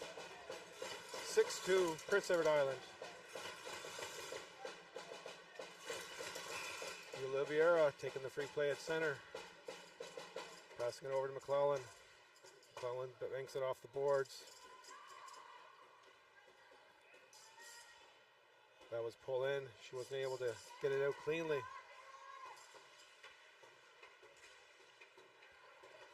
Bobbling ring out to center ice. Pull in, picks it up, dumps it in to Miriam. Miriam gets stick checked. And that's a goalie ring, move it or lose it, as the ring was tied up. So the move it or lose it rule is if the ring is tied up or frozen for any length of time, then the team with second possession in the ring will get possession of the ring. Backhander pass behind the net. Mazerall skating around, dropping it off. That's a reset, short angle shot. Gallant picking it up. She skates behind the net with some speed. For a cross ice pass, cross seam. This first side, that was Saunier. Britton picking it up and then turns around, pass, crossbar shot for Gallant. One more inch and that would have been the 7th goal for PEI. Parsons now getting stick checked. And that's a PEI ring, rather Lynx ring in the PEI end with 5:12 left to go in this second period. Wagner with the ring.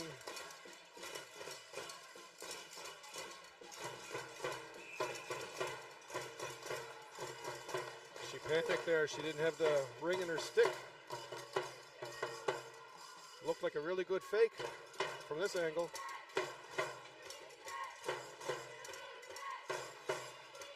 Pick set. Not able to capitalize on the pick.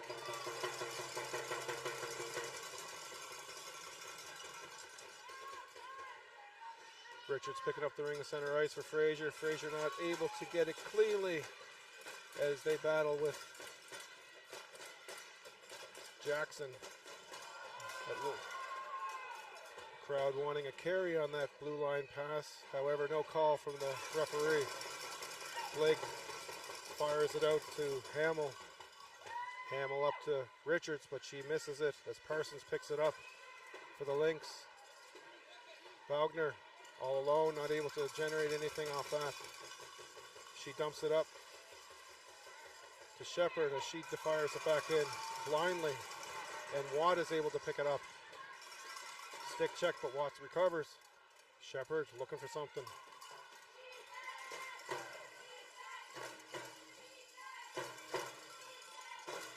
Merriam with Watt and Shepard on this line. Merriam with the shot. Blake the save. Battling now in deep. Watt recovers. Shepard rather. Shepard fake. Wide of the net. And PEI recovers. That's Hamill coming out as she's double teamed now. Support pass to Trainer. Trainer, long lead pass up to center ice. That's Landry with the ring over to Mazerall. Mazerall able to shake the defender, but Bouchard is there to make the save as there's a bit of miscommunication there in that goalie ring, and PEI recovered and picked it up as Gallant scoots behind the net. That's right, I said scoots, not skates.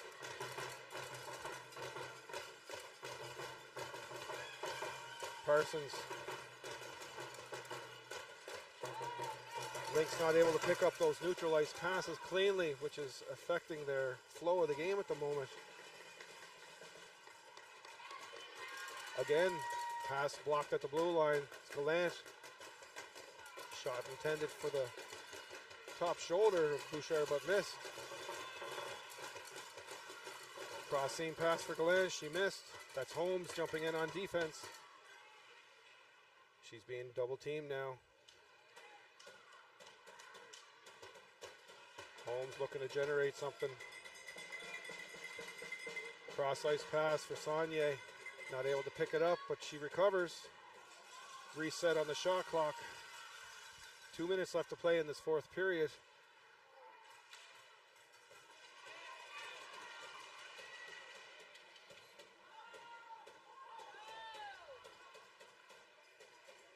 Thompson with the ring. Passes it into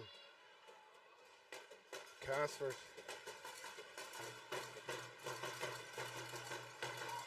Casford tripped up, no play in the call. Looks like it's going to be a goalie ring for the Lynx with 1 minute 37 left to go in the fourth.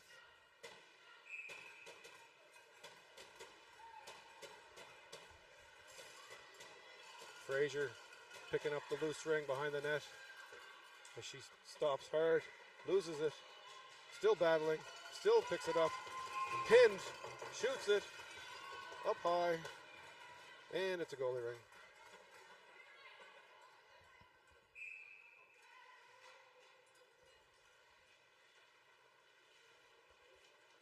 Jackson trying to get it out. Holmes looking for someone open, fires it down. Battling the boards here. And we're going to get a Lynx goalie ring here with 1:03 left to play. Bouchard fires it out to Zudi. Zudi to Shepard. Tangled up in center ice. Holmes recovers. Backed into through her own end to Curry. Support pass over to Holmes. Holmes looking for someone up through center. Can't find anyone. There's Richards. Not able to hold on to it cleanly. And Watt takes over. Curry trips up but recovers. She's able to get through. Last 30 seconds left to play here.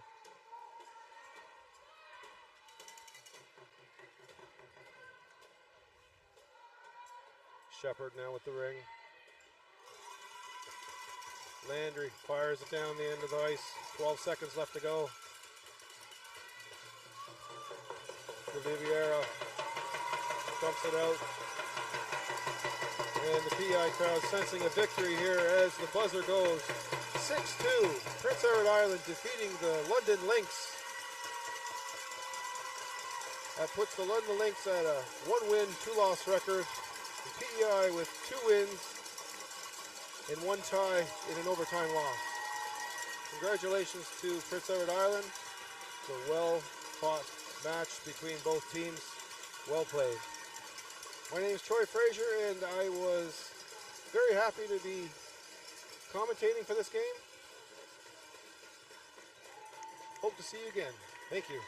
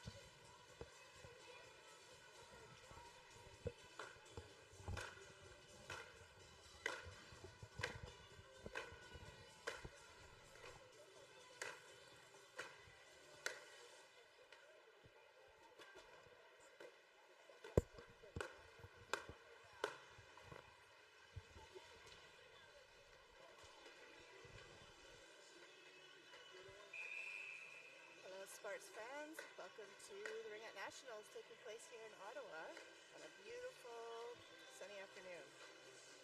I'm Shannon Bettles, and I will be your commentator today.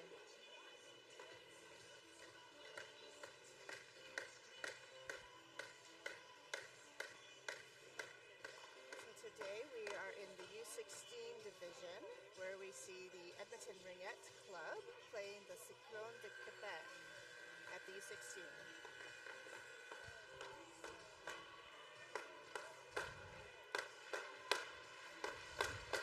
We're just getting ready for the game to get underway here. Teams are giving their cheers before they hit the ice.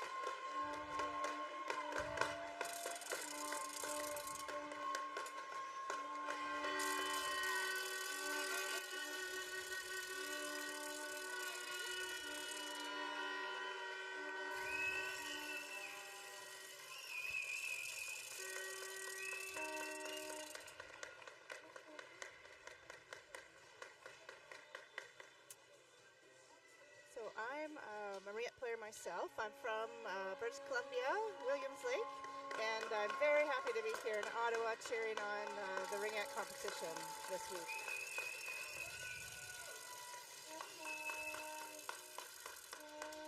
So in white is the Cyclone, and they are about to take the opening free pass, and here we go.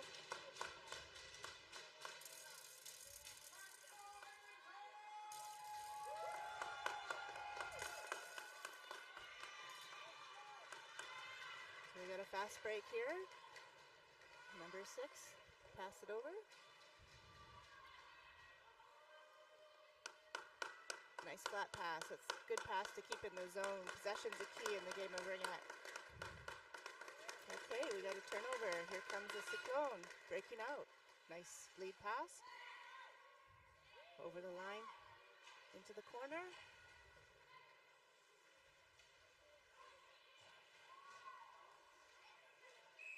And the play is called down. The ring got tied up in the stick there. So the home team today is Team Alberta, and the away team is the Cyclone de Quebec.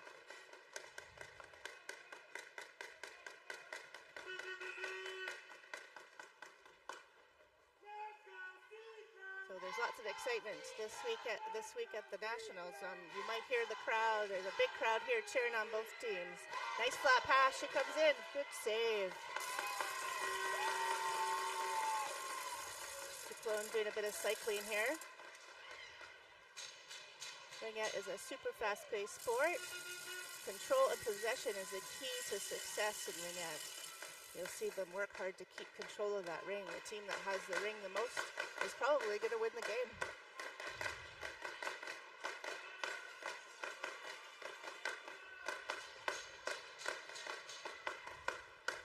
Okay, we have Claire Wright in here, breaking it out, turnover. And, ooh, nice. Oh, we got a call here coming from the referee, and that is hooking.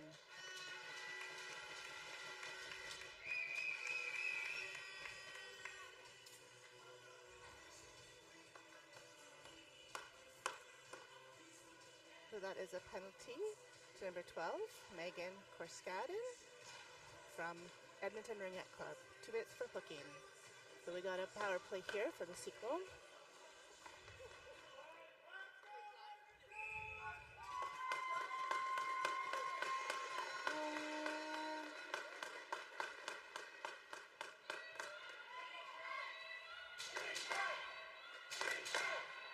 So they're cycling around. Nice flat passer. Got through to maintain possession. And it's loose in the corner.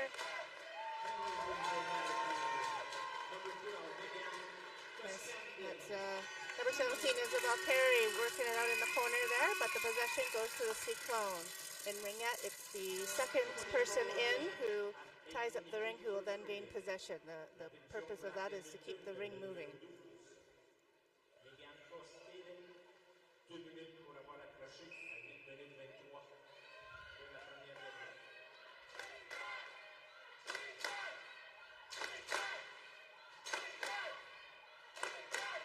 So for Alberta, the Edmonton Wham, for Edmonton Ringette Club. We've got number 1 in net, Sydney Mullen. And here comes a breakout.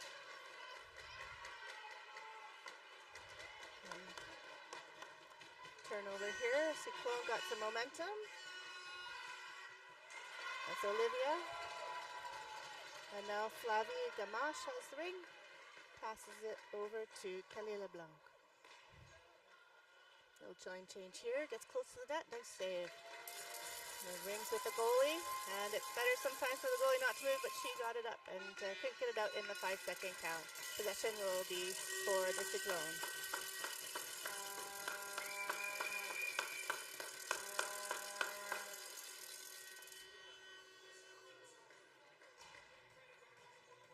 So we got Danica Lambert here with the face-off. She might take a shot. Nope. Nice pass to 77. Aliane Roberge. And she circles around. Nice flat pass. Oh, nice. And flat passes are a really good way to open up those lanes to get a quick shot on net. The good thing about the flat pass is if you miss it, you maintain possession. Nice shot on net. Set this 30-second clock. A little bit of action near the crease there, and it's called a goalie ring. So the goalie has 5 seconds to pass out the ring. She did that super quick, and now it's a fast breakout.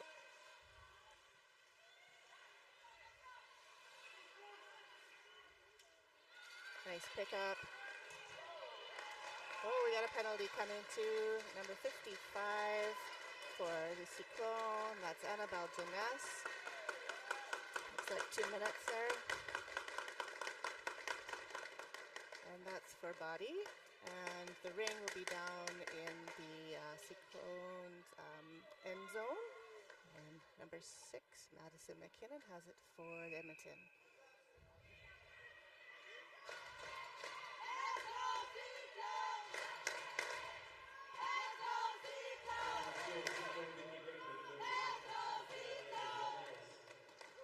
Turnover there. Ooh, it looks like another penalty coming up here for Edmonton. So the goalie's coming off to give a player advantage, and it's called down. Looks like it might be body contact. And pardon me, the previous penalty was for cross-checking. So there's 5 minutes left in the first quarter. We've got a little 4-on-4 action here.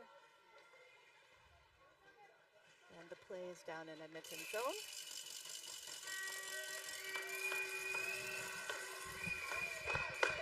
Okay, so Cyclone are circling with the ring. They want to get some quick shots off here. And there we go, nice save, very quick save.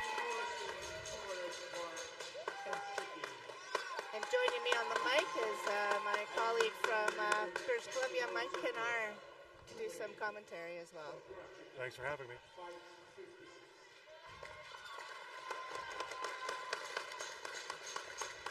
So Alberta possession. We're waiting for some of the players for the line change here.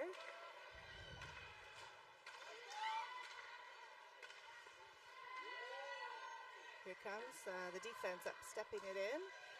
See if she'll get a quick shot. Nice shot. Great save. Very controlled rebound there by the goaltender.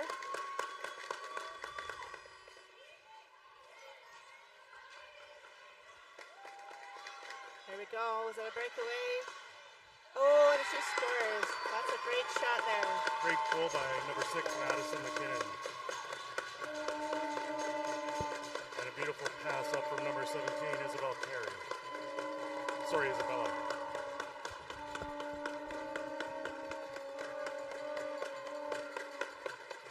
And the crowd is going wild here. It's great to get a goal this early in the game. Let's see if the momentum can be carried.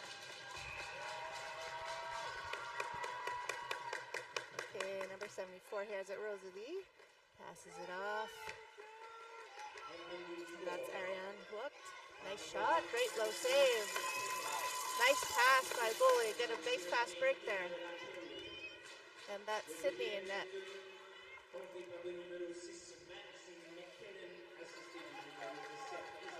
Okay, turnover here. Nice pass. Can't handle the ring there. We got Edmonton breaking out, fast break. into the corner.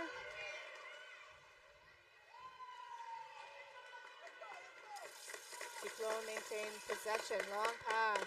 They're doing a high-low breakout there. And a great check, and we're battled Good now. pressure by number 14, Avery Wade. Oh, what a shot. Great quick reflexes there.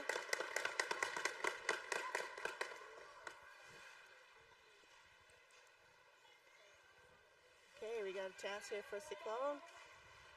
Can get the pass through. We got a breakout happening here by Edmonton.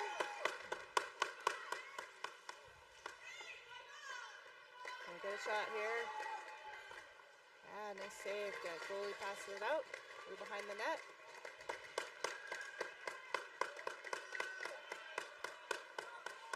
Good pickup. Turnover here over 2 lines, so Cyclone must touch it. A little back pass. Good play. Smart play there. And Cyclone do a line change here, catch their breath. There's 3 minutes left in the period. Turnover. Here we go.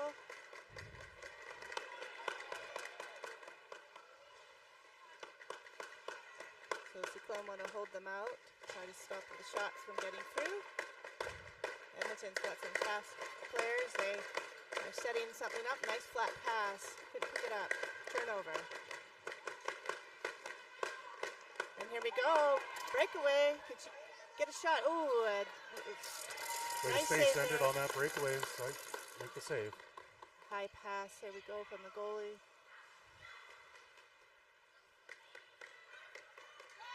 Okay, Edmonton on a breaking in. Nice short pass there. Hits into the slot. Shot. Just missed the net. Cyclone has it and breaking out. They play a really controlled game, this team from Quebec. Nice possession. Oh, turnover here. Let's see if we get the fast break on the goalie. And Cyclone has it again. And there she's Good checked pressure down by low. Edmonton, number 15, Ashlyn Quilty. Edmonton keeping the pressure down low. Great shot and the save by the goalie. Nice controlled. She tosses it behind the net there to her player waiting. Edmonton keeps on with the pressure and gets control of the ring down low. Okay, here we go. I think Kalia LeBlanc passes it up. Check. Oh, Neutralized here we go. turnover Look what we got opportunity here. And wow, what a great top shot.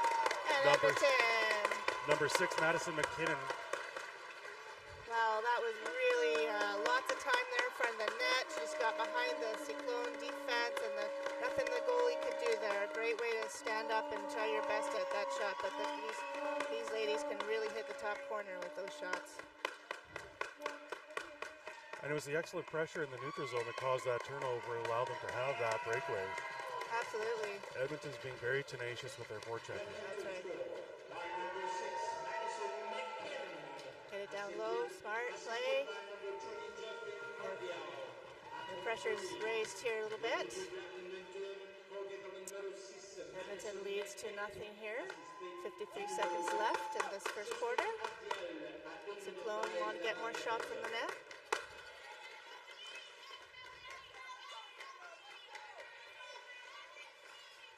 Lots of pressure here, rings bouncing around. And here we go, another potential breakaway. Oh, nope, it's a good way to get back, Dee. And she fires it up, dumps the ring.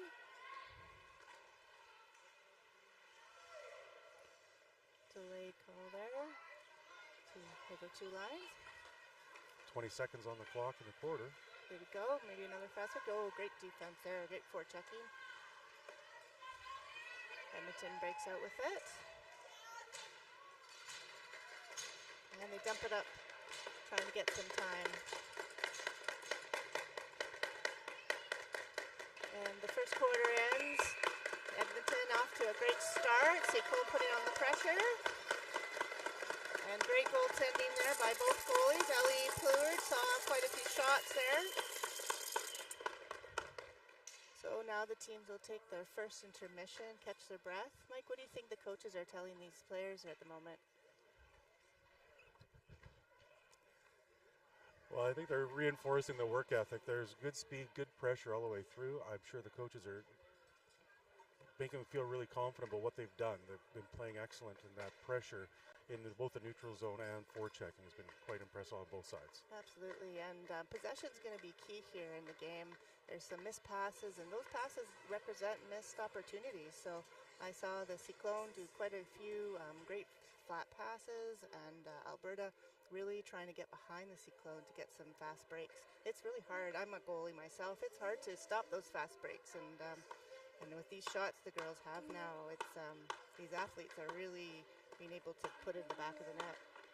Yeah, the accuracy of the shots is very impressive. It seems like there's a lot of goals scored post in and crossbar down, so it's very impressive. So we're going to see both teams come out flying here, and we're in the Canadian Tire Arena at the SensPlex in the beautiful city of Ottawa on a nice sunny day. So I wish you were here. It's great to have all the fans at home cheering everybody on, and we're getting ready to start back up again. We've got the Edmonton fans here all in awesome wigs, blue wigs, and the Cyclone fans have started and flagged, so everybody's really into the game.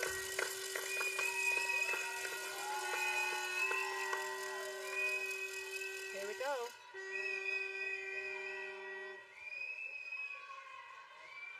Edmonton gets position early.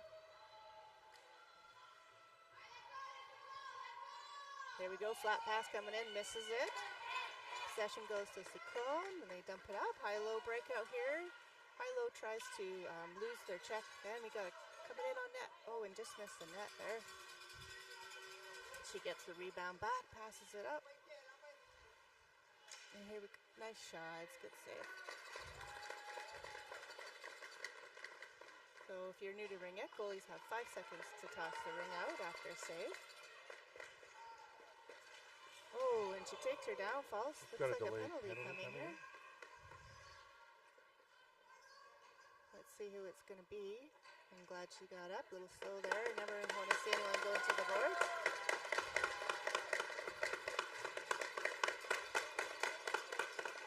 I didn't see who got the penalty. Did you see? I did not. But it's for body contact. So there's 2 minutes. So Edmonton has the advantage. And we have Peyton Boyd right now with the ring. Will she shoot? Looks like they're trying to set a screen up in front of Ellie Pleward there, the goalie.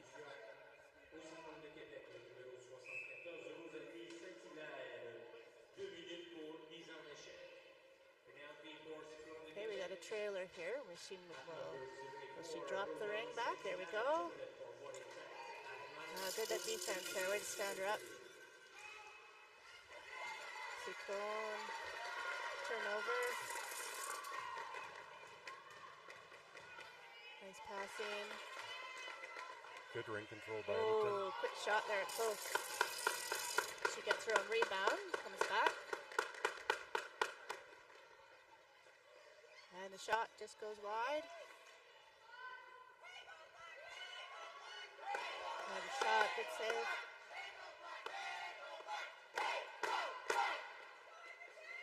25 seconds on the shot clock. Nice pass in front and a great save, glove hand save there by Ellie Pleward. Cyclone breakout, nice drop pass. She gets it back.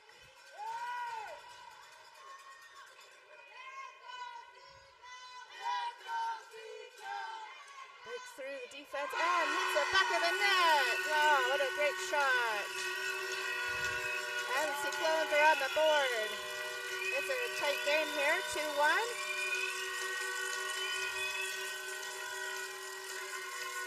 It's number 90, I believe. I don't see number 90 on my list, but we don't know her name either. It was a great goal. I just caught the goaltender off guard there. Okay, setting it up. Alberta's going to want to get that back.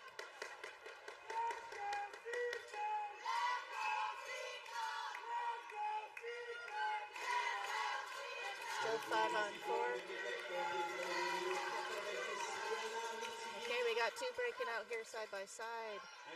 That's Kelly LeBlanc with the ring.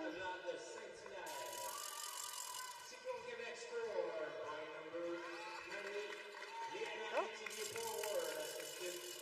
By number 72, Sarah Jeanne Saint-Hilaire à 7 minutes 57 secondes, la deuxième période.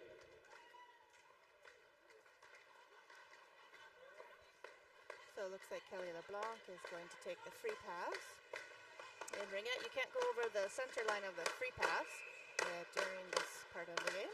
So you want to get out of the circle. There, she got that done there. Oh, nice pass in front there. Some good defense there by Alberta. And the ring is called the goalie ring. If the ring gets tied up like that, it's the second person in who gets the possession for their team. Goalie tosses it behind the net, break out. Nice pick up. Alberta likes to do long pass to get the ring deep and makes the ring move quickly.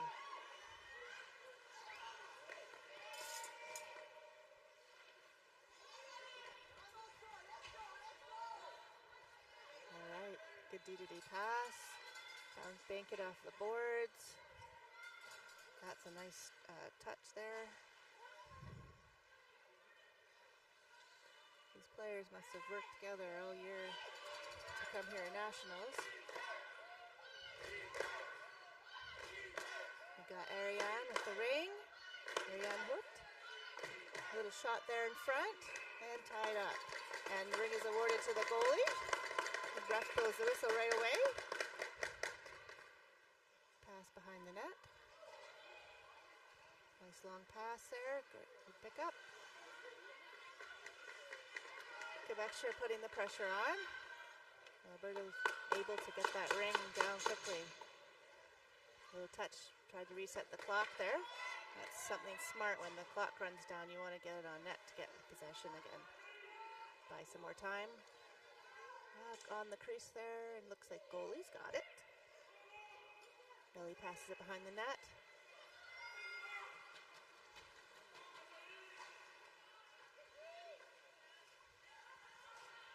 Olivia.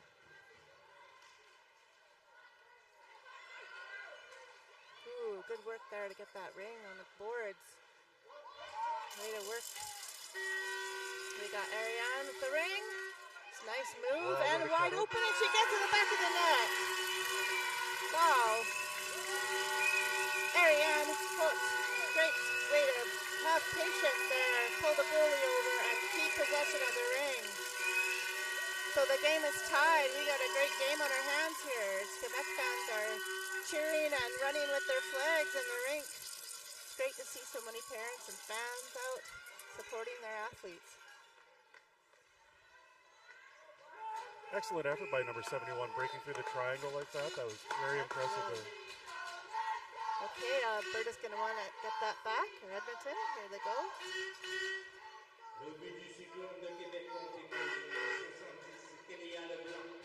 5 minutes left in the second quarter. Tie game. Alberta's setting it up. They like to create space, move around, set up picks, and nice quick touch at that corner, but Ellie was right there on her post. You'll see that Ellie is using a trapper for her glove, and there we go, catches it right there, nice save. Goalies in Ringette are able to use trappers or blockers or player gloves. Nice, another right on her post. And the ring's called. We will have Edmonton will take possession here. The last few years, Ringette technology in sticks has really improved, so players can really hit those top corners quite quickly, and you'll see a lot of amazing shots here at Nationals this week. Ooh, nice shot, but her player Edmonton maintains possession. Nice drop pass there.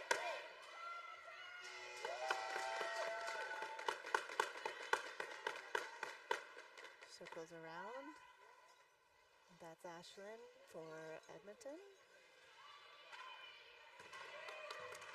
6 seconds on the shot clock. We got 4 seconds here. They're going to want to reset. It is a reset. They have more time now. He slips it by Ellie there. Shot on net. Manages it back behind the net with her stick. We get a breakout.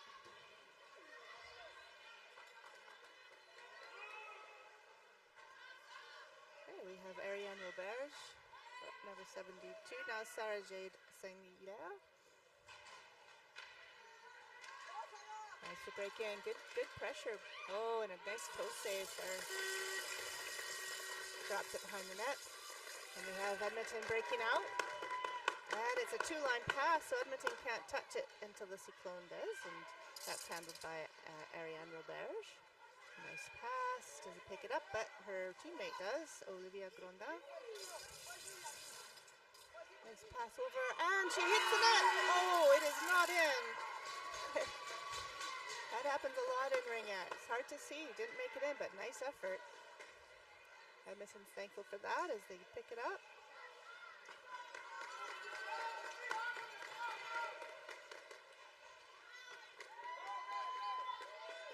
Edmonton's playing a nice composed game. It's a tight game, but they've likely been here before. Nice shot on net. Good save. Good shot by Lila Drew.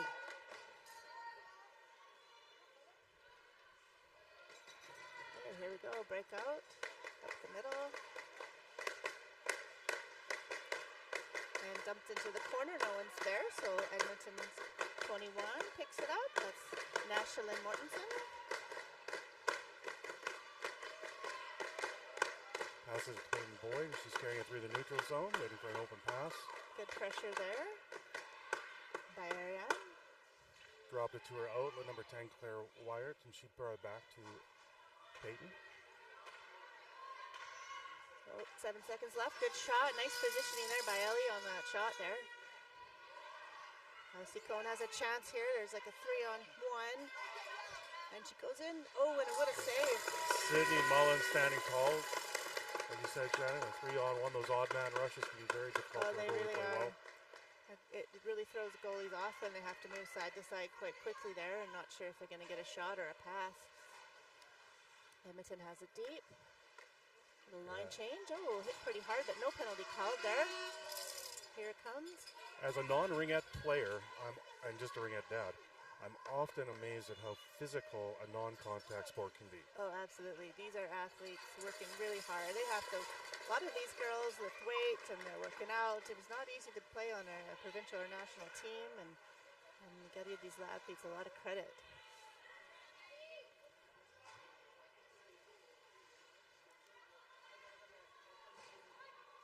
Okay, that's Raphael Leblanc breaking it out here. And Cyclone has a chance, and look, we have a breakaway. Oh my goodness. Wow, no goal. Sydney Wow. cutting down that angle, giving them nowhere to shoot. That was amazing acrobatics by Edmonton's goalie. And just another post, it looks like. So another good chance by Cyclone, but we remain tied here. Second quarter, 53 seconds left to go.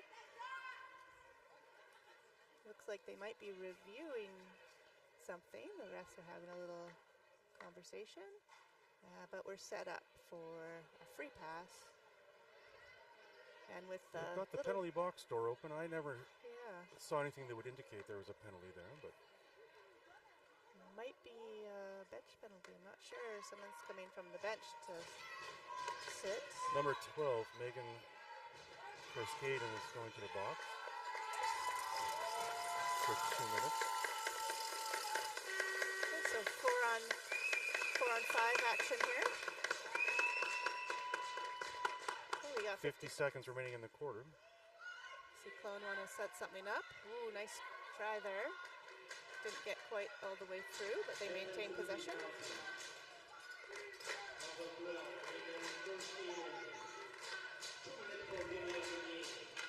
So the penalty being called is for too many players. Nice save. Ring sits there in the crease, and it looks like it's a goalie ring. So Edmonton's going to want to get this deep and out of their end, but they're tightly checked right now. Ooh, and the misplay there. Cyclone pick it up. Okay, Cyclone is changing. They're going to want to, they've got 15 seconds left. They want to get one nice shot on net. And he drives in. Ooh, my goodness, what a shot. Wow. Excellent. So she pulled the goalie over, found her on the other side of the crease, and put in the back of the empty net. 6 seconds to go. That's really going to send that team Cyclone on a nice high going into the second half. No chance for Sydney McMullen on that one. The cross crease pass was excellent. The shot was barred down. Absolutely. That's one thing that Ringette can really do well. Those passes with the stick possession, pick it up, put it up high. It's really hard for goalies to stop those. Okay, we got a nice person open. Oh, nice save there. Maintains rebound control. Always great to see. And we go into the second half. Quite the last minute of Ringette in that corner. Goal scored, penalty called. Absolutely. I think the intensity is picking up. It's 3-2 for the Cyclone, who turned the game around, coming from behind there. And we have some time to thank our sponsors. So Ringette Canada is sponsored by the Government of Canada, Gatorade, Athena Ringette, TELUS, and Event Connect. And there are some event sponsors. Mike, do you want to read those off I'd for love to us? try. Event sponsors are Ottawa Tourism, the Province of Ontario, the City of Ottawa Ringette Association, Hertz, Lug, Commissionaires, Ottawa Senators Foundation, Heart and Stroke Foundation, Booster Juice, Pro Physio and Sport Medicine Centers, ISI Live, Megan Peters Design, Malika Management Consultant Inc., and Dom Sports.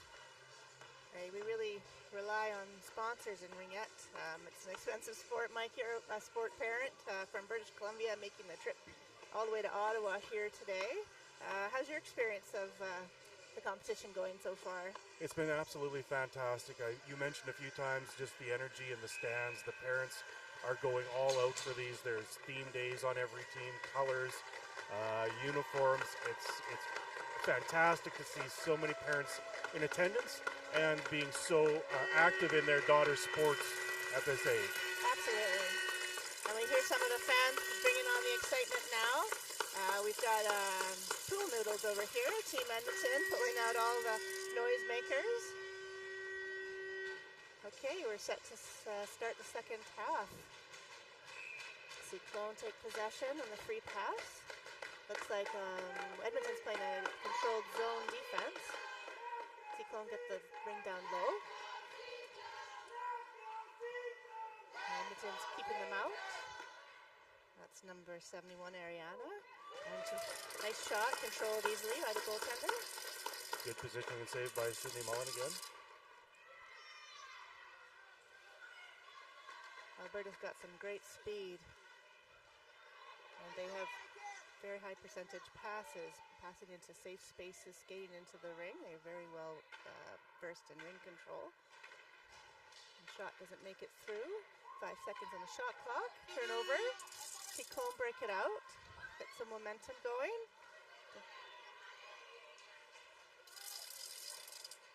Waiting for a little line change here.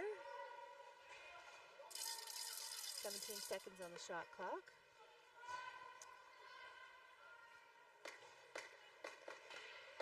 Ooh, nice pick up. Alberta holds her off. That's a great defense by the center there on Alberta.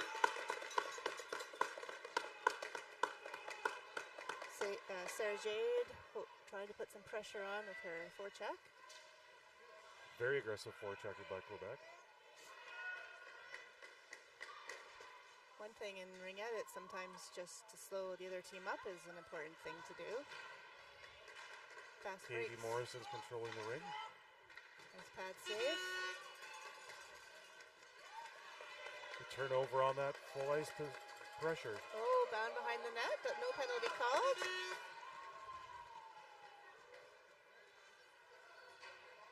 There's lots of movement in this game on the ring. Oh, we've got two Edmonton players tied her up and got possession.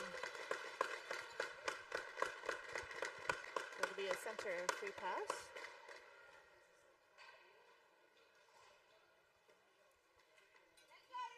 Looks like number 17, Isabella Carey, is going to take this free pass for Edmonton.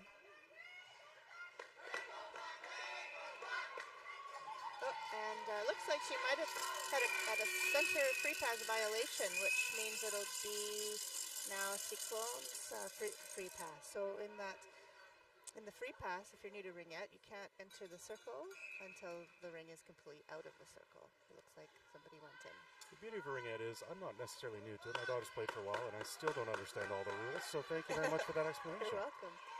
I'm a amateur ref at times. Oh, we got a breakaway happening here. Number 71 out of Ariane, and she hits the top corner.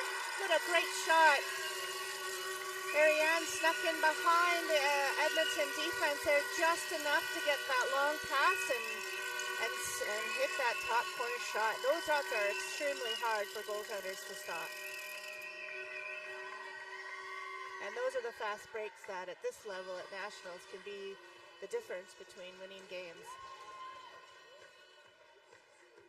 So Cyclone take it up to 4-2.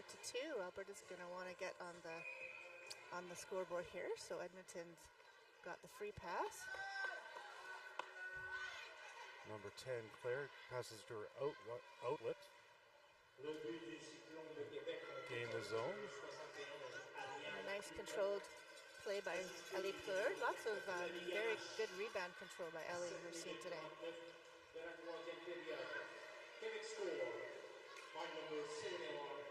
Some great passing there. Shot doesn't make it through. We've got Kelly LeBlanc with the Good ring. defensive positioning on with Edmonton.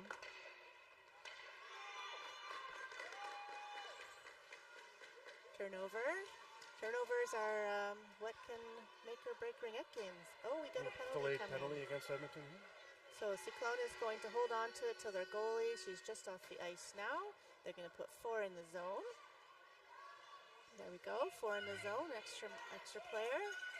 16 seconds on the shot clock. So they're forming a box, and one just missed the ring there. And the possession's turned over. So in Ringette on the offense, they're typically players set up in what's called a triangle. But when you have 4 on, you form a bit more of a box, which is similar to hockey and allows you to have lots of movement in and out, and it's very hard to defend.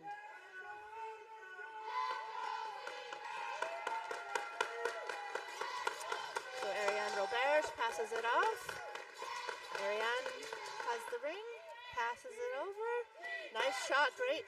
Good position by Sydney Mullen there. Yeah, goalies have to stand up a lot to take away the top corner, especially on this team. Nice, couldn't make it through there. I saw a pick being set by a Cyclone. Some of the strategy of Ringette is similar to basketball, where you want to set picks. You want to use players, sneak through to get some of those passes off.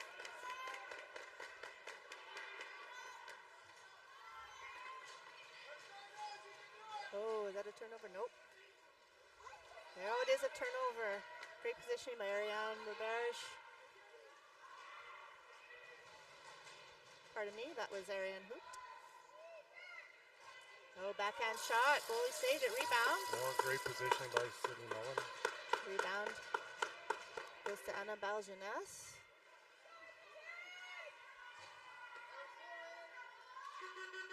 Couldn't get it through. Alberta Edmonton has a nice tight triangle there. On the defense, Ringette players form a triangle as well. And it helps to keep out the opposing team. And some action on the boards.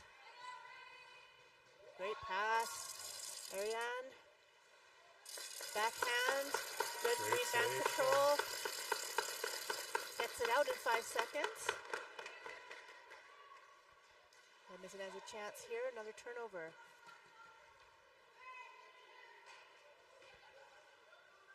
We got Olivia. Oh, another backhand. Good rebound control. And she hangs on.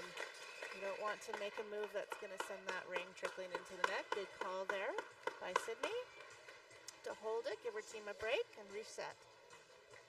So we've got 4 minutes and 38 seconds left here in the second, the first quarter of the third quarter. How about let's say third quarter? Third quarter, we'll go with that, sure. Yeah.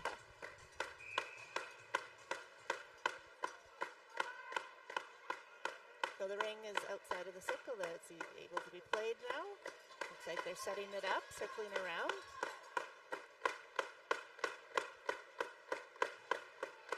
That is Kelia LeBlanc. Doesn't get through. That Edmonton triangle paid off again. Oh, we have maybe it looked like a breakaway setting up, but way to hang on there. That was Raphael. Some good defense there. Solid D by Cyclone.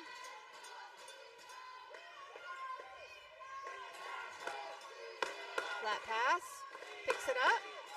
Oh, just missed the net on that high shot. Edmonton's breaking it out of their own zone. Pass up through the neutral zone. Turnover on the outlet pass. Here we go. Ariane Hoot. Pass in the center. Slot. And it's, she saves it just at the line. Great blocker save, Wow. followed by an amazing acrobatic maneuver to keep that out. Yeah, that's tracking. Goalie's got to track the ring the whole way. Stop those rebounds. Here we go, a chance for Edmonton. Great spin around and a save. Great spin by Lila Drew to get that Ellie shot Plurd, off. right in the right spot. Ellie's really holding Cyclone in this game. Edmonton has some incredible shooters. And, It looks like Edmonton has a penalty here. yep, body contact. Looks like maybe number 10 there. Number 10, Claire Wyatt. So Cyclone are going to have an advantage here. Be on a power play. Apologies to Claire's family if I mispronounced your family name. Yes, moi aussi. J'apprends français maintenant. My French is just in practice. My apologies for everyone who's bilingual or French speaking, as I'm monolingual and have no idea what Shannon said. So Olivia Galichon took that free pass. Somebody in from the center lines up just over the net. Edmonton gets a clear break now. Oh, good pickup. Oh, and that's some good D. Oh, she gets the ring. Ashland's taking it around to set something up here. Quick shot. Nice positioning by Ellie Plurd. Delayed penalty against Edmonton. It's going to be another penalty, so they're going to want to give it to Edmonton so that they can get on with the 2-on-3. And shot on net to stop the play. Oh, looks like it might be a technical. Number 15 penalty. for Edmonton, Ashland Quilty. Yeah, technical Cross-checking. cross-checking. Wow. That's going to be extra time on the board there. And So that'll be a 4-minute penalty, is that let's correct? see, yeah, 4-minute penalty. So Cyclone has quite an advantage. This is probably some of the hardest, as a goaltender, this is the hardest way to play Ringette. There's that cross crease pass That's as well. right, 3-on-2. They're really moving the ring while getting the goalie moving. It's very tiring. Some good defense there. The defense just want to get in the way of the ring and stop those corner shots from getting off. And good work there by Edmonton to get it out. Defensive zone. Edmonton's going to want to buy some time here. We're on the clock. And good pressure there by Cyclone. Quebec is pressuring really hard to keep that Kelly pressure on LeBlanc got there. it out. Here we go. We got Danica Lambert and Kelly LeBlanc on the ice. And Quebec maintains possession there. So Shannon, will that 4-minute penalty be fully served? I believe so. I think that's what goes on when it's a technical. If there's any refs in the audience, I apologize. You can write in to Ringette Canada. Feel free to write in your complaints. Okay, here we go. Setting up again, and a great defense there to pick it up and get it out. But Well done. Cyclone got it back, get it in quickly. They want to set up and get that ring moving. On the corner there, nice shot, missed the net. Excellent work closing off that angle by Sydney Mullins. Yeah, goalies have to be really agile during 3-on-2 play. And it's a goalie ring. So Sydney's going to want to get it out to her team or pass it up out of the way. Get it up high. I think she heard you. Those high pass outs really helped clear the zone and give her legs a break from the 3-on-2 pressure. Edmonton maintains possession here, breaking out. We got pressure by Cyclone. The first Edmonton penalty is expired, so it'll be 3-on-3 in the Ariane stops zone. it. That's open on the corner. And Sydney right there. Again, Sydney placed herself well and kept What down do you that think the angle. shots on net are, Mike? There's lots. We haven't seen the stats. I being haven't kept. seen in this rink the stats being kept, no. There we go. Oh, and a nice shot right on net. That was Olivia Gronda. But both goaltenders have been standing tall. They're getting Oh. a lot of shots both inside and the lower deep. So. The defense steps in. Delphine gets the resets to shot clock, and we got 8 seconds left, and she fires it off. 3 seconds, you're gonna get a shot, and it's right back at the goalie to end the third quarter. The third quarter. So after 3 quarters, Cyclone de Quebec lead the Edmonton team 4-2. And the teams are going to get a little bit of a break here. Some good goaltending and lots of shots missing the net. What do you think that Edmonton's going to have to do to get back in this game here, Mike?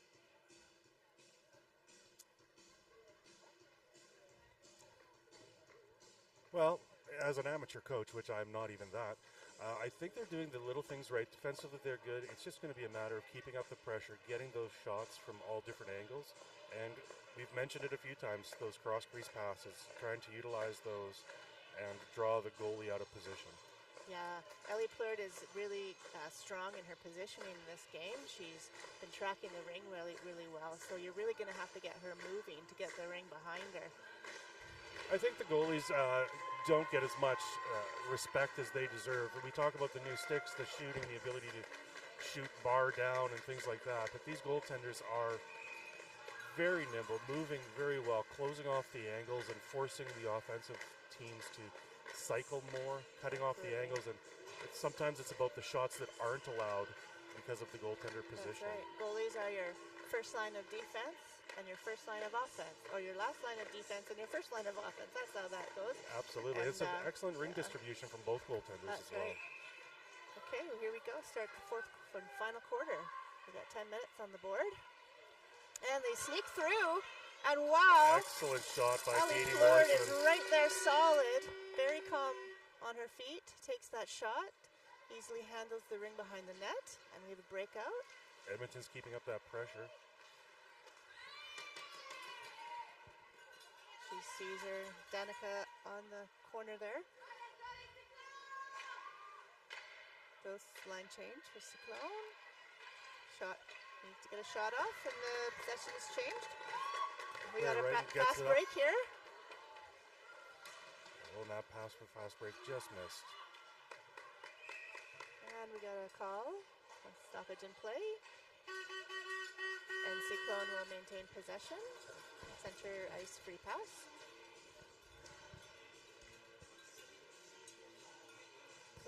I've played at Ringette Nationals for, for many years. I've played Ringette for 40 years and 12 or 13 national championships. I've won 1 national championship with the Cambridge Turbos, and I can tell you this week of play is extremely tiring, and every game matters. So Edmonton's going to want to see if they can put some more scores on the board here.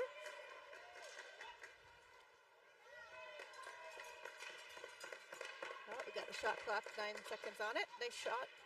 Reset the clock, and Edmonton gains possession. Good save there. Cyclone gets it back. That was bobbled at the line. Delayed crease, so that means that Edmonton's going to get it out before the 5 seconds delayed crease call. And again, that quick ring distribution by the goaltender gets that fast break for Edmonton. Oh, that's a good seam. Here we go. Oh, she hits the back of the net. Wow, we got a game here. And number 20, difference. Jocelyn Ardiel. Edmonton did a great job of getting open, finding those seams, and getting behind the Cyclone defense.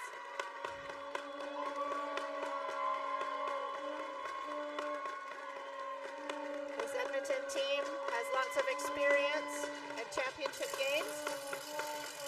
And so I think they know how to put it on in the fourth quarter when they need to. So this is going to be important for Cyclone to keep the shots down this last final And just quarter. another great example about how lethal speed can be and the simple receiving a ring cleanly. That's right, and those chances when you're facing the goalie one-on-one are a lot easier to score than when you have a team in front of the goalie. And she hits the top corner, wow! Beautiful shot. Being in the right spot, saw that net. And that really changes the momentum back to the Cyclone. They needed that momentum, the energy is there. Edmonton's going to want to get one right back. They're lined up, ready to go. They don't want to waste time. We got 8 minutes left. The score is 5-3.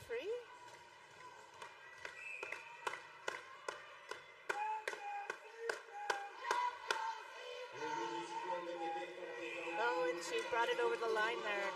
Again, in Ringette, if you're new to Ringette, you must pass over both blue lines, and sometimes it's a close call like that, and possession is given to the Cyclone.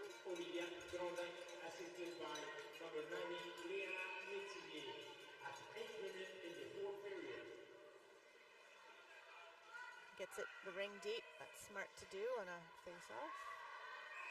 And the possession has changed. Good defense, getting in there to stop the ring. Edmonton has it on a breakout. Got some quick speed there coming out of the end. Oh, do we have a pass up. fast break? Edmonton's getting behind Cyclone a little bit here. They want to go to the net. Live the Drew cycling. Couldn't get the shot fully off there. Gets her own rebound to set up again. Just almost made it through there. There's a shot clock is reset. There's 30 seconds on the clock now for Edmonton to set something up. Couldn't get the shot through there.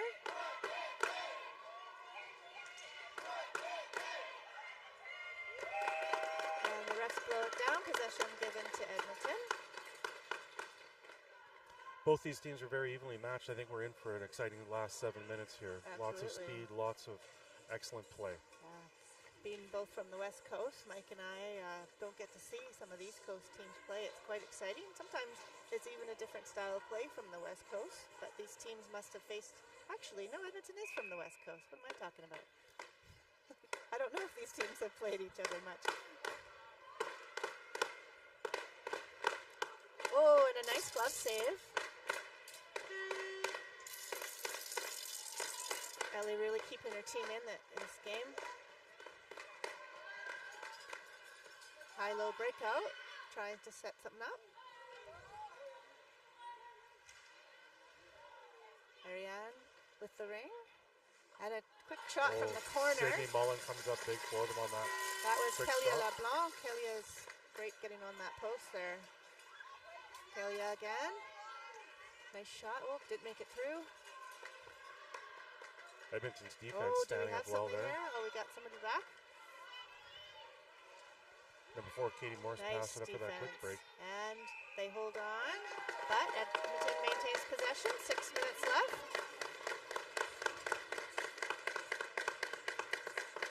In Ringette, anything can happen. A couple quick goals here, and we could be in a tie game situation. You never quit until the final buzzer.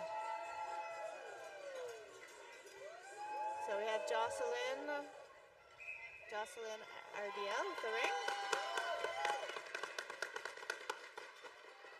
See if they can find the seam, get a good shot off. Cyclone is doing a good job of getting in front of those shots so the ring isn't hitting the goalie. And there, again, another example, those two defense working very well together, the center and the defense. Nice D-to-D pass. And we got a Tenacious penalty forward here. checking by Edmonton.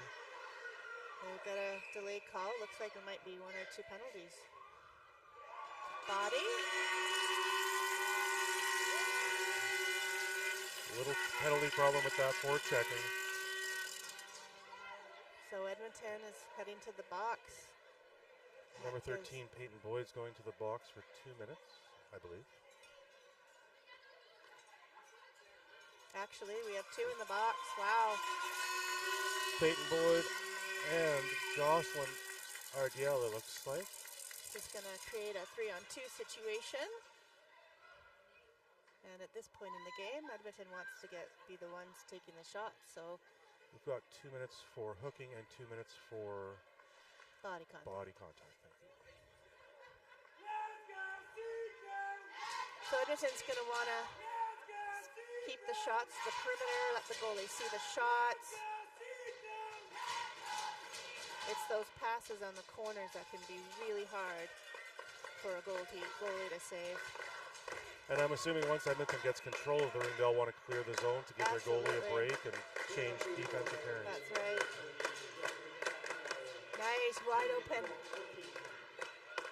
Good movement there. Good movement. Nice passes. Excellent Very strong movement D. by the goaltender to get down She's to those open on the corners. corner. Wow, just misses. Great shot. Those are the shots that as a goalie, you just thank your post. And what people don't realize is how tiring this is for the defense and goalie. And if you have a 3-on-2 for a long extended time, it just wears them down.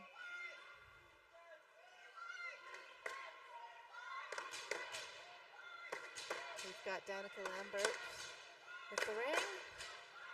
Good work by the Edmonton defense to keep it to the perimeter. So Cyclone are up, so they don't want to give the ring away. Possession is key, but they do want to get a shot off.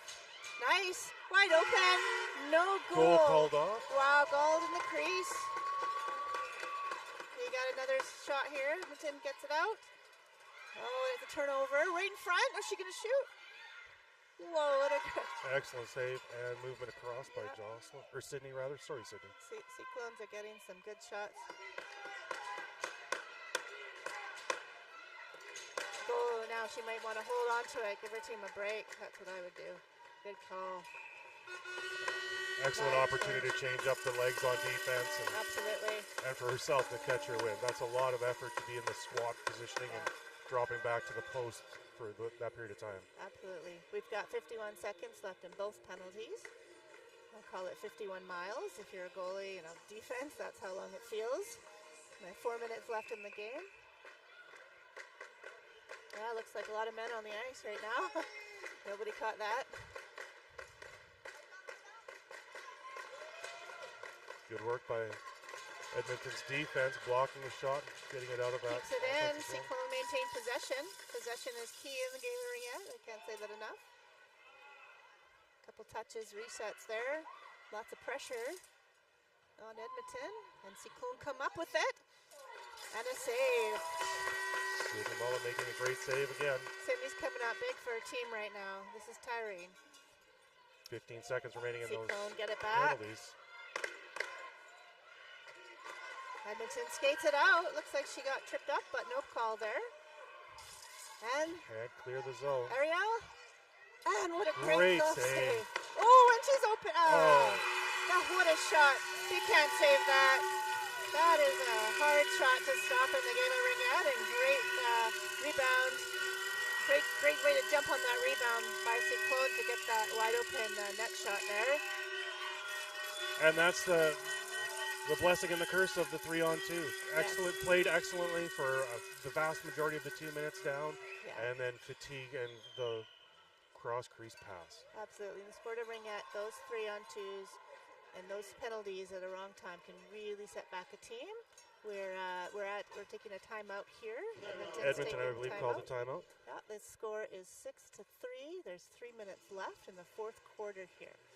I think we all know that I have strategically nothing to offer, but Shannon, if you'd called timeout in this situation, what would you be telling your bench right now? Well, if I was the Cyclone, I would tell them to keep possession, to skate away from Edmonton, be strong on the ring, don't take shots unless you have to.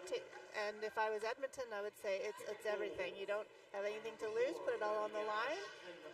And maybe they'll be looking to pull their goalie here to try to get an extra player, woman on the ice to attack. As Shannon mentioned, it's 3:34 remaining in the fourth quarter. Score 6-3. We got some cheers coming from the Edmonton side, rooting on their team. Couple quick goals here could change the game around. Some pressure. We got woman on pressure. Sorry, I'd say man on, but the intensity is really Edmonton's picked up. pushing hard here. Yeah, might see some more penalties if at this point in the game as players put all their effort into it. We've got close contact. Definitely playing on that line for sure.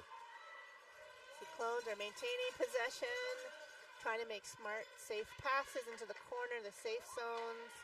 You're going to see them holding it on. There's 9 seconds left in the shot clock. Get the reset. No, they got to possession. reset smart.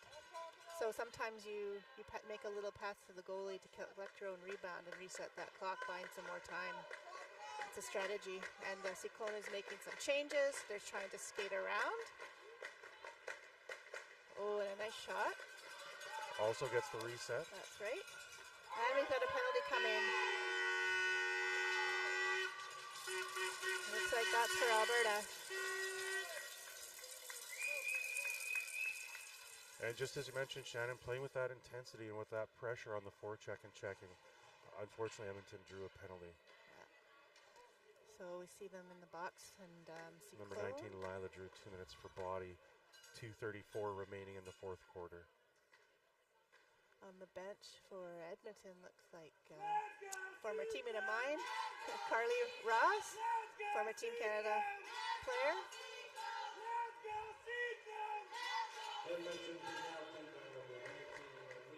Edmonton has the ring, and Cyclone all over. Cyclone got the ring possession back. Trying to skate around, but Edmonton is putting 2 players on, trying to get that ring back as fast as they can. And they did. But a penalty. called. Oh, looks like Alberta, Edmonton is going to the box.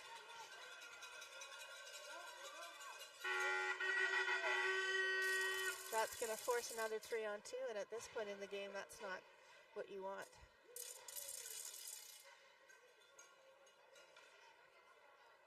Sorry, I paused for a moment because both penalty gates had opened. Number 13, Peyton Boyd, took 2 minutes for body. 2:08 remaining. So as Shannon mentioned, it'll be that 3-on-2. So Cyclone have another chance here. They're going to want to take measured shots, do lots of passing, keep the ring away, and maintain possession. We've got Ariane Huot on the ice. Some good passing back and forth. Isabella Carey and Ellie Hawk are playing defense for Edmonton. Keeping that ring to the perimeter, doing very well.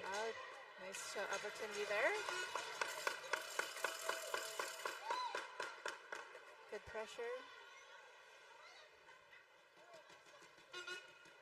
We've got That keeps the ring possession. Ariane. Wants to take a shot? Nope, they want to keep. Good block by that Control. Alberta defensive pair. And wide open. Wow, gets over Sydney right in flying time. across. Excellent play. 1 minute and 15 seconds remaining in the quarter. Tries to get it high, but it's blocked down. Edmonton can't get it out. Must be really tired for right now after the 3-on-2, and it's a goalie ring. So not too much time to change, but they're going to try to get some fresh legs out there. Yes, it looks like they were able to change off their defensive pairing. Got 1 minute left.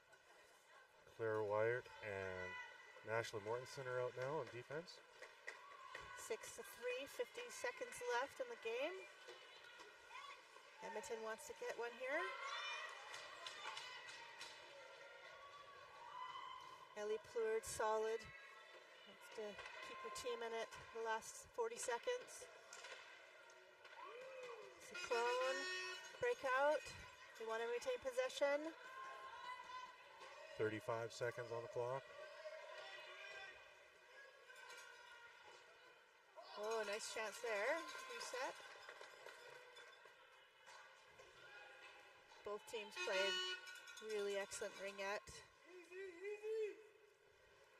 Cyclone maintaining possession, running down the clock. 15 seconds left.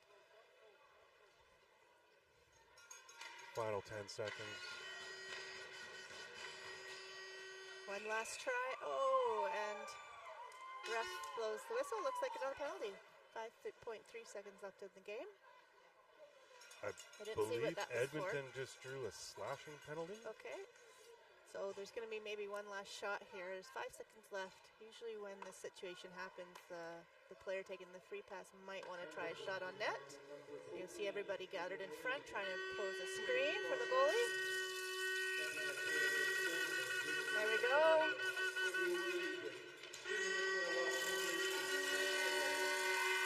And that's the game. Thanks for tuning in, folks. Looking forward to watching some Ringette and see how these teams do.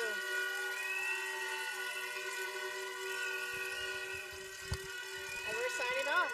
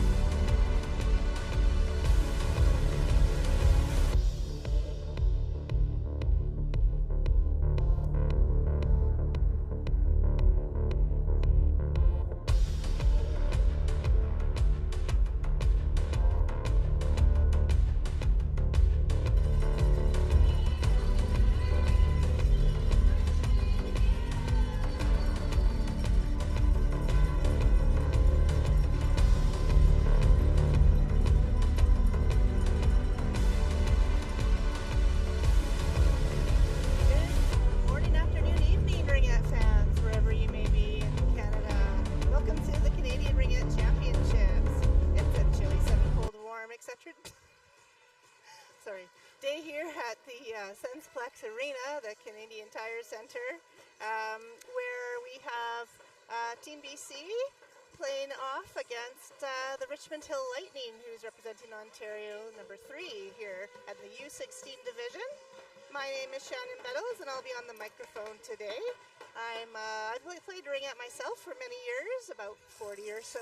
I'm from British Columbia, actually Williams Lake, and I'm coaching the Ice Hawks Indigenous Ringette program out in Chilliwack. And joining me is Michael Kennar. Mike, you want to introduce yourself? Thank you, Shannon. Mike Kennar from Chilliwack, BC, as you mentioned. Never played Ringette, played no Ringette. But have my daughter playing and have been around Ringette quite a bit with the Indigenous Ice Hawks, as you mentioned, and coaching and things when my daughter was younger. So we're super excited to be here. We're volunteer commentators, and we're going to do our best to highlight the awesome Ringette that we've been seeing, and we have no doubt today's game is going to be another fantastic matchup.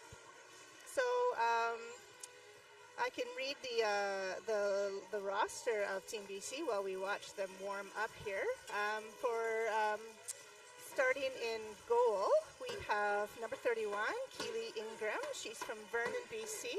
The other goaltender is number 29. That's Emma Kennar from Chilliwack, BC. Emma would like to give a shout out to her grandmother, Grandma Barb, who might be watching. We have players from White Rock, Chelsea Cove. He's playing center. We have number 5, Mael Snyder from Langley, BC. We have number 6, Taze Clapton from Langley, BC.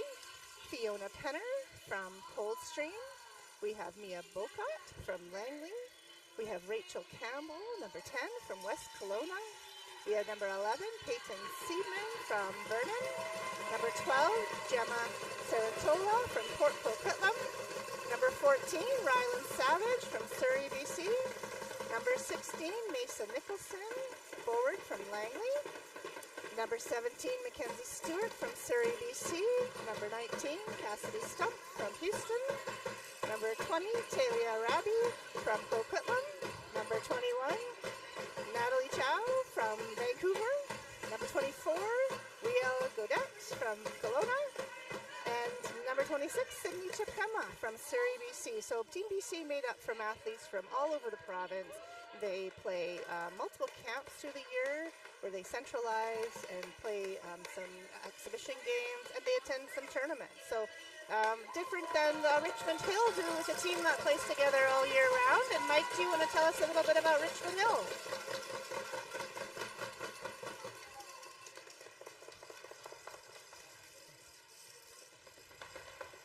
Just one moment while I get caught up. Just a brief write-up from Richmond Hill. They said, hello, we are the U16 AA Richmond Hill team, and we're very excited to have the opportunity to compete at Nationals this year, especially some of our first years who referred to themselves as the 2010s. This team has been in the making for 11 years with 2 4-year-olds starting out early in U9 and then adding pieces of the team each season up to this year. Something that makes this team incredibly special is the tidal wave that makes up our support team. With 5 main coaches, 3 specialty coaches, an additional trainer, 4 dads on the photography, videography team, the rest of the team staff, a dedicated family and friends fan club, support for our U19 AA's, friends on some of the other U16 teams like Kitchener, Nippon, City of Ottawa, and Burlington. Our family tree has added a multitude of new branches over the years. And I think that's key to all of these teams, the family support, the community support that allows them to make the countless hours of practice and training to get to this point. Absolutely. So, some players from BC are from northern BC, Houston, or from the Okanagan. They're traveling 5, 6, 7 hours sometimes to go play Ringette. And so having a competition like this where everyone can be brought together and play teams from across Canada is really an outstanding experience. I myself have played maybe 12, 13 national championships and have won once, but being from BC, you don't see a lot of the competition such as playing teams from Ontario. So it'll be interesting to see the matchup today, how the different styles of play come into focus here. We'll just take a minute and run through the roster for Ontario 3 Richmond Hill Lightning. Starting goaltender, number 1, Aubrey Dirkshan. Number 3, Danica Swift. Number 5, Alicia Cava. Number 7, Carlin Joy. Number 9, Nicole Papadonopoulos. Number 10, Caitlin Chow. Number 17, Suki Wu. Number 18, Indira Chisholm Darkwalker. 19, Kalina Wong. 21, Serena Wang. 27, Nicole Pham. Number 29, Brianna Zhao. Number 44, Daphne Chung. And number 88, Charlotte Michelle. Fantastic. See lots of fans here. Team BC parents have giant cutouts of their athlete's face on sticks that they're waving, and they are draped in the BC flag and wearing blue. So great team spirit. Looks like the U19 team is here to support the U16 club. And Ontario parents are just filing in, but I'm sure it's going to be a very loud game. We are sitting in the section with the drums, so you might hear that going on in the background. Oh, take a minute to thank our sponsors. Mike, why don't you give it a try? Give it a try. It sounds daunting, but here we go. We'd like to thank the Government of Canada, Gatorade, Athena Ringette, Ringette, TELUS, and Event Connect. That was pretty simple. Let's try some more. Event sponsors today are Ottawa Tourism, Province of Ontario, City of Ottawa, Ringette Association, Surgeonor, Hertz, Lug, Commissionaires, Ottawa Senators Foundation, Heart and Stroke Foundation, Booster Juice, Pro Physio and Sport Medicine Centers, ISI Live, Megan Peters Design, Melika Management Consultant Inc., and Dom Sports. Fantastic. It takes real community efforts to put on a championship like this. There are, I don't know how many games, over 3 different arenas, and so far the experience of the athletes, by judging by the smiles on their faces, has been pretty fantastic.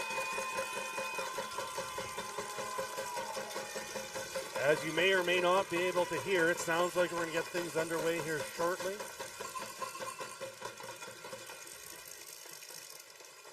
Team BC, being the visiting team, will start with the free pass.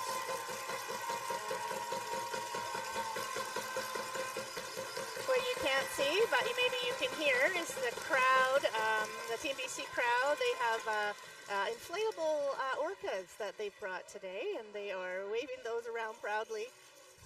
And the Ontario team, they've got a big Richmond Hill flag that they are waving around as well. And here we are, ready to start the first quarter. No shortage of excitement, intensity, and noise. It's a fantastic environment here in the stands. And I'm expecting to see some excellent ringette played over the course of the next 4 quarters. So Team BC has played 2 games thus far and hasn't scored a point yet. Not scored a point, earned a point for the standing. So they're going to really want to come out strong this game.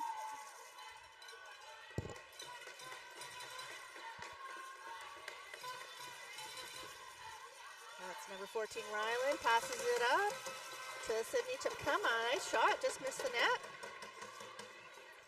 Got 2 players in the corner, ring behind the net. Richmond Hill has possession, is breaking out of their own zone. So Richmond Hill is the team in black, and Team BC is wearing white jerseys. Richmond Hill breaks it up. Starting in net is 31, Keely Ingram. Oh, and the ring just stops on the line.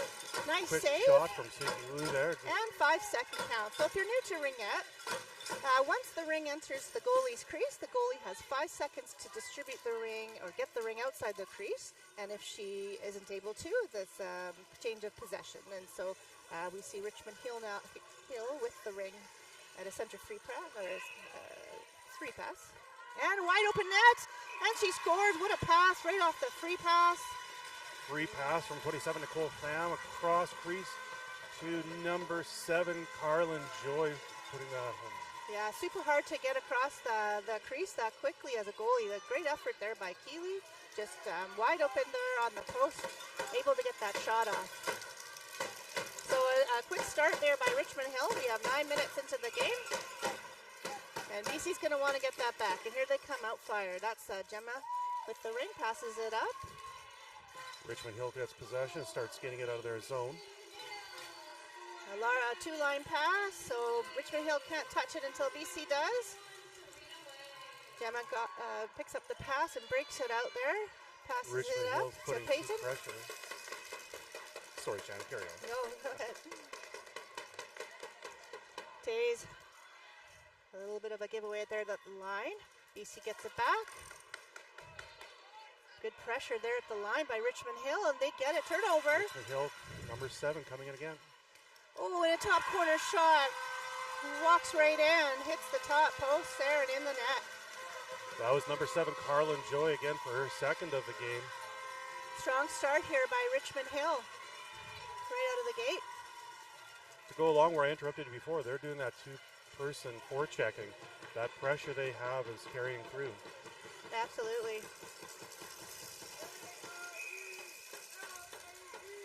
So center pre-pass here. Fiona Penner has a show. It's a really hard Great shot. shot. Just missed the net. Mesa battles for the ring. Fiona Penner comes out with it. To the corner. Nice open pass and she scores! Wow, what a great walk off the corner there. Great eyes by Fiona to see Mackenzie sitting at the post. Or sorry, Talia. Look at their player number right there. That was Mesa, Oh, my apologies. number 16. Okay, Rich, so now it's 8 minutes into the game. The score isn't up on the board yet, but it's 2-1 for Richmond Hill. Good way to come back there after a quick goal. Yeah, good response by Team BC. So another flat pass. So players like to use flat pass to maintain possession in Ringette. Talia, okay, that was Talia Rabi, who scored the goal for Team BC. Drop pass. So Richmond Hill maintaining good possession here, but pressure by BC. Keely Ingram from Vernon, BC in net, and the breaks in. And couldn't get that shot off. 8 seconds on the shot clock. 5 seconds, got to get a shot, and it's a good glove save and good rebound control by Keeley, who gets it up and passes it out. Off.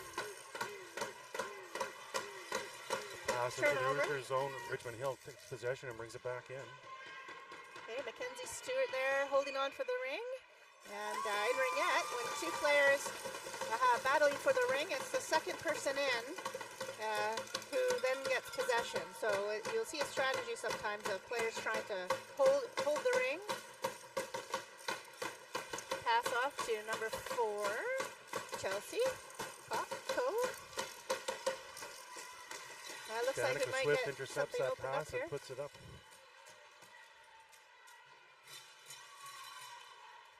So Richmond Hill setting up, getting the lines changed.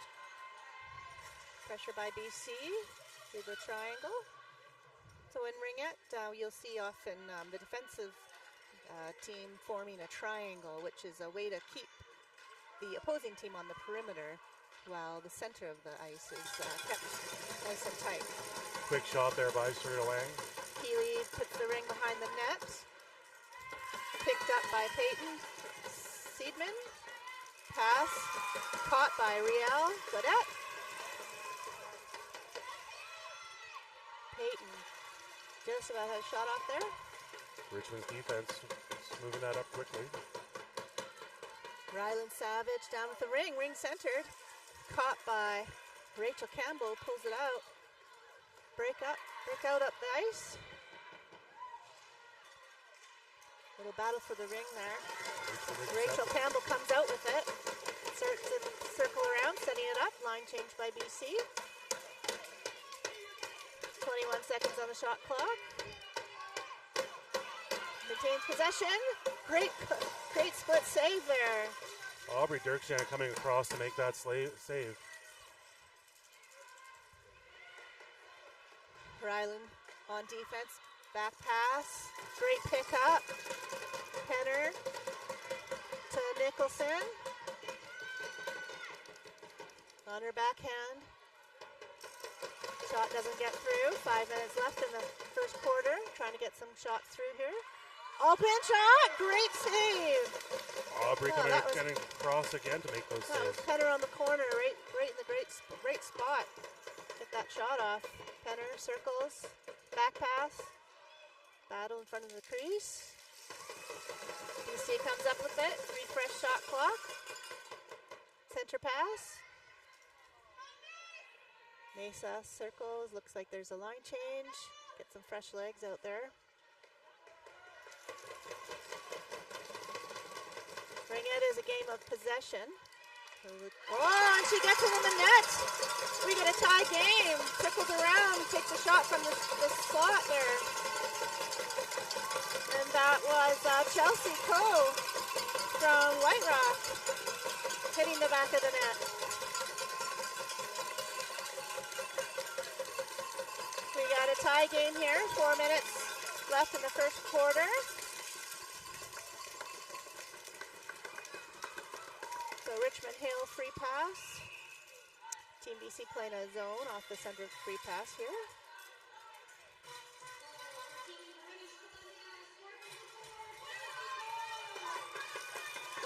Gemma circling around the trying to net. come in on that triangle.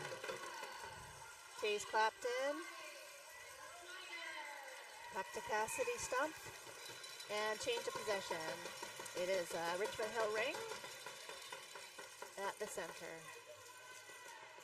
Want to thank tonight's officials. We can't play Ringette without officials, and it's great to see top-level officiating here at the Ringette Nationals.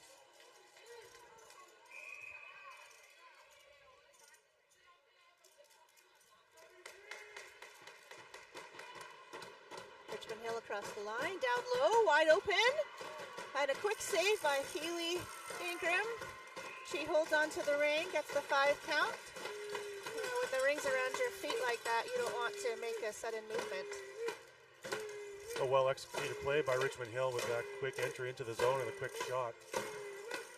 Mike and I are impartial to goaltenders. Oh, and that was a quick shot. Missed the net. Very close. I myself am a goaltender, and Mike's a goalie parent. So you're going to see us cheering for the goalies. It's a very tough position, and we need our goaltenders out there. It's most likely the most stressful position in Ringette, being a goaltender parent. I think so. Oh, we're breaking in, and what a split save. Speaking of goaltender parents, that had to be nerve-wracking. Absolutely. What a good pass up high. Great ring distribution, great save. Cassidy comes up with it. Nice shot. And it looks like there's a penalty, a slashing penalty being called here. Case opening for Richmond Hill. That will be a Richmond Hill penalty. Number 29, Brianna Zhao. 2 minutes for slashing.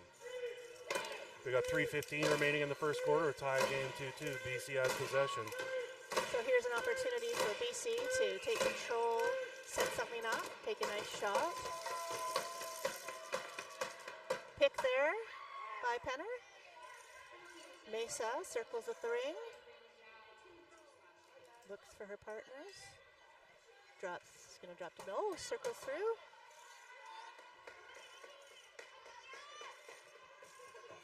We have Talia Rabi with the ring. Flat centering pass. And doesn't make it through, Richmond Hill. Richmond Hill gets possession. Gains the offensive zone. Ooh, pulls the goalie aside and doesn't get the shot off. Good defense. Good defensive play there. Penner breaks it out. Talia. Penner gonna do a line change, get some new legs out there. 2 minutes left in the first quarter. 10 seconds on the shot clock. They're gonna want to get a shot off. Pick. So some of the strategy of Ringette is similar to basketball. You will see players standing in the way of the defending players to try to set picks for their own players and create some space. That's a great shot and a nice save. A little bit of a rebound. Richmond Hill using their D-to-D passes quite well.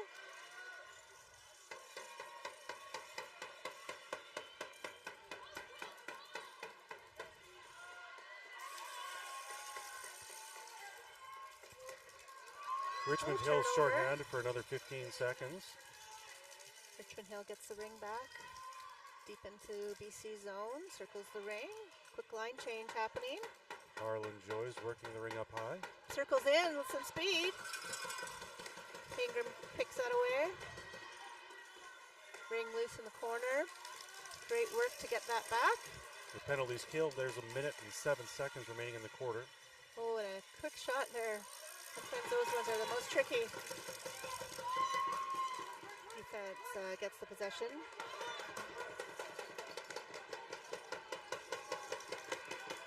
Riel breaks in and a shot. Gets a quick shot off. Handled. Dirkjan makes another great save. Good positioning on her part. Richmond Hill gains some speed out of the zone. So if you're new to Ringette, the ring has to be passed over each blue line. And if it is carried across, it will be a change in possession. A goalie ring was called. And so Keely will have 5 seconds to pass out the ring to her team. Cassidy Stump breaks up. Missed pass, 2 lines. So in Ringette, if a ring goes over 2 lines, so BC can't touch it there. It will be blown down if they did. Number 17, Wu takes it and is trying to break up the zone. There's 15 seconds left in the quarter. Oh, Penner hits a big hit there. Oh my Could be a goodness. delayed penalty. It looks like there's a penalty being called. Body contact. And Richmond Hill is heading to the box. It's great Richmond to player see. number 22. Sorry, I don't have a name for number 22, but that's 2 minutes for body contact, as Shannon said. It's a bit scary to see players get into some body contact situations, but really great to see them get up. These athletes they work out, they train hard, and they are used to this kind of body contact. But it will be a hard-fought 5 games, 5 or more games this week for each team here at the Nationals. We've got 7.9 seconds remaining in the quarter. Gonna take a quick shot and goes high. Oh, another chance. And it looks like there's a penalty being called right as the quarter concludes. It might be a technical. Did you see that, Mike? I did not, but we'll take a moment here and try to get things sorted out for you. So a good period of play. We are tied 2-2 at the end of the first quarter. There are 3 quarters in Ringette. And it looks like the call just at the very end of that quarter is a technical body contact for a player from Richmond Hill. We will see once they get through this break. And Mike, if you were the coaches here, what would you be telling your teams? If I was a coach of this team, I'd be saying, Shannon, what would you tell the team? Everybody listen up.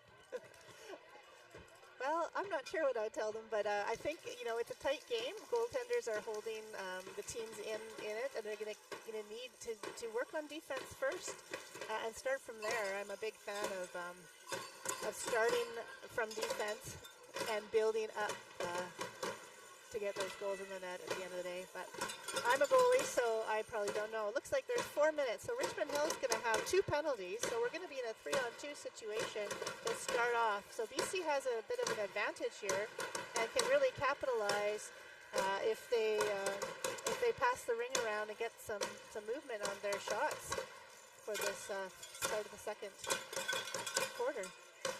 And I think that first quarter was a lot of speed, and I think that may be a point that both coaches would talk about. Keep the speed and the intensity up, but be under control and in control of yourself. That's right. Clean up the penalties, keep doing the basics correctly, and keep that intensity going.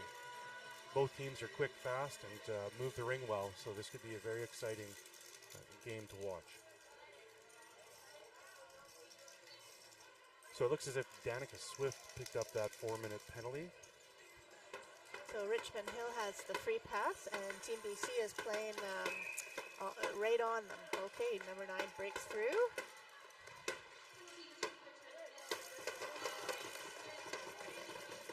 Penner gets the ring. Nice drop pass. BC moving the ring well. Nice quick shot. Shot, but Derek Chan was there again. The looks like a crease call. So Richmond Hill tried to pass the ring to the goalie, but their stick went in the crease, so the possession was now given to Team BC, and Gemma Sarantola has the ring on the free shot. With those two penalties, it'll be a 3-on-2. So a 3-on-2 is a very tiring position to be in if you're a goalie or a defense. And TBC is going to want to move the ring around, create opportunities. Just about got it through there. Another crease call. BC will get the ring back. There's not much time to change if you're a defense, so it could be quite tiring if they push this through to 2 minutes. That's right, Shannon. They've already had a 37-second shift. They'll start feeling that in their legs. Not a bad strategy to get some crease calls there to have an opportunity to change your defense. And it eliminates that cross-crease pass that we've been talking about that's so lethal if executed correctly. Absolutely. We got to give the goalies a lot of credit. They have to play 3-on-2s, moving around with wide open players on the corners often. Nice save and Good save, control. good positioning. Nice pass out. Richmond Hill dumps it deep.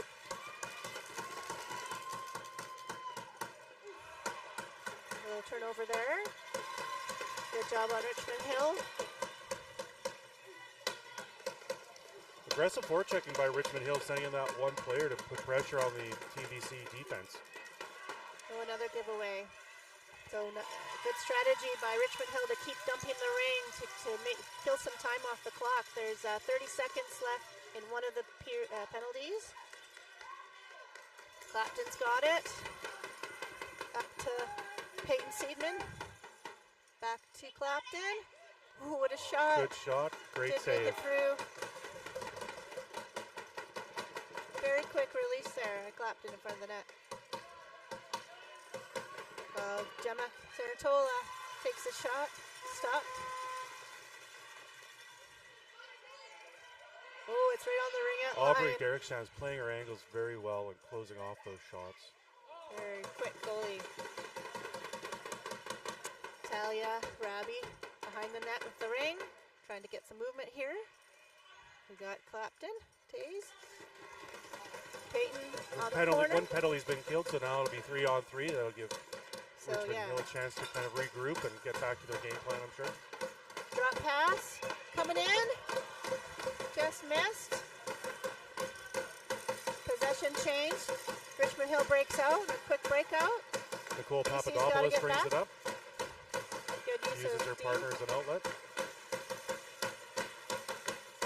You hear those drums from BC. Richmond Hill is still shorthanded for another minute and 15 seconds, sorry. So although not that 3-on-2 scenario, it's still shorthanded. Shot clock just was going to be reset, but BC maintains possession. Check there. Turnover. Oh, and a save by Keely Ingram.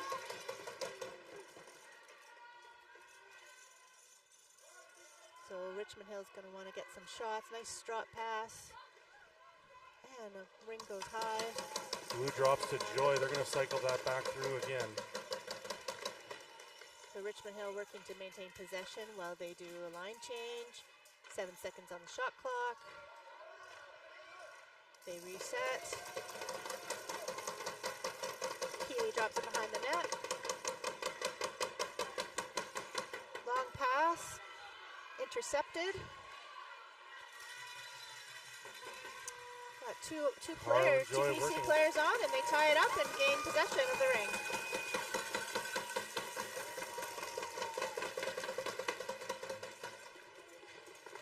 .14 seconds remaining in Richmond Hill's penalty. 6:14 remaining in the quarter.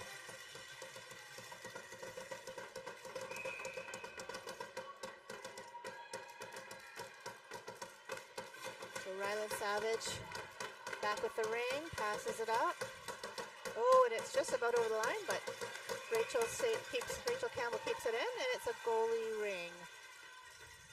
Change of possession, because Richmond Hill got their stick in the ring there.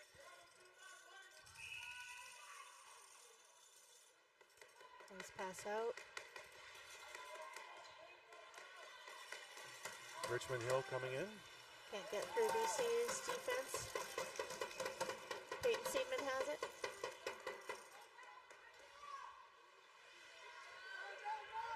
Over to Riel Godet. Nice pass up to Rachel Campbell. Richmond Hill's penalties expired, so we are even strength. Oh, a turnover. Penalty is being called. That aggressive checking in the neutral zone. Penner will get 2 minutes for body contact, I believe. So now reverse of fortunes, and Richmond Hill will be on the power play. 5 minutes, 26 seconds left in the second quarter. Tie game, 2-2.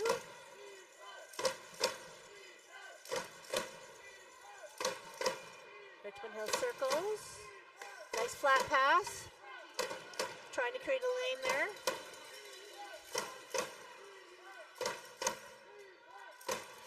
Taze Clapton pushes out. Oh, does she get the rebound? No!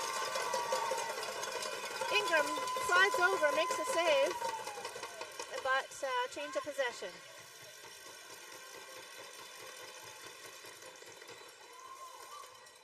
Richmond Hill will have possession. 1:35 remaining in the penalty against Team BC.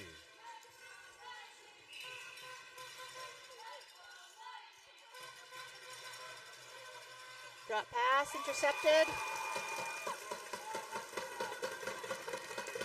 Taze Clapton passes it up to Gemma. And turnover there at the line. The line violation called. BC ring. BC will gain the possession down in Richmond Hill zone. Players get some fresh legs out there.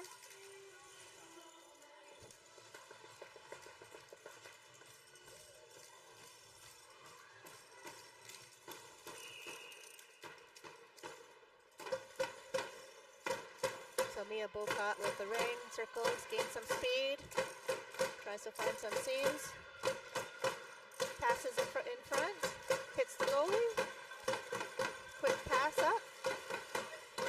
Richmond Hill on a fast break, circles back.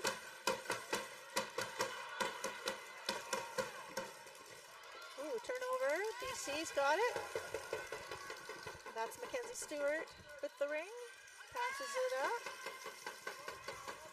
Cassidy Stump looking for her teammates. Nice shot. Aubrey with the glove save and a quick breakout by Richmond Hill.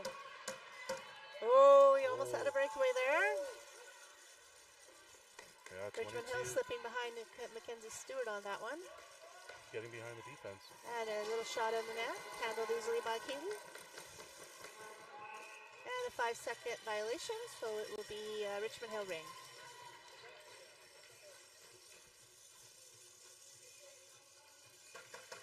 So some of the time zones are a little different for the Team BC athletes. It's 3 hours difference, so they're playing a little bit earlier than they might otherwise be. Good save. That cross street pass again. Great work getting across to make that save. BC on a breakout. Oh, a little bit of a BC's mix-up there. penalties expire.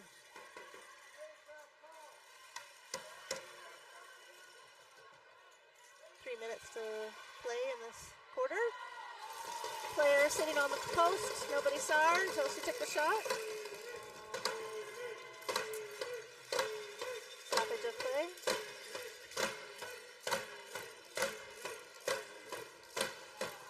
Richmond Hill ring.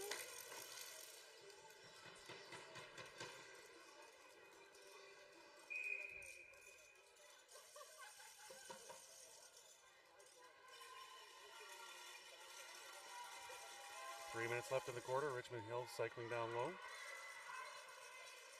Good job by Mia Bocott to push Richmond Hill into the other zone. Goalie ring. Ingram plays it behind the net. Fiona Penner with the ring up to Chikema.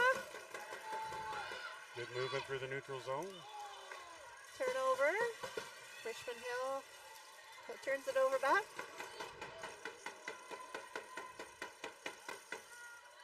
Oftentimes, I used to have a coach that would say, the team that has the most possession in a game is going to win. And I think possession is really an important thing in the game of ringette. Turnovers can quickly hurt your chances of taking a shot. And so strategies where you maintain possession, short passes, can tend to be some strategies for success. Richmond Hill quickly breaks into BC's range. Oh, she's low in the post. Just about had a shot off there. Moose cycles down low to Vicky. 10 seconds left on the shot clock. Oh, and wow, what a shot. That was a good shot. These players and their sticks can really hit the top corners, and that's what happened right there on Ingram.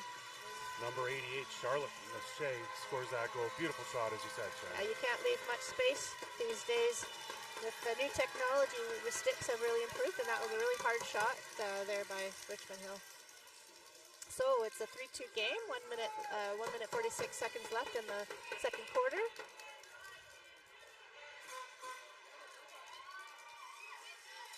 BC wants to get that back. Little shot on net, goes behind the net. 15 seconds on the shot clock.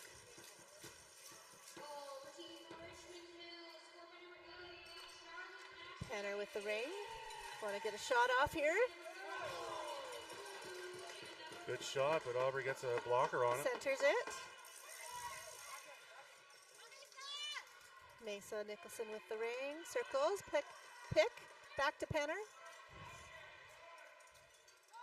14 seconds on the shot clock. Penner circles. Tries to break in. Shot on net. And the ring is called crease violation. BC's going to get the ring back. Good positioning by Richmond Hill goaltender, able to stop that shot. I haven't been counting shots, but there seems to be quite a few shots on net.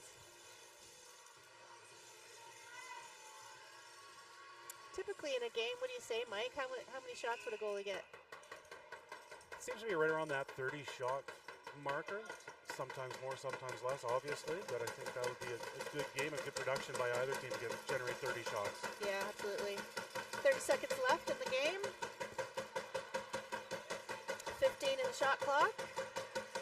Turnover. Almost. Still battling. The ring is loose. BC comes up with it. 20 seconds left in the second quarter. Second period. Backhand. Didn't make it through.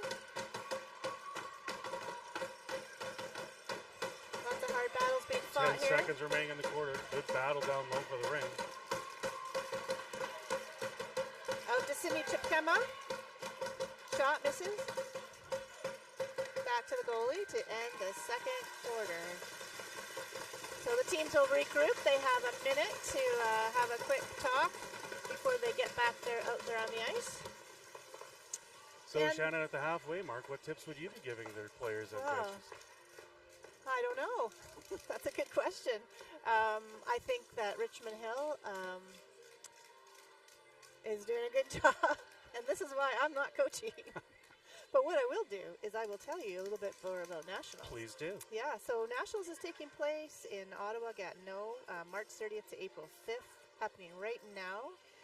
The arenas for the competitions are the Ray Friel Arena, the Richcraft SensPlex, and the Center Slush Puppy. Its expected attendance at this week games is 10,000 plus. There are 49 teams here representing 900 athletes. And the divisions are U16AA, U19AA, and 18 plus, which is also known as the National Ringette League. There are 250 bench staff, 150 games, and 8,000 hotel room nights. So great for the city of Ottawa to be hosting these, to get the revenue from the players and athletes that are here and the families. Absolutely, and so far a beautiful job by Ottawa hosting. The facilities have been fantastic. The opening ceremonies were wonderful. They've really stepped up and done a fantastic job. Absolutely. And great way to host everybody coming from as far away as BC today. We see BC's inflatable orca swimming by.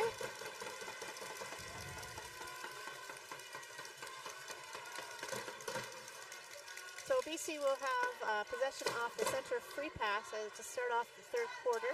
There's 10 minutes per quarter, and there are 4 quarters. And here we go.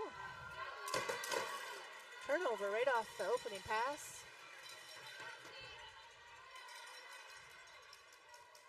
Pressure by Richmond Hill. Serena Wang taking it down low and cycling. Drop pass. Drops it for Joy. Pham is the third on that forward in that grouping. She set up down low. Ooh, no, missed a chance there. And Mackenzie Stewart hangs on for the goalie ring.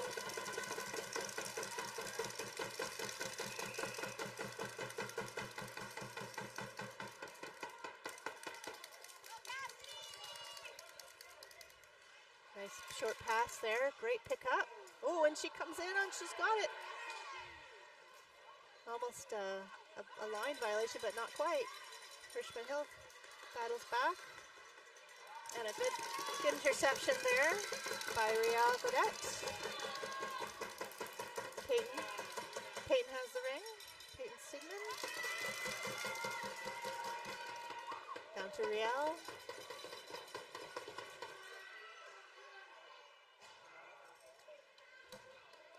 Penner with the ring. Penner from Coldstream, BC. Breaks through. Folds the triangle, but Richmond Hill comes up with it. Ryland Savage with the ring, passes it up to Penner. Penner winds up. Great save. Blocker save there. But looks like either a crease violation. BC will gain possession back of the ring.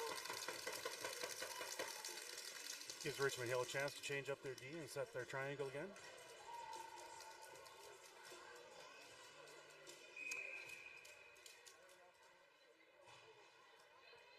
So Penner to Talia Rabi.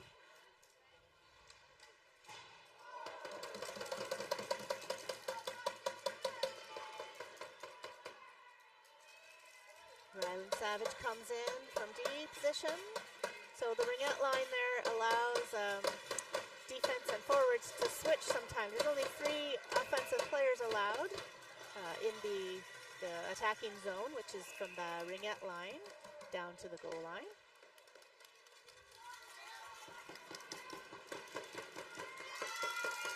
Turnover. Matt Mesa spins.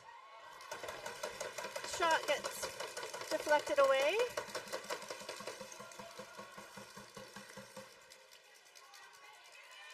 Richmond Hill breaks it out and slowed down by Team BC. Whoa, opportunity here. And we have a penalty coming up. For cross-checking. Yes, a delayed penalty against Team BC. Cross-checking, as Shannon mentioned.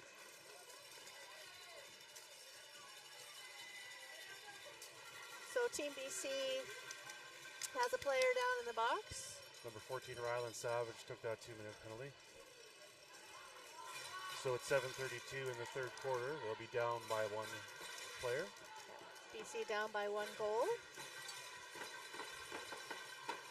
So while we're waiting, you'll notice Keeley wears a trapper. Goalies in Ringette can decide which kind of gloves they want to wear.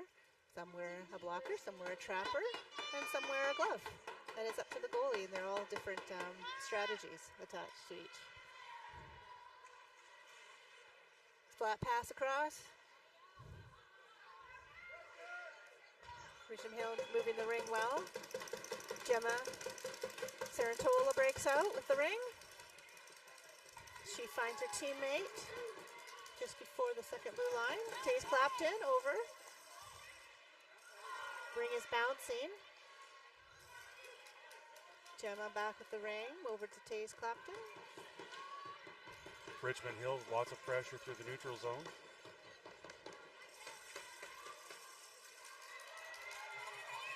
Chelsea Coe checked off the ring. So because there's a 30-second shot clock in Ringette, it's sometimes a strategy of the other team to tie up the ring in the center, to slow the other team down. That can be a very effective way to kill time off the shot clock so that when teams get to the offensive zone, they have to shoot quickly. You'll see some teams at this tournament using a zone defense and some teams using player-to-player defense. Shot. Another good save. Good positioning. Square to the shooter. Long pass. High-low breakout. She got a breakaway going here. And just pushed aside. A turnover. Going to the net. Richmond Hill. And misses the net. Some tight action. Looks like a penalty coming. BC's going to get another penalty. And it looks like there's going to be a 3-on-2. Nope. Oh, yeah, for 20 seconds, there'll be a 3-on-2.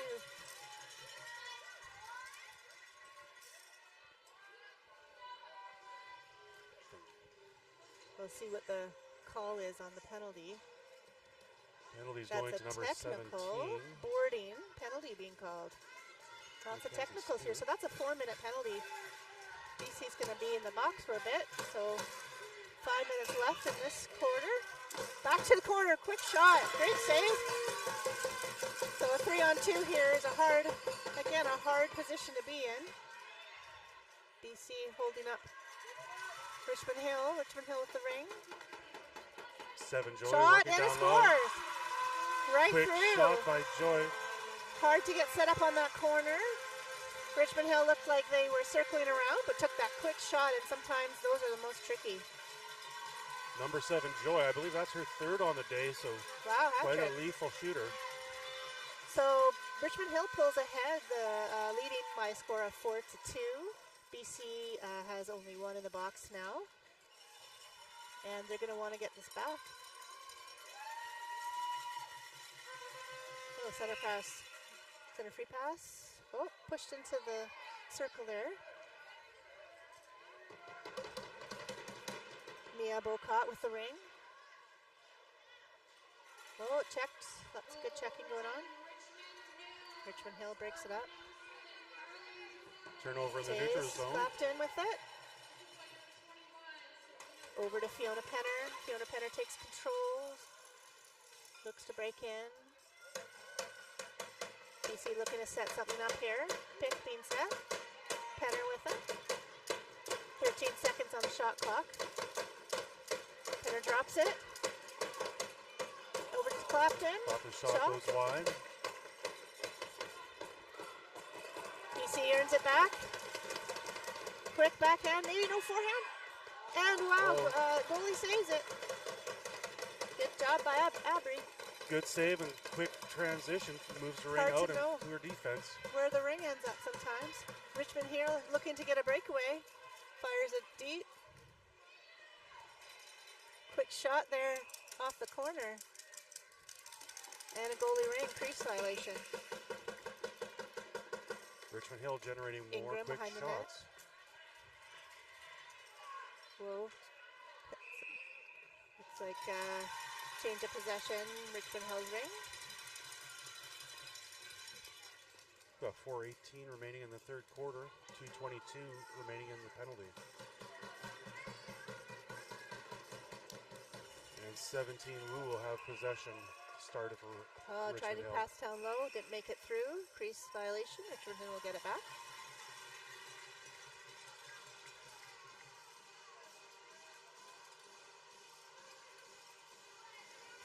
I may have misspoke on that last possession. It's now number 7 Joy starting it for Richmond Hill.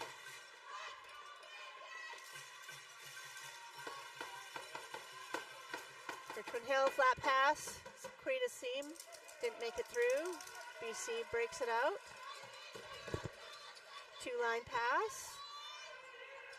Richmond Hill handles it.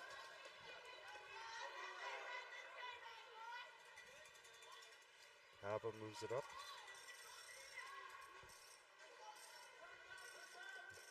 Wang cycling down low. Breaks in. Gets a shot off. Handled by Keeley. Passed out.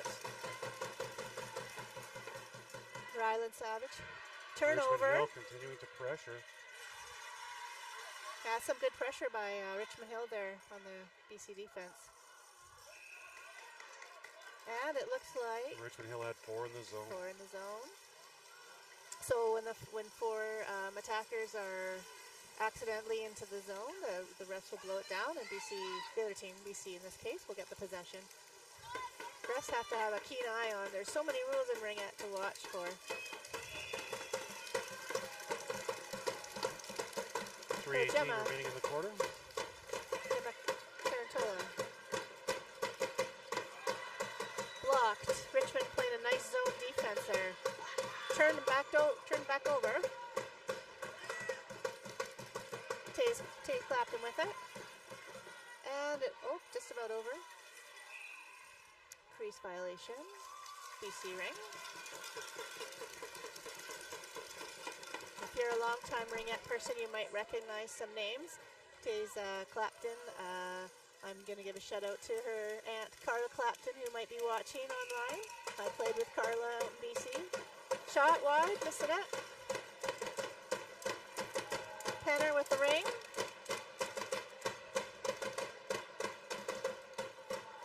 Stopped, handled nicely by Abry. And possession to BC. 2 minutes left in the third quarter. Score is 4-2 for Richmond Hill.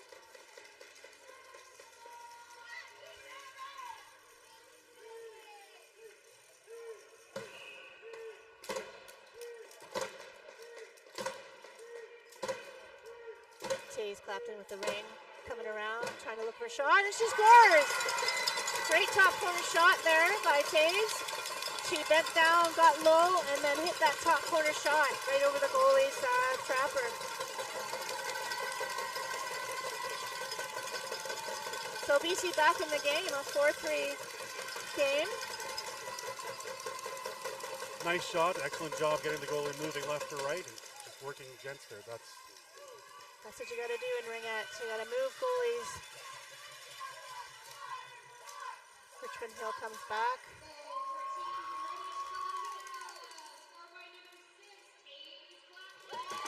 Richmond Hill really moving the ring well, finding their players, creating seams. Nice pass there on the corner. Couldn't get through. Crease violation. Richmond Hill will get the free pass.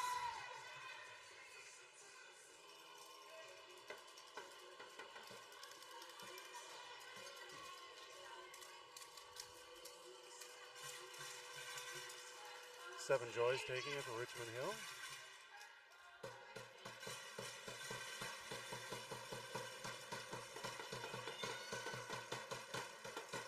Ingram has it. Looks to find her defense, finds her. Over to Mesa Nicholson. Up to, checked off the ring there, Mesa. Oh, and players go down there, and the penalty's being called. And that's a technical boarding penalty being called against Team BC. Mia Bocock goes to the box. So that's going to be 4 minutes. And there's a minute 38 left in this quarter, in the third quarter. Richmond Hill will get possession in Team BC's zone. Number 22 will be starting off for Richmond Hill. So Ringette BC, and Ringette in BC is celebrating its 50 years last year. And Ringette in Ontario has been happening since 1963. Quick shot, good save there. Tidbit for you. Great save there by Ingram, put behind the net. Ryland Savage breaks it out. Passes it up to Taze Clapton. Up to Sydney Chipkema. Back to Clapton. Fights for it. Rings loose. Richmond Hill gets it. Oh, wide open. In Ingham slides across, making the save. Picks up the ring, passes it out. Good side-to-side movement there. BC breaks out. Penner with Richmond the Hill ring. with that two-player pressure.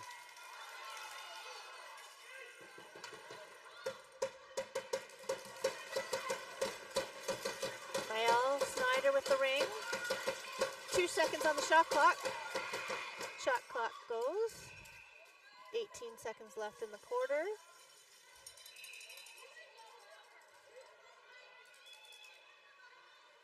Aubrey passes it up. Quick break by Richmond to get it down the ice quickly. 8 seconds remaining. Want to get a shot off. Shot from the side goes wide. 3 seconds remaining. And that ends the third quarter. One more quarter of play here in Ottawa. Great effort by both teams. Good job by BC to come back after down by 2 goals. Absolutely. High-speed game, lots of pressure, lots of forechecking by both teams in the neutral zone and into the other zones. It's good to see it. The pace has kept up through all 3 quarters thus far. Absolutely. So let's see what else is going on at Nationals this week.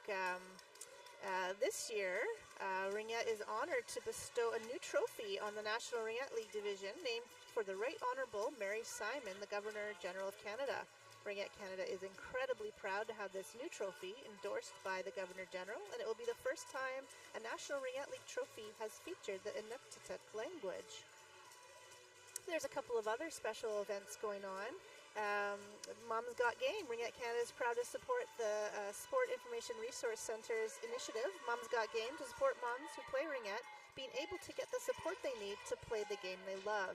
We are supporting moms by making it easier for them to bring their families and friends to the CRC to help them navigate their return to sport while keeping their little ones close by. Team BC's inflatable whale floats by.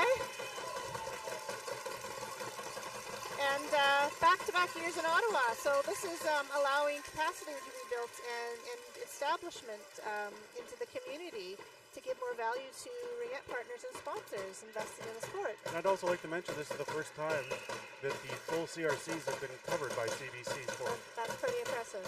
So here we go, last quarter of play. So Richmond Hill with the ring, circles around. BC still in the box for 2 more minutes. Got a player sneaking in the far side, wide open on the corner. There we go, wow, save. Pulls it out. Looks like there's a delayed penalty coming up against Team BC. Wow, Richmond Hill turned the ring over right away to get that advantage. Yeah, and Team BC's defense got to get on those corners. That girl from Richmond Hill had a bit of time there and really put out a save, but that's a dangerous spot to have a forward if you're a goalie. Have a lot of time there, so we got to watch. Richmond Hill is doing really good to find those angles and to get open. So now BC is disadvantaged again. Richmond Hill on the power play, 3-on-2 situation for 2 minutes. There's only a 150 on the board, but okay, shot saved by Healy. Passes it out with her stick. Dumped up the ice by Mason Nicholson. Oh, and they collide. A collision, and there's a penalty being called here. And who's it going to be? And it looks like it might be going to Richmond Hill. Body contact for that center ice collision.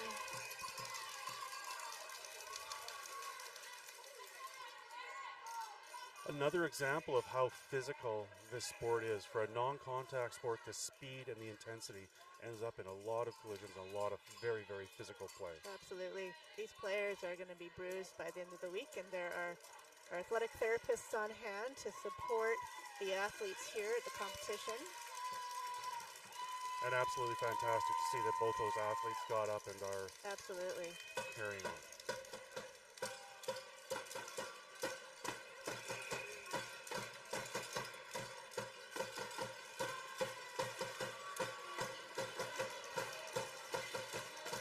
So BC with the ring, picking up some speed. That's Mason Nicholson, checked off the ring. Richmond Hill gets possession, breaks out of their own zone. BC back on D. Got a 3-on-2 set up. BC gets possession, dumps it up the ice, buys some more time. Richmond Hill has some speed to work with here. There's some players in the box, so there's some space to skate here. Richmond Hill attacking. Shot, low, right at the goalie. Ingram passes it up high. Another Penalty collision, another coming. delayed penalty. And it looks like it's going to BC here. Yep. And BC going to go to the box, trying to get the ring to the goalie so it's turned over so that the advantage remains with Richmond Hill. It's going to get crowded in the box here.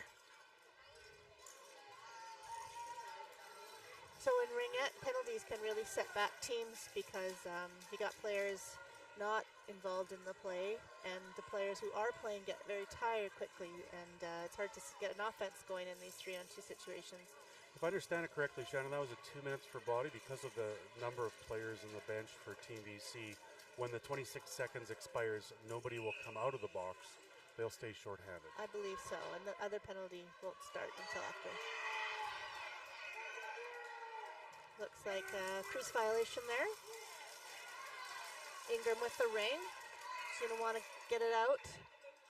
Passes it up high. Intercepted. Richmond Hill. Oh. Clapton gets it up. Richmond Hill Roos able to move it up to Choi. Great passing by Richmond Hill to get the ring up quickly. You can tell this team has played together a long time. They know where each other is. That's really an asset in Ringette. Shot, blocked. 11 seconds on the shot clock. Richmond Hill going to want to hit a shot off. Corner, open net. Hits the post, no goal. Shot, no goal. No goal. Crease violation, no goal on that. Ring. That was hard to see. That was quite a sequence of events. Ingram passes it up high, not quite over the Ringette line. BC's still going to have that defensive zone 3-on-2 for another minute and 32 seconds. So 7 minutes left in the fourth quarter. BC down by 1 goal, 3 in the penalty box. And Richmond Hill has possession. So at this point in the game, we really got to dig deep as both BC and Richmond Hill's not comfortable with a 1-goal lead. They're going to want to score another one here and use this opportunity. And both teams have to be wary of this 3-on-2. Almost there. Good block by defense. Back to the point. Richmond Hill set up in a triangle. That long stick blocks it up. Good move there by Mackenzie Stewart. Chung from Richmond Hill moves it up quickly to Pham. She moves it up quickly as well. We're back in that 3-on-2 situation. Stewart doing a good job on D with her partner, Gemma Sarantola. Must be getting tired now. Shot, quick shot, deflected. Number 7, Joy shooting for her 4th. 50 seconds left in the penalties. 3 seconds left in the shot clock. Good save on net. Excellent job. Dumped out, ring dumped out. BC gets a line change. Moves it up to Joy again. Fresh legs out there. 30 seconds left in the penalty kill. Power play. Richmond Hill changes. 14 seconds left on the shot clock. 5 minutes left in the game. Looks like a shot coming. On net. Ingram handles it. 17 Wu Passes up high. gets a great shot off there. Turned over. Flat pass to center. Down to the post.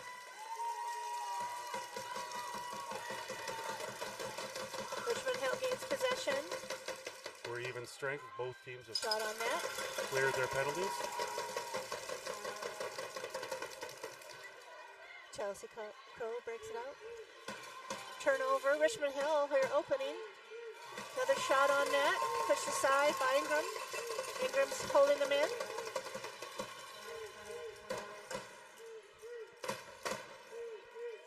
Shot, just misses the top corner. Team BC's defense doing a great job setting up that perimeter, leaving Back perimeter to the shots. Centered.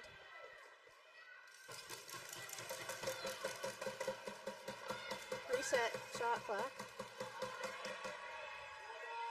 BC's got a chance here, breaking out, even strength. 4 minutes left in the game.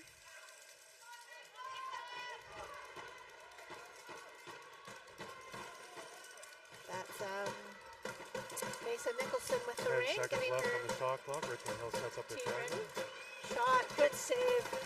Nice save by Aubrey Derkshan. Got some speed breaking it out. Pass up the ice.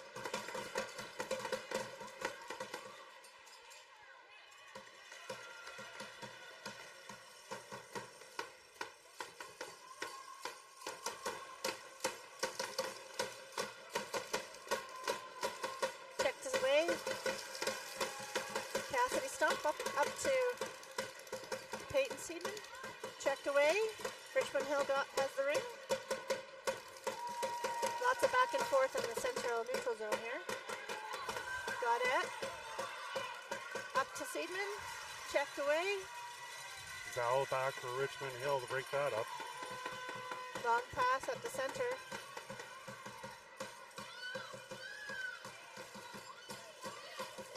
Richmond Hill's going to set it out. 3 minutes 20 left in the game. 4-3. Richmond Hill leads. 10 seconds on the shot clock. Rachel Campbell putting on some pressure. D breaks it out.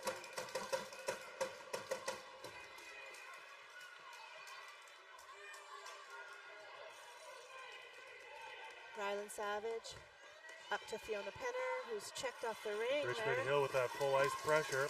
Oh, It's going to be a penalty. penalty going against Richmond Hill this time. Body contact. Number 8, Valakas. 2 minutes for body. This could be an opportunity for BC. And it looks like there might be a Timeout timeout called. called. So now, Mike, if you were a coach, what would you tell your team? Well, to be very clear, A, I'm not a coach. B, I never played ringette. But I think what you have to say is focus on what you do to get here. Make the basic passes, the basic setups, the basic plays done correctly with intensity. Be clean and leave it all out there. There's 2 minutes and 50 seconds on the clock. There's no point leaving any gas in the tank. Go for it. Are you sure you're not a coach? Wow, that was a great answer. I read a book. And I think your point about being clean, BC or actually Richmond Hill doesn't want to get another penalty to be 2 down and create a 3-on-2 situation, which could really be an advantage to BC. So if you're BC, you want to go hard and maybe draw some of those penalties out. Absolutely. Speed is lethal, whether it's scoring a goal or drawing a penalty. And either one will work to your advantage in this situation. So 2 minutes 50 on the clock. Oh, wide open on the corner. Oh, just about. Very close. Beautiful Missed the plays net. on both sides, by the Yeah. shooter in the setup and also by the goaltender for getting across and disrupting that shot. Good eye by Penner to find her teammate, Sydney Chipkemba, on the post there.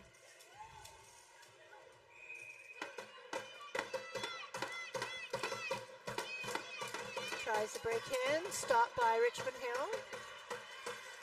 Oh, and collision there. And the goalie ring. Richmond Hill wanting to get this going fast. Both goalies doing very quick free passes. Sorry, not free passes. You know what I mean. Goalie ring. Thank you. Yeah, Taze Clapton in with it. Shot. Top corner. Ties the game. Wow, that's what you needed. Great BBC effort by fans going Clapton. crazy. Team BC gets a big boost right there. Taze Clapton finding top corner. Reminiscent of our first goal, moving across the crease, drawing the goaltender. Hard for Abley to get across to those top corners, any goalie. Those are hard shots to stop. Now we're even strength, tied 4-4. Intensity will be picking up, I imagine.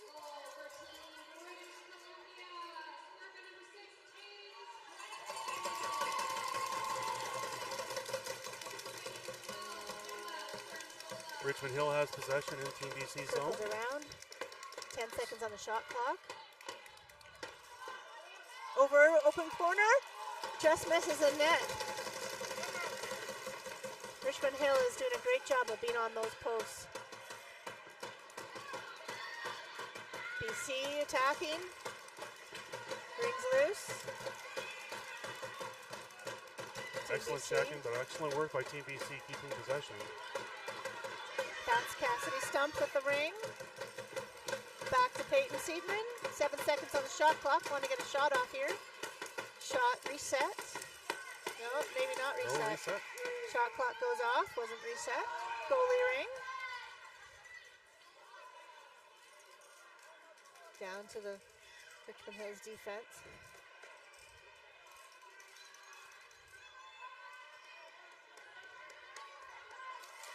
Rachel Campbell with the ring. Being checked hard. Trying to skate out of it. 1 minute left in the game. Tied 4-4. We may be going to overtime here. BC trying to get a last shot off. Richmond Hill turning it back. Turning over, could get a shot here. Dangerous. New 40 lines seconds out there. remaining. 41 rather. Turnover. BC's got the ring. Penner's with it. Over to Mesa. Talia Rabi battles hard. Penner with the ring. Passes it up. Intercepted. Hill breaks it out of their zone. 20 seconds remaining. Back up to Labby. Rabi shot. Kind of save. Great time save there. But Aubrey Timely passes save it up. for sure. Could they get a shot off? 5 seconds.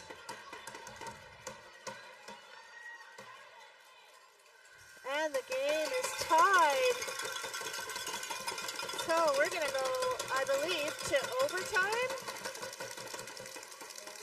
So if the game is tied at the end of the regulation, the game goes to a sudden death shootout period of 10 minutes. So I'm assuming that's a typo. how would you like to interpret that sentence? A sudden death shootout period. So I'm thinking it's going to go to a period, but the refs are briefing the athletes at the moment. So we were going to shortly find out how ties are handled here at the Ringette Nationals. What an exciting game here for the fans. BC coming back. Looks in like the there's a fourth coin quarter. toss happening here. This might mean a shootout. So here at Nationals, every game matters. These teams are trying to compete to get out of the pool and into the playoff round. Yeah, it looks like it's going to be a shootout. It sure does. So this is a high-pressure situation. I wonder, teams are now thinking about which shooters are going to put into net. Goalies are trying to go through their data bank in their brain of which players shoot where. As a goalie myself, sometimes it's just a pure guess as to where players are going to shoot.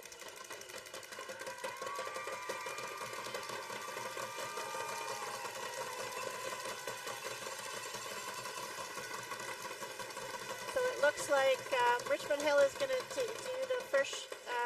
I believe we're going. Okay. It looks like we're scratch doing that. a 10-minute. We are wrong. 10-minute Yeah. sudden victory period. Apologies, a coin toss. BC was able to choose the end that they had at the last quarter. So we're going into a 10-minute, fifth quarter sudden victory. There we go. The answer is known to us now. It's all perfectly clear. Richmond Hill has possession down low. So whichever team scores is going to win the game at this point. We got some action going on. BC's got the ring. Shot on net, just about. Intercepted. Scramble in front. Quick reaction there. Richmond Hill's goaltender. And we got a penalty being called. I'm impressed by Abri. Derek Fisher. Shan. She's been very quick this game, moving quickly, focused on the ring, able to get it out. Absolutely. Her movement is excellent. Very acrobatic. And down at the other end, Keely Ingram staying strong, allowing her team to come back. Team BC with 2-minute penalty. So Team BC doesn't want to catch another penalty.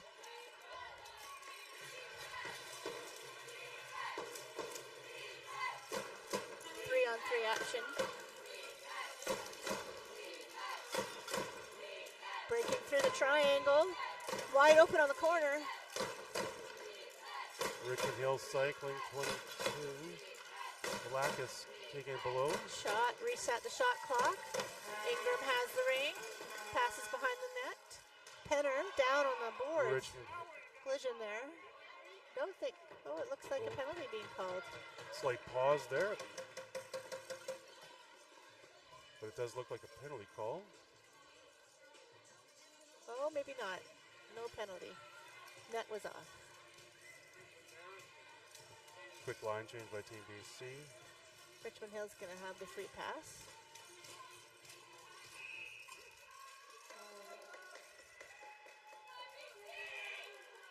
Richmond Hill setting up for a shot just over the net. Slightly high. Breaking out. Gemma Sarantola.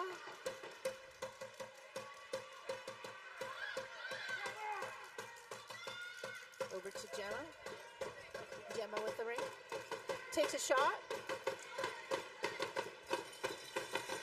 Derek Shan stands tall again. Behind the net. Richmond Hill breaks out. Looks like they're skating fast. Breakaway happening here. Up the ice. Breakaway. Wow, misses net wide. Very good 27th opportunity. down, misses it wide. Great speed. Richmond Hill using their speed to get the ring quickly up the ice. 7 Joy's got the ring. Checked away, dumped up the ice. BC changes. 7 minutes, 8 minutes left in the Papadopoulos game. picks up the ring, breaking it out for Richmond Hill. Oh, and a big collision there. The penalty's being called for BC. They're going to have 2 in the box. Looks like 9 Bocock got 2 minutes per body. Both athletes getting up off the ice. Good to see. That was a hard hit.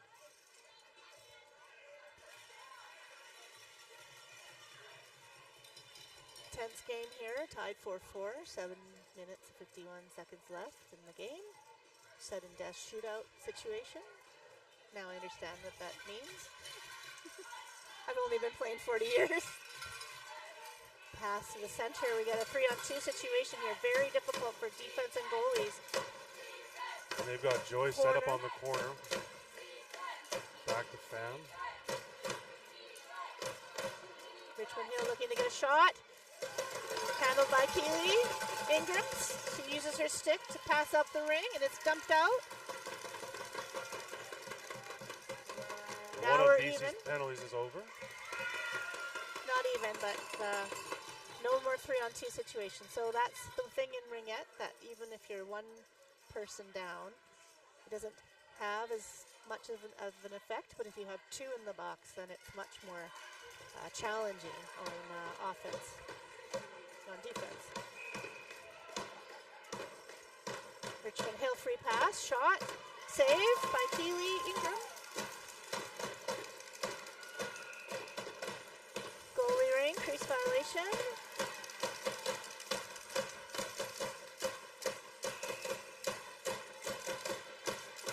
Behind the net.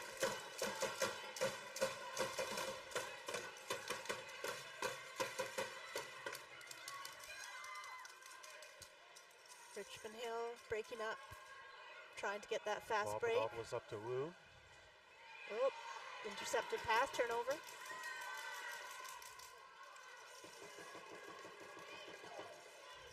Richmond Hill putting on the pressure behind the net.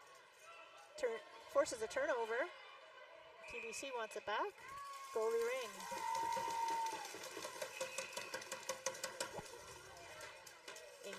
passes it up.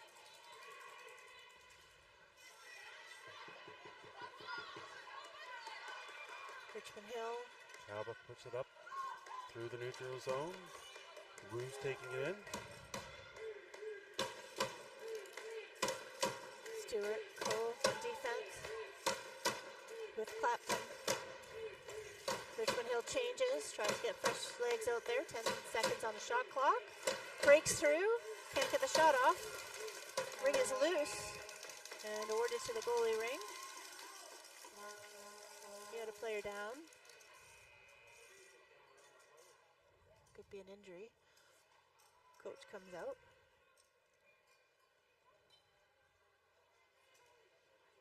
A lot of speed, a lot of intensity in this overtime period. Yeah, 6 minutes to go. Tied 4-4. The 5-game round robin makes every point valuable. Yeah, at this point in the game, this is an extra period. The players are getting very tired.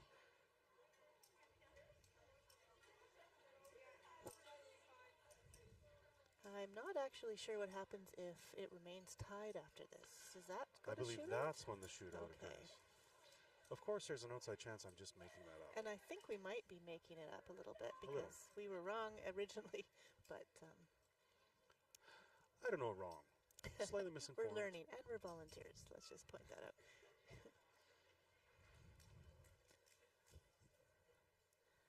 So while we have a coach attending to an injury, we'll just remind you that The athletes standing up she's and getting up under their own power. Excellent.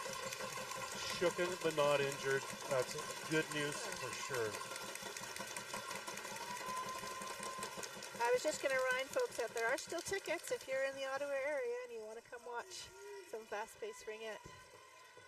Come on out. So after that break, we'll restart. 6:04 remaining in the 5th quarter.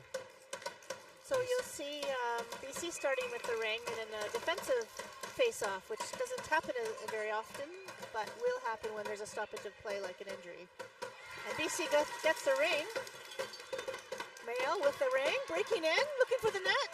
Just missed the top corner. That was a good chance, breaking right in there like that. Richmond Hill quickly has the ring out.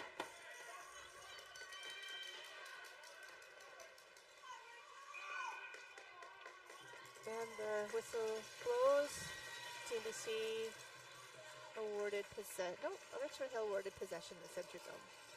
Must have been a blue line violation. Rest in a good job on the lines and picking up the violations.